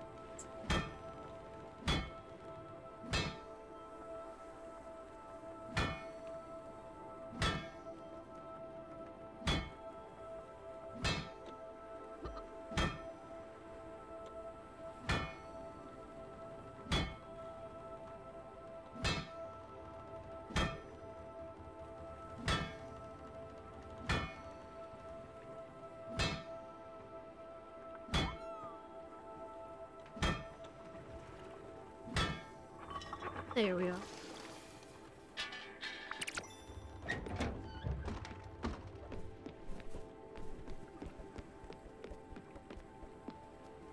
Say what? Hardcover books covered in precious metals and such? Man, no wonder textbooks are so expensive nowadays.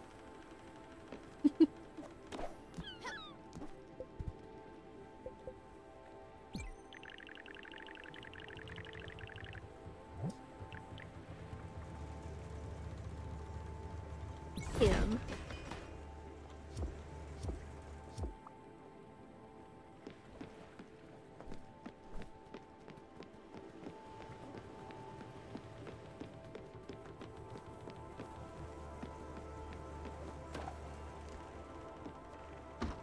I'm not gonna lie, some textbooks were crazy expensive for silly reasons. Whoa, books! Yeah, sure takes me back. Maybe I'd have turned out different if I'd stayed in school. When I dropped out, my parents kicked me out of the house. Crap. No, they didn't kick me out. Not right away, anyway. I just spent the next couple years freeloading. I don't even remember what I did with all my time. Nothing, probably. They were pretty nice about it. Excuse me.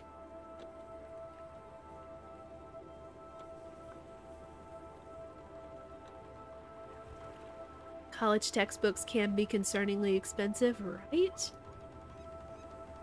Even back years ago when I was purchasing college textbooks, not being able to be fortunate enough to find old editions and not even having, like, this was right before Amazon took off, I'm telling you, with getting books or having other less expensive access to books and such. I mean, I know there's plenty more resources out there. Still, you were lucky if you had a professor that was mindful of how expensive a book was and tried to save you some cost or something. But after a while, we started arguing, like a lot, and over nothing. Then I moved out. I was just too proud. We pretty much stopped talking. So I guess they didn't kick me out at all. You know the rest of this. I needed a job, and the hospital was so understaffed that they hired just anybody. What a crap decision that was. Better get into these books. Thanks, Stella.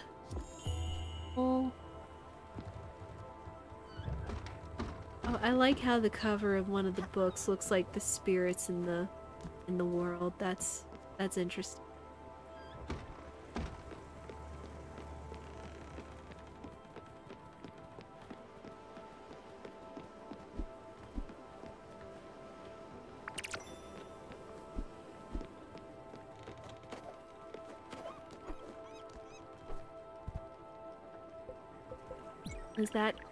Is that everything improved on our ship?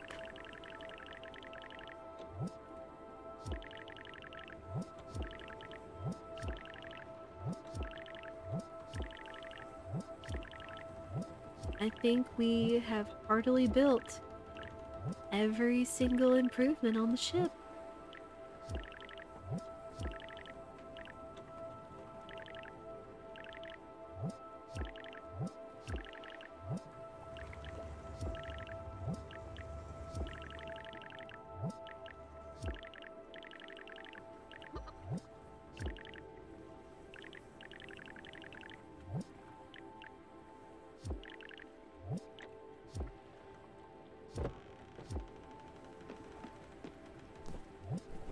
Yeah.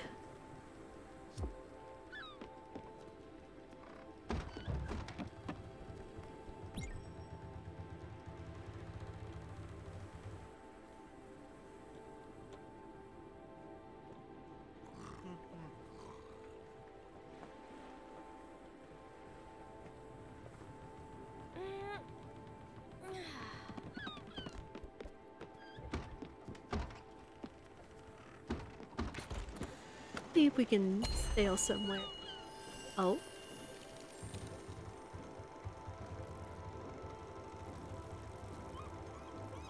What was What was that? It sounded like the sound of clearing the map in a way, but not seeing anything different. All voyages always have an end. I know.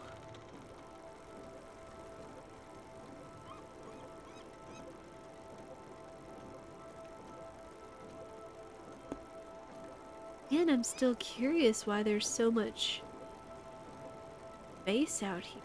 The directions on the map. But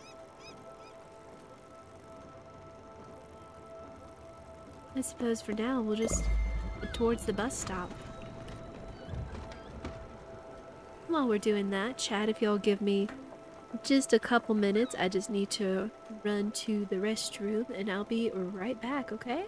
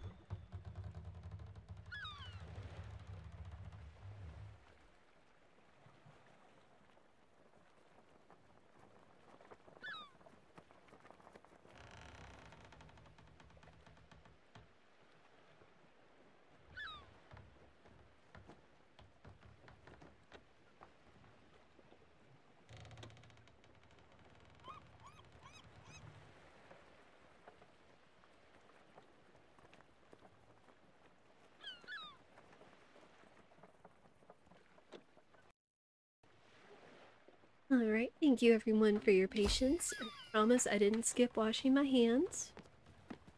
Let's see.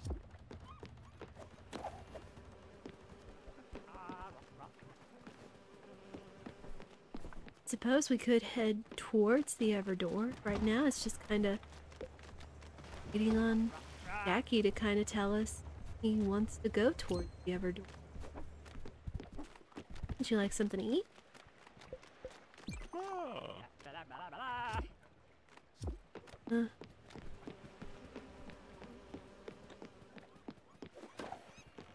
Let's just take the long way towards that.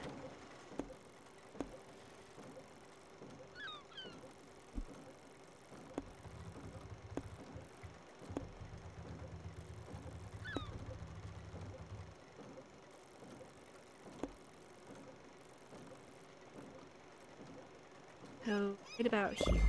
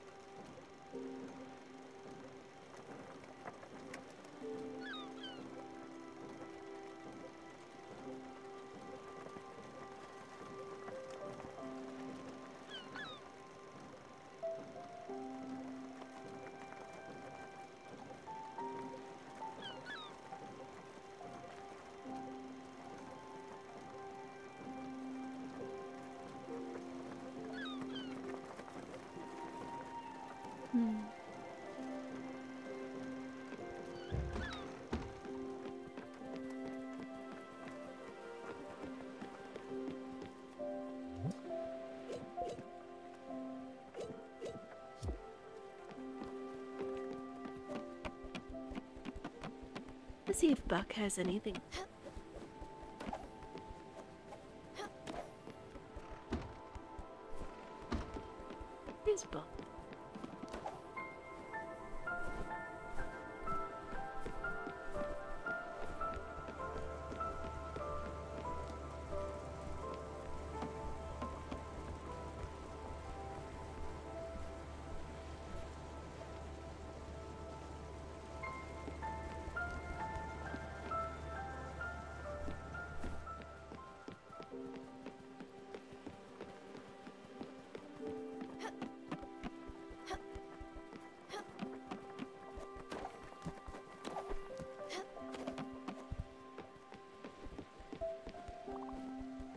Oh, there you go.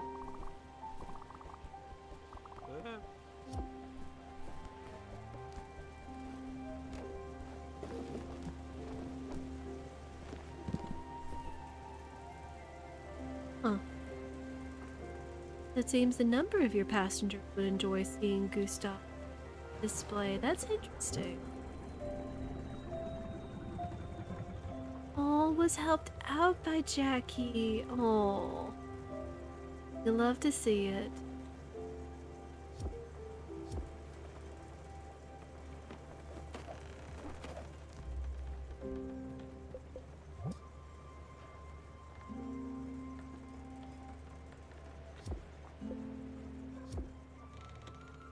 Still like to see what Jackie's favorite food is. I don't know if he's gonna ask us to.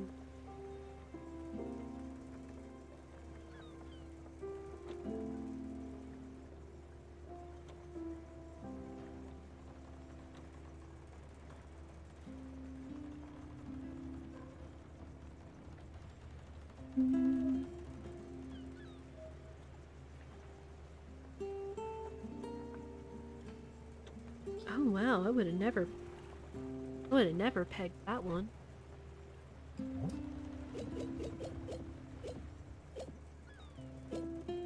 Let's see if I have that.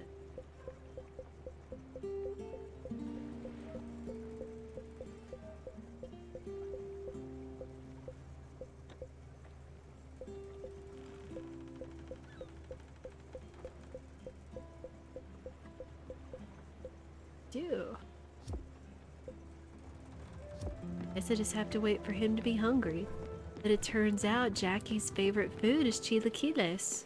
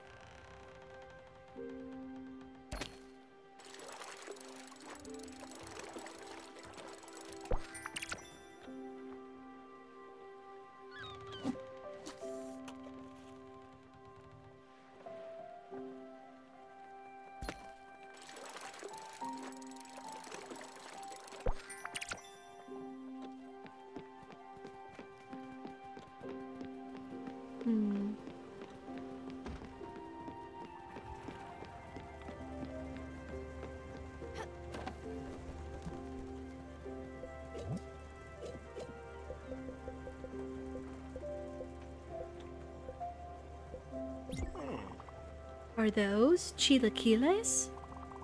Crap, Stellars, for me. You're such a pal, you remembered my favorite dish.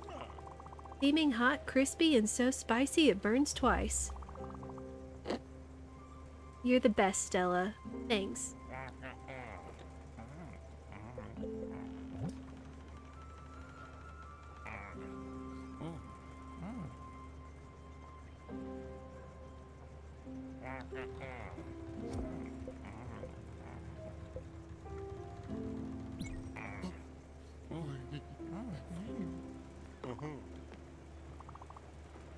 Oh yeah, that's the stuff.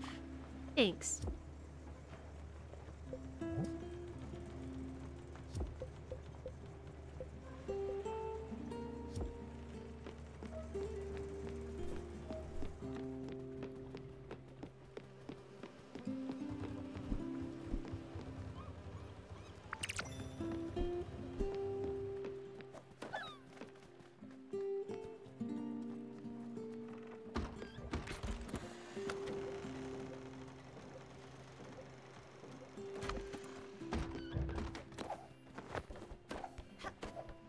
At this point, I'm not sure what's left to do.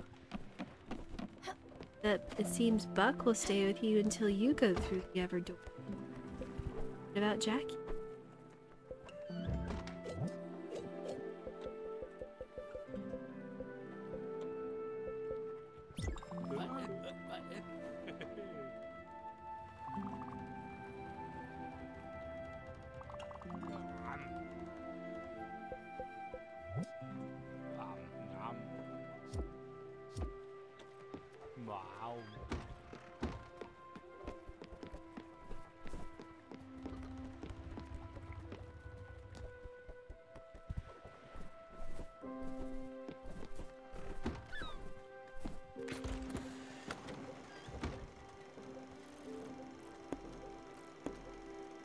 Let's head close to the see if Jackie said something.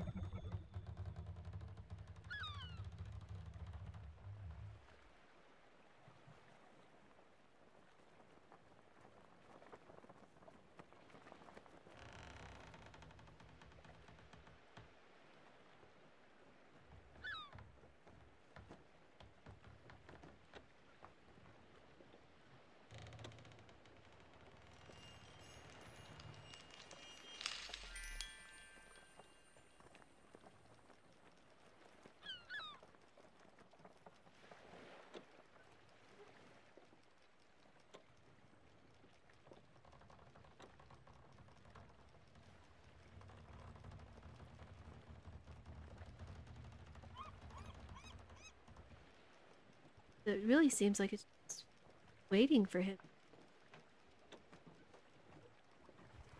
Makes sense to have an adventuresome companion stick around. It does.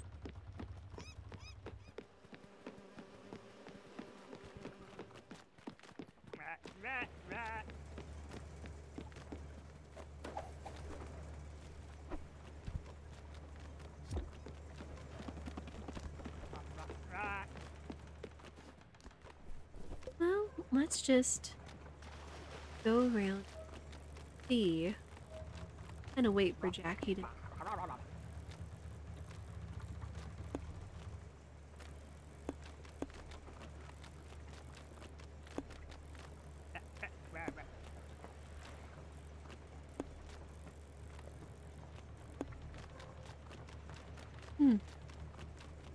Still seems there were a number of things that we didn't find, and sure why.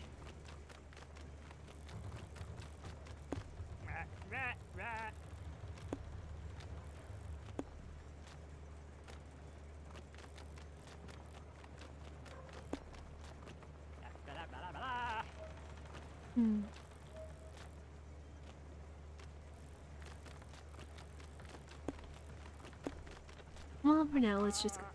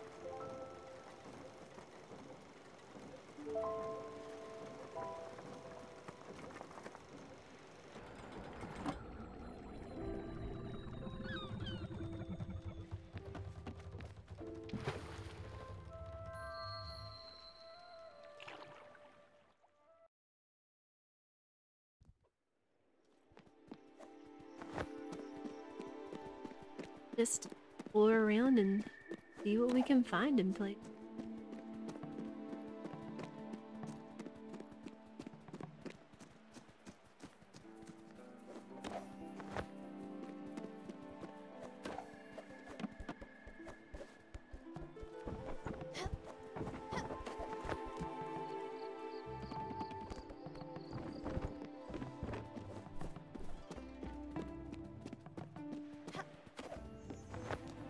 careful. Aren't you sneaky?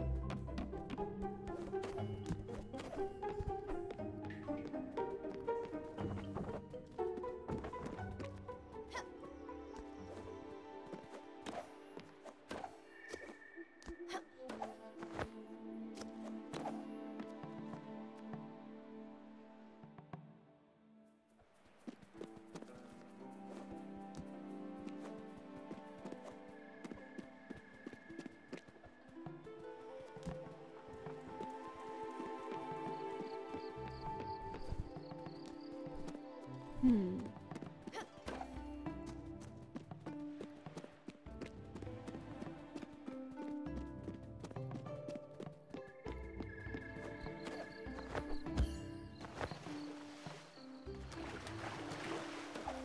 Yeah, we made it all the way over here. Have those sacred rocks and stuff in places, but I'm not sure what to do with them.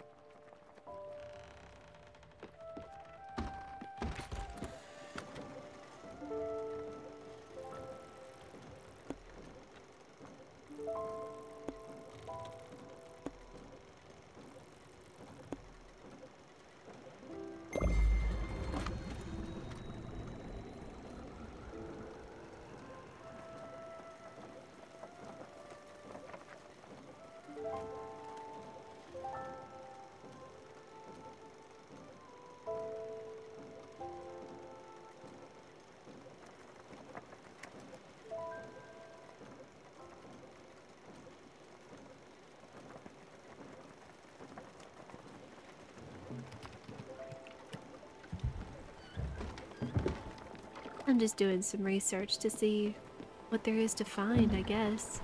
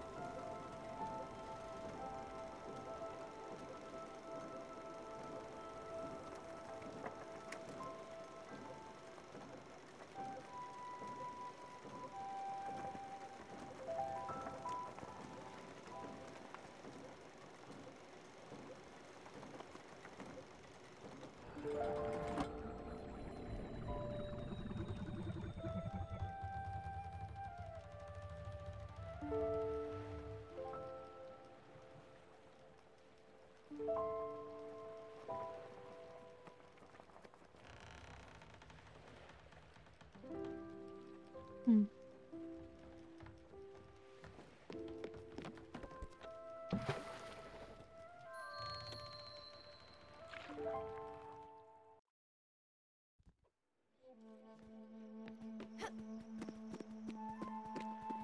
Have you been hoping to find everything everywhere?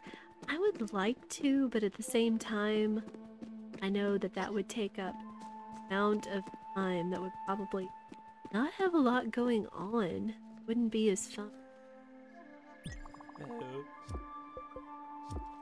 I would probably accept doing 100% of the requests, but I could understand probably not finding all. Seems like when we did meditation with Summer, that we were supposed to be able to do something. Trees and rocks that had these adornments on them like that, but as far as I can tell, nothing happened. It seems like everybody else was just as stuck as I am.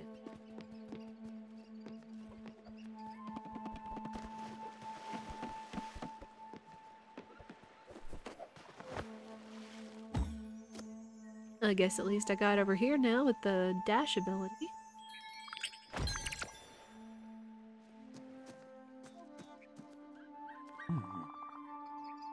Leaving what could have been is sometimes harder than leaving what has been.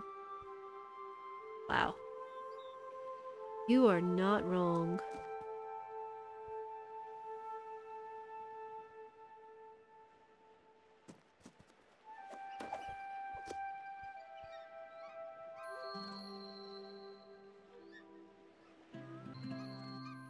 Hmm.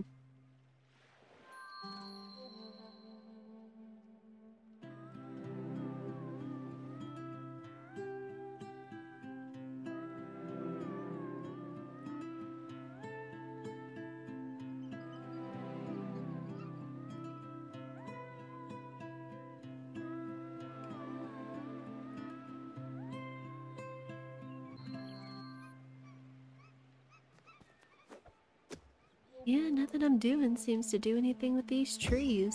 Oops.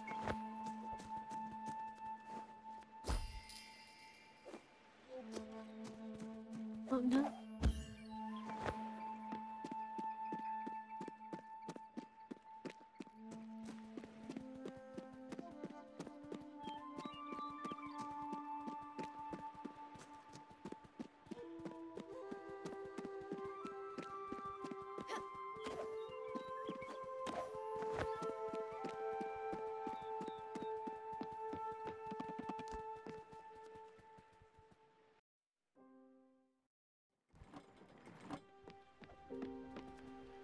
Right now, I'm just kind of waiting to see when Jackie's gonna want to ask to go to the Everdoor now.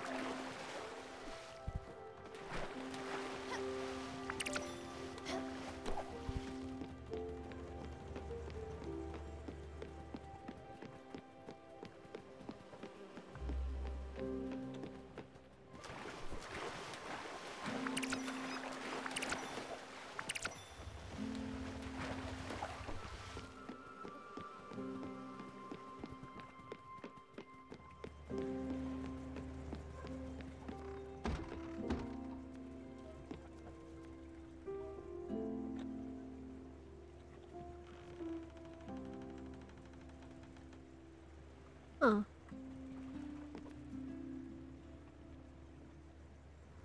It looks like some. It looks like Jackie got himself some plates, some protein powder. Perfect. Even has a little bed frame for himself instead of the bed being on the floor. And that's nice. I'm in a bad way. Don't know how you can stand the sight of me. I can't even stand myself. The books, I hate them. They're just a load of apologetic bullcrap.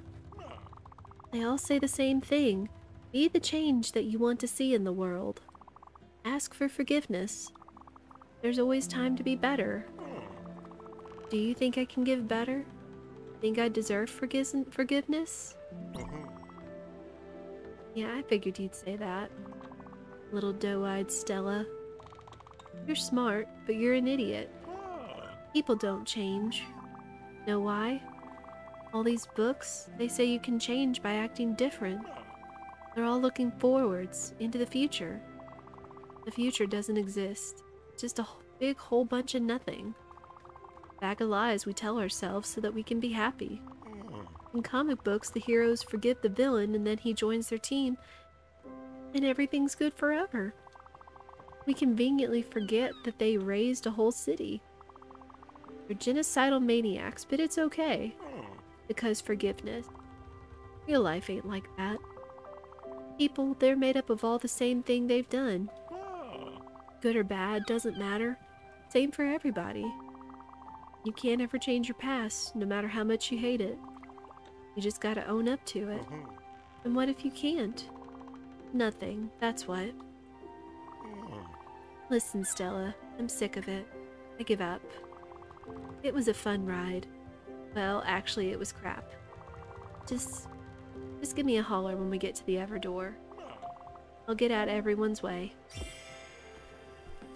Hecky!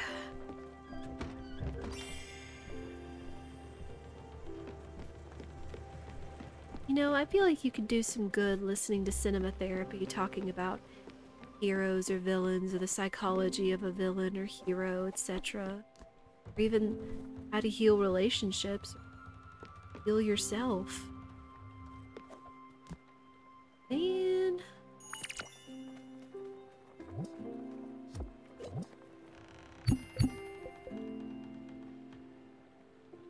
From the office of Casper Crayford, the front reads to Adventurer First Order Stella. Thank you, dear reader. You are among a rare breed of adventurers, one of the only to ever brave the seas and recover the lost bounties of Crow's End Inc. As a token of your dedication, here's a lifetime membership to the famed Master Adventurers Guild. We welcome you with open arms. Thank you for your unflinching support. Casper Crayford. Dictated but not read.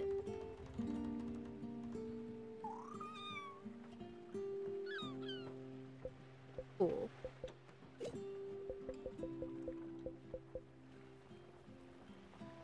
Master Adventurer Membership Card. Proof of your worth as an adventurer certified by Looter's Literary Review. Well, that's cool.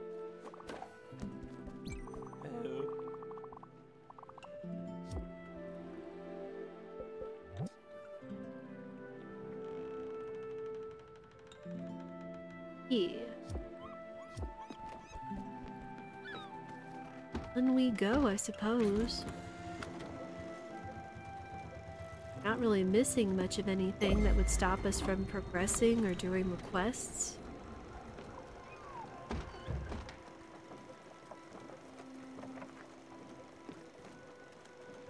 Go ahead and head to the bus stop and to the Everdore.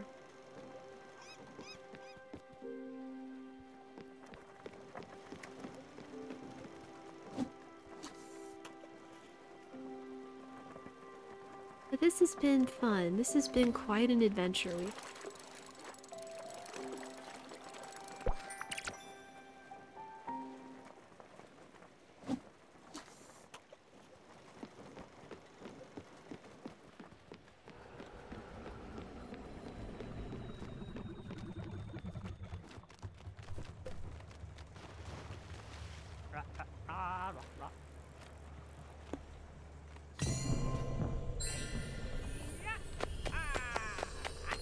I only just figured out that words on stream anagram. It was cynical. Oh. I'd still give you credit, Minstrel. Yeah, I haven't been playing enough Scrabble or reading enough books in order to remember certain words and their spellings and how to apply them when it comes to things like words on stream. I still give you full marks.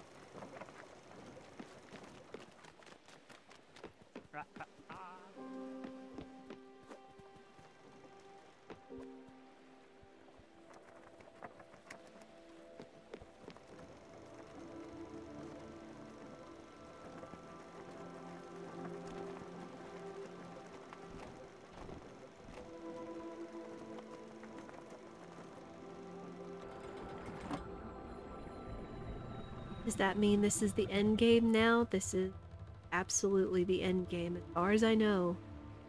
Again, I haven't done much other research to find out what we're missing. But we've had Lily, about to finish Daria and Jackie's story. I want to say this is most certainly endgame for us.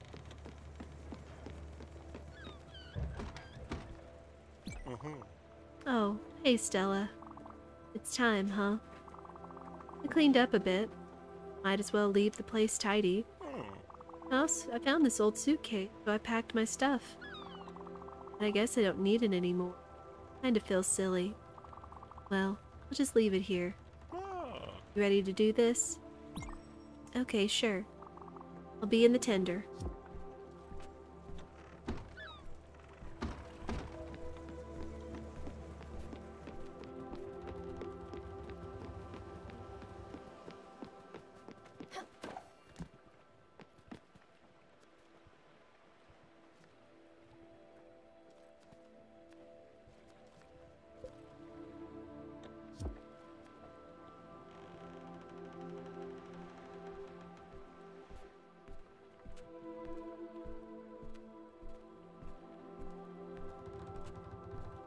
Wonder if Buck is the eternally adventurous type? I imagine.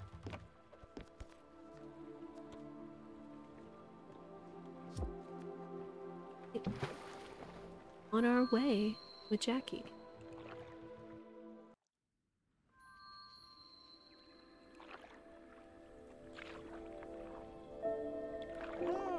Hey Stella.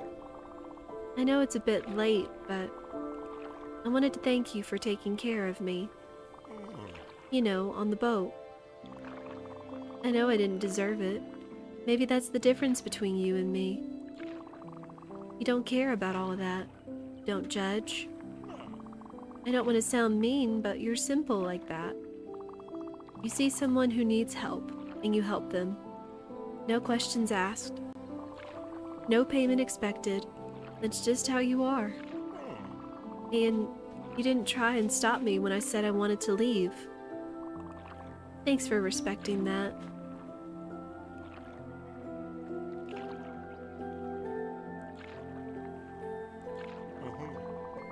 I remember when I started working at the hospital. People kept telling me how great and noble I was for doing it. I was happy to take the compliment. I felt proud. And I even started to believe it. You know, I worked in that hospital for 15 years. I'm not trying to make any excuses, but never seen my bosses, not once. Just an endless parade of supervisors and managers. Half a box of donuts for the night staff on New Year's Eve.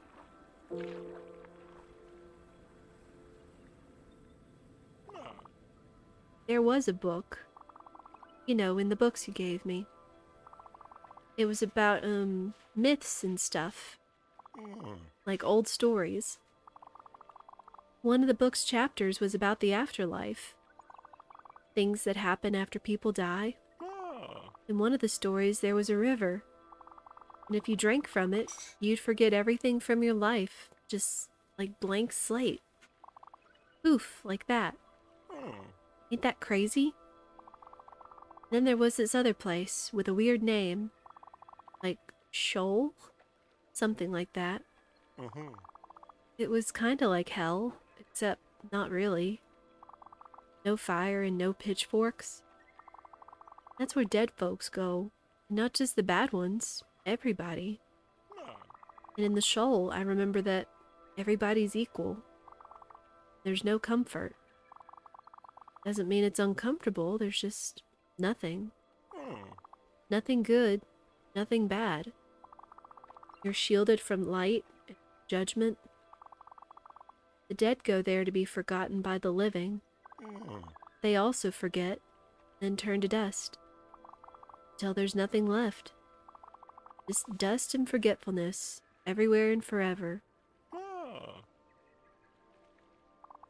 Can you imagine that, Stella? Dust and forgetfulness. What a thought.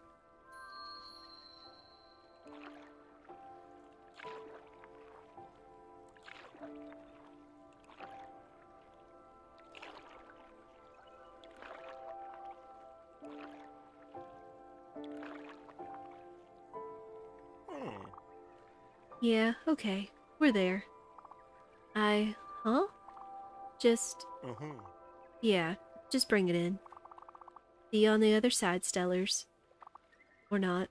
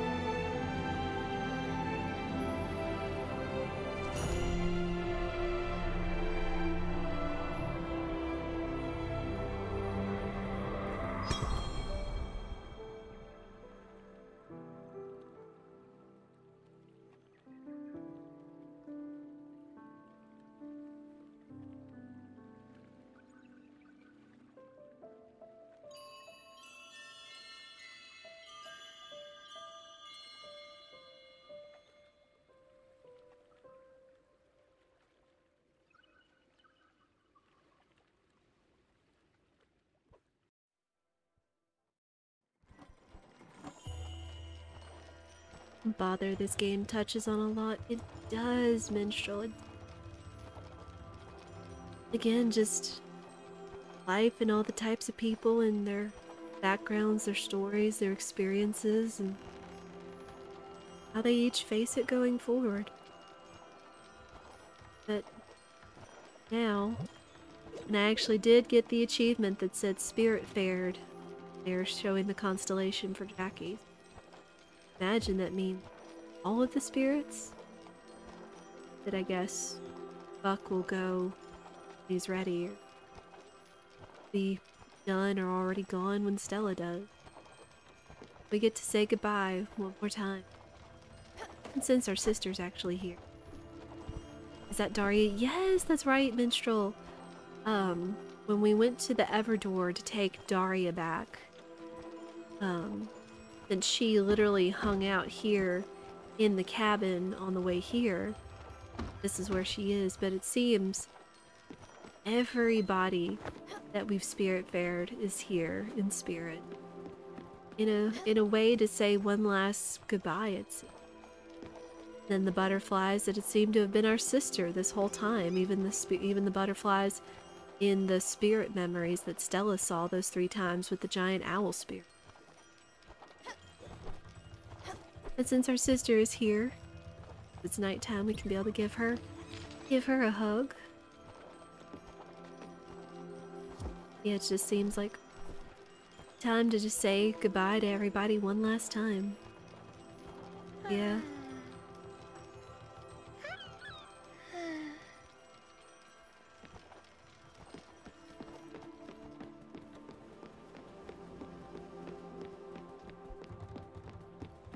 Gustav.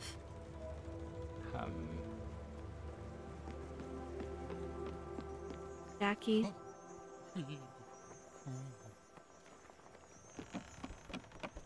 Lena.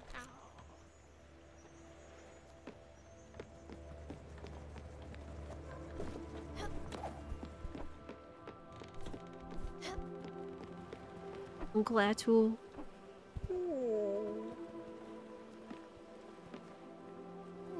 Alice.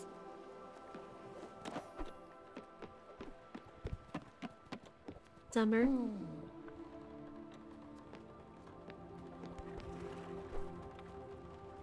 Astrid.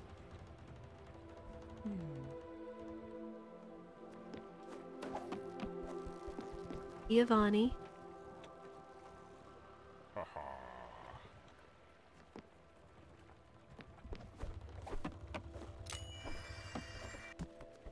Bruce and Mickey.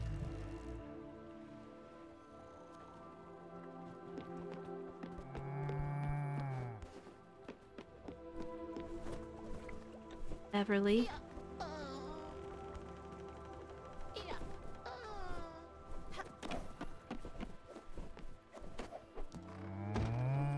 Oh, Buck's asleep.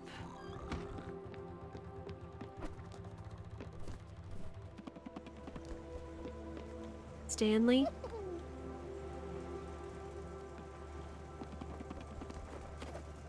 When?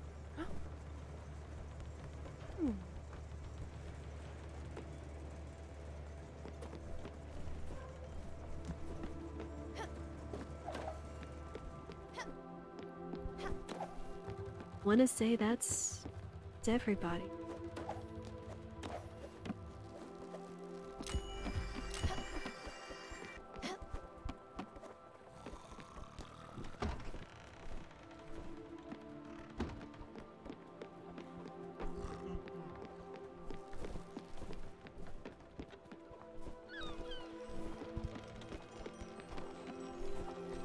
And then when we come down and engage the butterflies, from this point onwards, there is no turning back. Want to continue? Now we did leave off, and I am glad that we left off. Hold on. Hold on. I'm forgetting something. I know I'm forgetting something. I think I actually found this when I was looking stuff up about Jackie. And I don't think we want to miss that. We had to get a Spiritfarer. Oh. And the letters. Almost forgot to get Jackie's Spiritfarer. That would have been sad. It was a dahlia.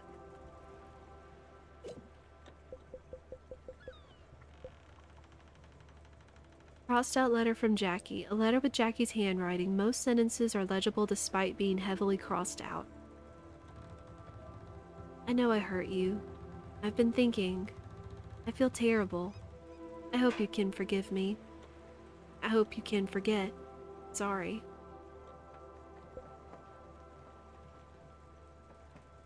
A torn letter with Jackie's handwriting. Some pieces are still legible. Dear Daria, I'm currently reading a book to deal with my anger issues. It says that the first step to getting better is to ask for forgiveness from the people you've hurt. I know, it sounds stupid, but could you? Letter is torn from here. A crumpled letter with Jackie's handwriting. Hey Daria, what's up? I've heard you've been doing better since Stella has taken over for me. I'm happy to hear it. The rest of the letter is blank. Again, he was trying. It's never a bad thing to try, chat. It's just a matter of what you do with it, that you keep trying, that you keep taking one step forward. That, you know, if you need professional help, you know, when you find the person that's for you, you know, even if one therapist or two or however many you go through, and you seek professional help, you'll find the one that fits you. Find the first one that doesn't fit you, it doesn't mean there's anything wrong with you. It just means that you're two different people. Same with your job, your family, your friends, your loved ones. That you're all different people. You all have your own strengths and your own weaknesses. And I actually heard this in one of Jonathan Decker's Mended Light videos the other day that really stuck with me. That when you have your strengths and weaknesses, that your weaknesses don't cross out your strengths. No matter what.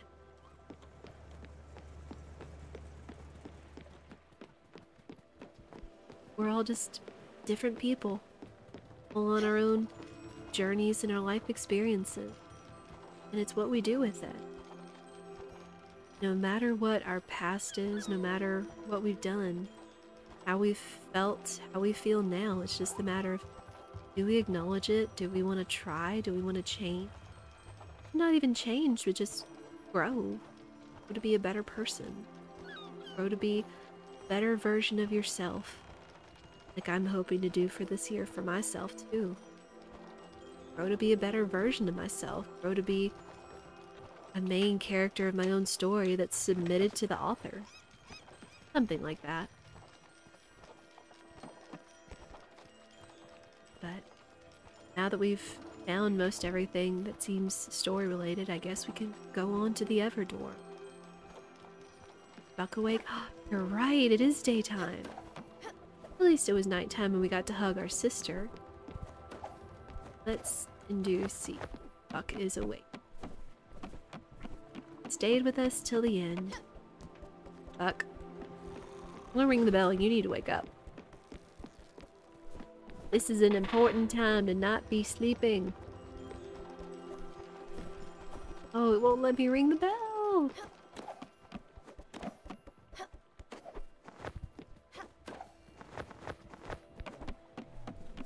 After all that monologue and everything. Buck, wake up. Wake up.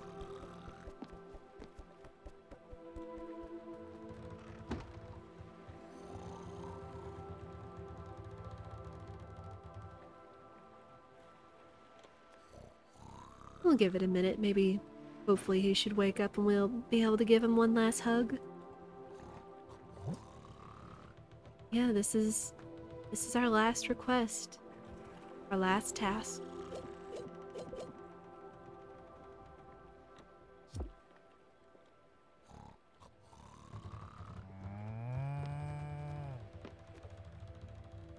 Oh, waiting.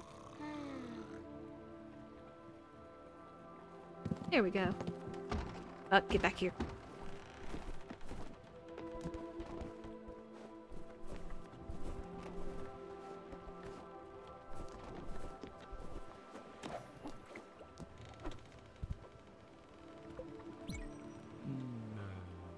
One last hug. Always in need of a spirit heal. We give hugs and spirit heals on this channel. At least I do. I can't speak for everyone.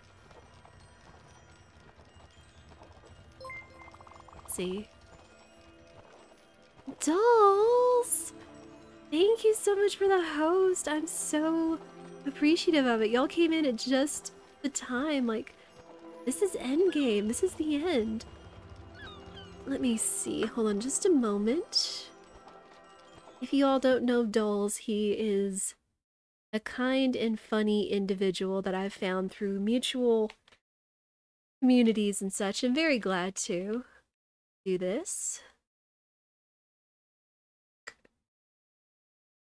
And he was playing some Radiant Historia. Oh, that was such a good game. I hope it was good. I was actually thinking about raiding you tonight if you were still going, considering we're right here at the end. And thank you so much for hosting and bringing your community over. I hope everyone is doing well. I am Bullseye Duck. I'm just kind of a variety streamer. I like to play video games of my own choosing, such as Spiritfarer, Final Fantasy XIV, and other story games such as Kirby coming up at the end of March. I also like to do crafting streams with Perlers. With art and whatnot, and sometime in the near future I'm hoping to bring back cooking stream whenever we get a decent setup for clear camera and make with that. But yes, welcome in everybody from Dull Stream. I appreciate you all being here and hope you're having a lovely day or evening wherever you are, and just sit back and just enjoy us coasting into the end game. Looking forward to tomorrow in Radiant Historia. Gonna hang out with the goat. Ott! Yes, Ott. Ott is such a sweet girl. Ended up early since you got to a choke point today. Oh no! And started at the other end of the timeline. Yeah. No, I remember Radiant Historia. It's like where you get right up until a point until you have to go back and you have to figure out where to go. But again, welcome in everyone. I'm so happy you're here. Yes, we will be heading towards the end. We're taking Stella and Daffodil to the Everdorn. From this point onwards, there is no turning back. You want to continue. We just finished hugging everyone that we'd spirit-fared goodbye ourselves. But now we're taking ourselves to the Everdorn. Our sister by our side with the butterflies.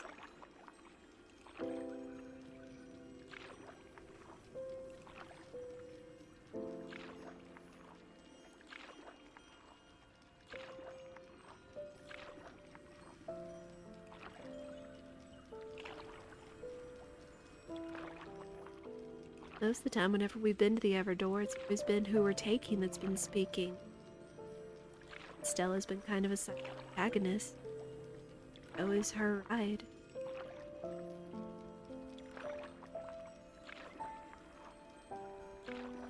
much simpler version of the Everdore theme.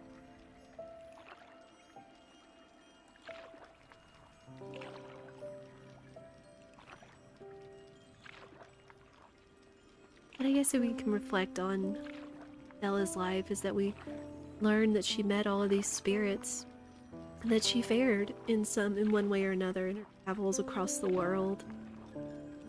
And then eventually something happened to her. She received some sort of dire diagnosis, unfortunately. Then she got lost out in the woods one day, came home, and then ended up in the hospital, and she's been in a coma. She's been spirit-faring everybody in a coma until her sister came and gave the backstory and shared her memories, and she's supposedly seeing herself through the Everdore.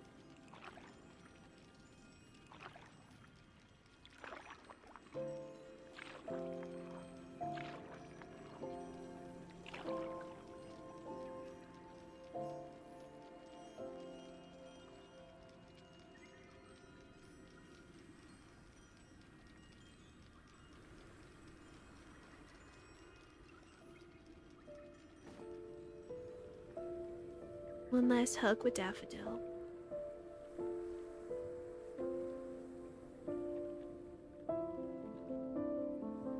Oh.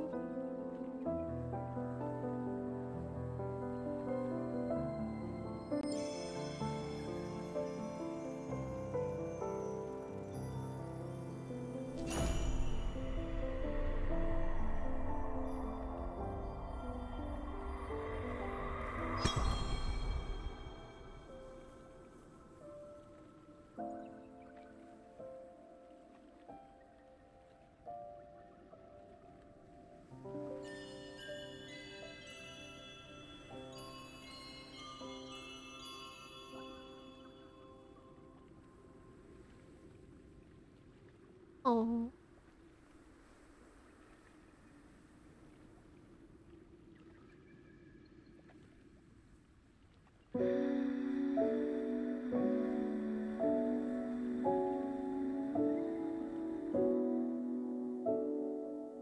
That's it. Flowing through the seas of time, memories that were left behind bring us closer to the end of this journey where we grew as friends. Take me through the mist and storms in waters that are still unknown. Man, what a good game, y'all. I know I'm going to be competing with talking over the song and everything. But thank you for stopping by, dolls. It was good to see you. Thank you again for the host. I'll take your hand and guide you through all the steps one takes to move on to a place, a world unseen to us all. But it's okay, we'll be together.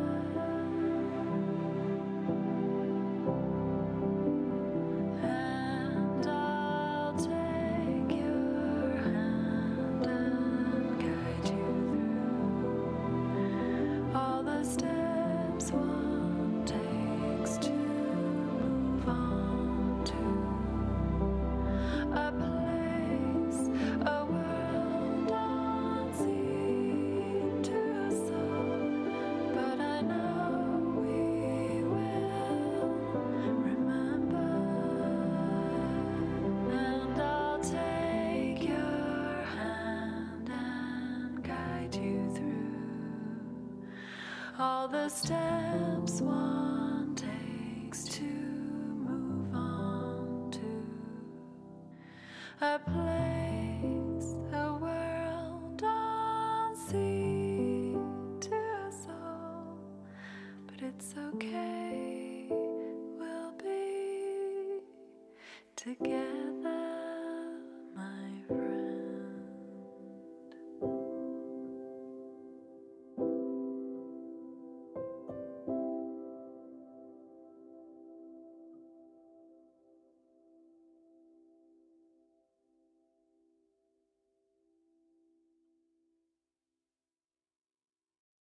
That was such a good song. I wanted to let that play just because the lyrics were so applicable, so speaking to this game as a whole.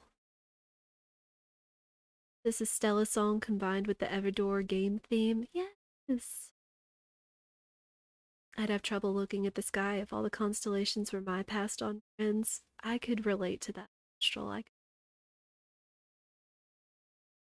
In a way, it's almost kind of like, we all look at the same sky, one heart. Or even a way of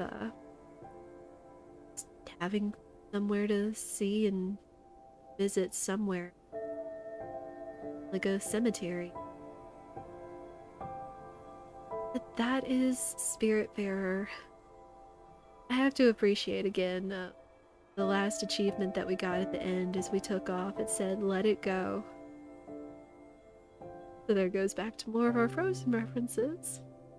Just mental, spiritual, emotional references and things as well. This was such a game. Again, I've said it the whole way through, just how cute and comfy this game is, but as well as how it handles meeting others and experiencing other people's stories and interacting with them, crossing paths in their own journey, as well as learning about ourselves and what Stella is the protagonist with. This has been so lovely. This has been such a good game. I'll probably go back in my spare time and see just what other achievements there are out there, but this should be all of the story that there was to experience as a whole. I'm so glad you all joined me for this. Again, there was a time where it brought me to tears with saying goodbye to Atul and Beverly in the same stream, and what their departures meant in my own experience, my own story of loss, family, and loved ones. But I do hope you all enjoyed this, that, even if there were a lot of feels or some tears in your own watching this and going on this journey with me, that whatever you do, you'll just continue to move forward, continue to take one step at a time.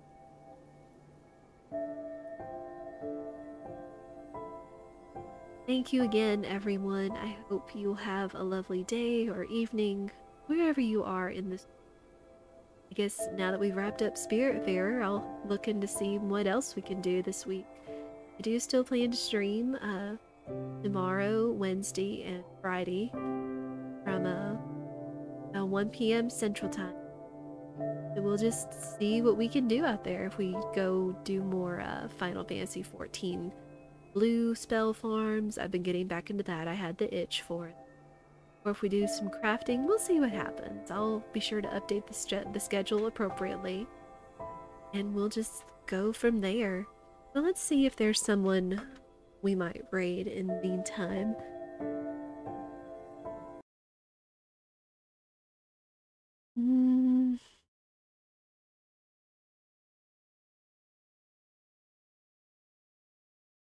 No, sadly I'm not really seeing anyone I'd like to drop you guys off at, so likely the auto host might take over at some point. But again, I hope you all take care, and I appreciate you all being here, and we will be here back again tomorrow at 1 p.m. Central Time with something for everyone. But we'll update on Twitter, we'll update on the Discord, again, !community for the Discord if you'd like to stay in the know of what we're doing and what the community's doing and all little posts that we like to share and discuss and stuff. But thank you again, everyone. I hope you all take care.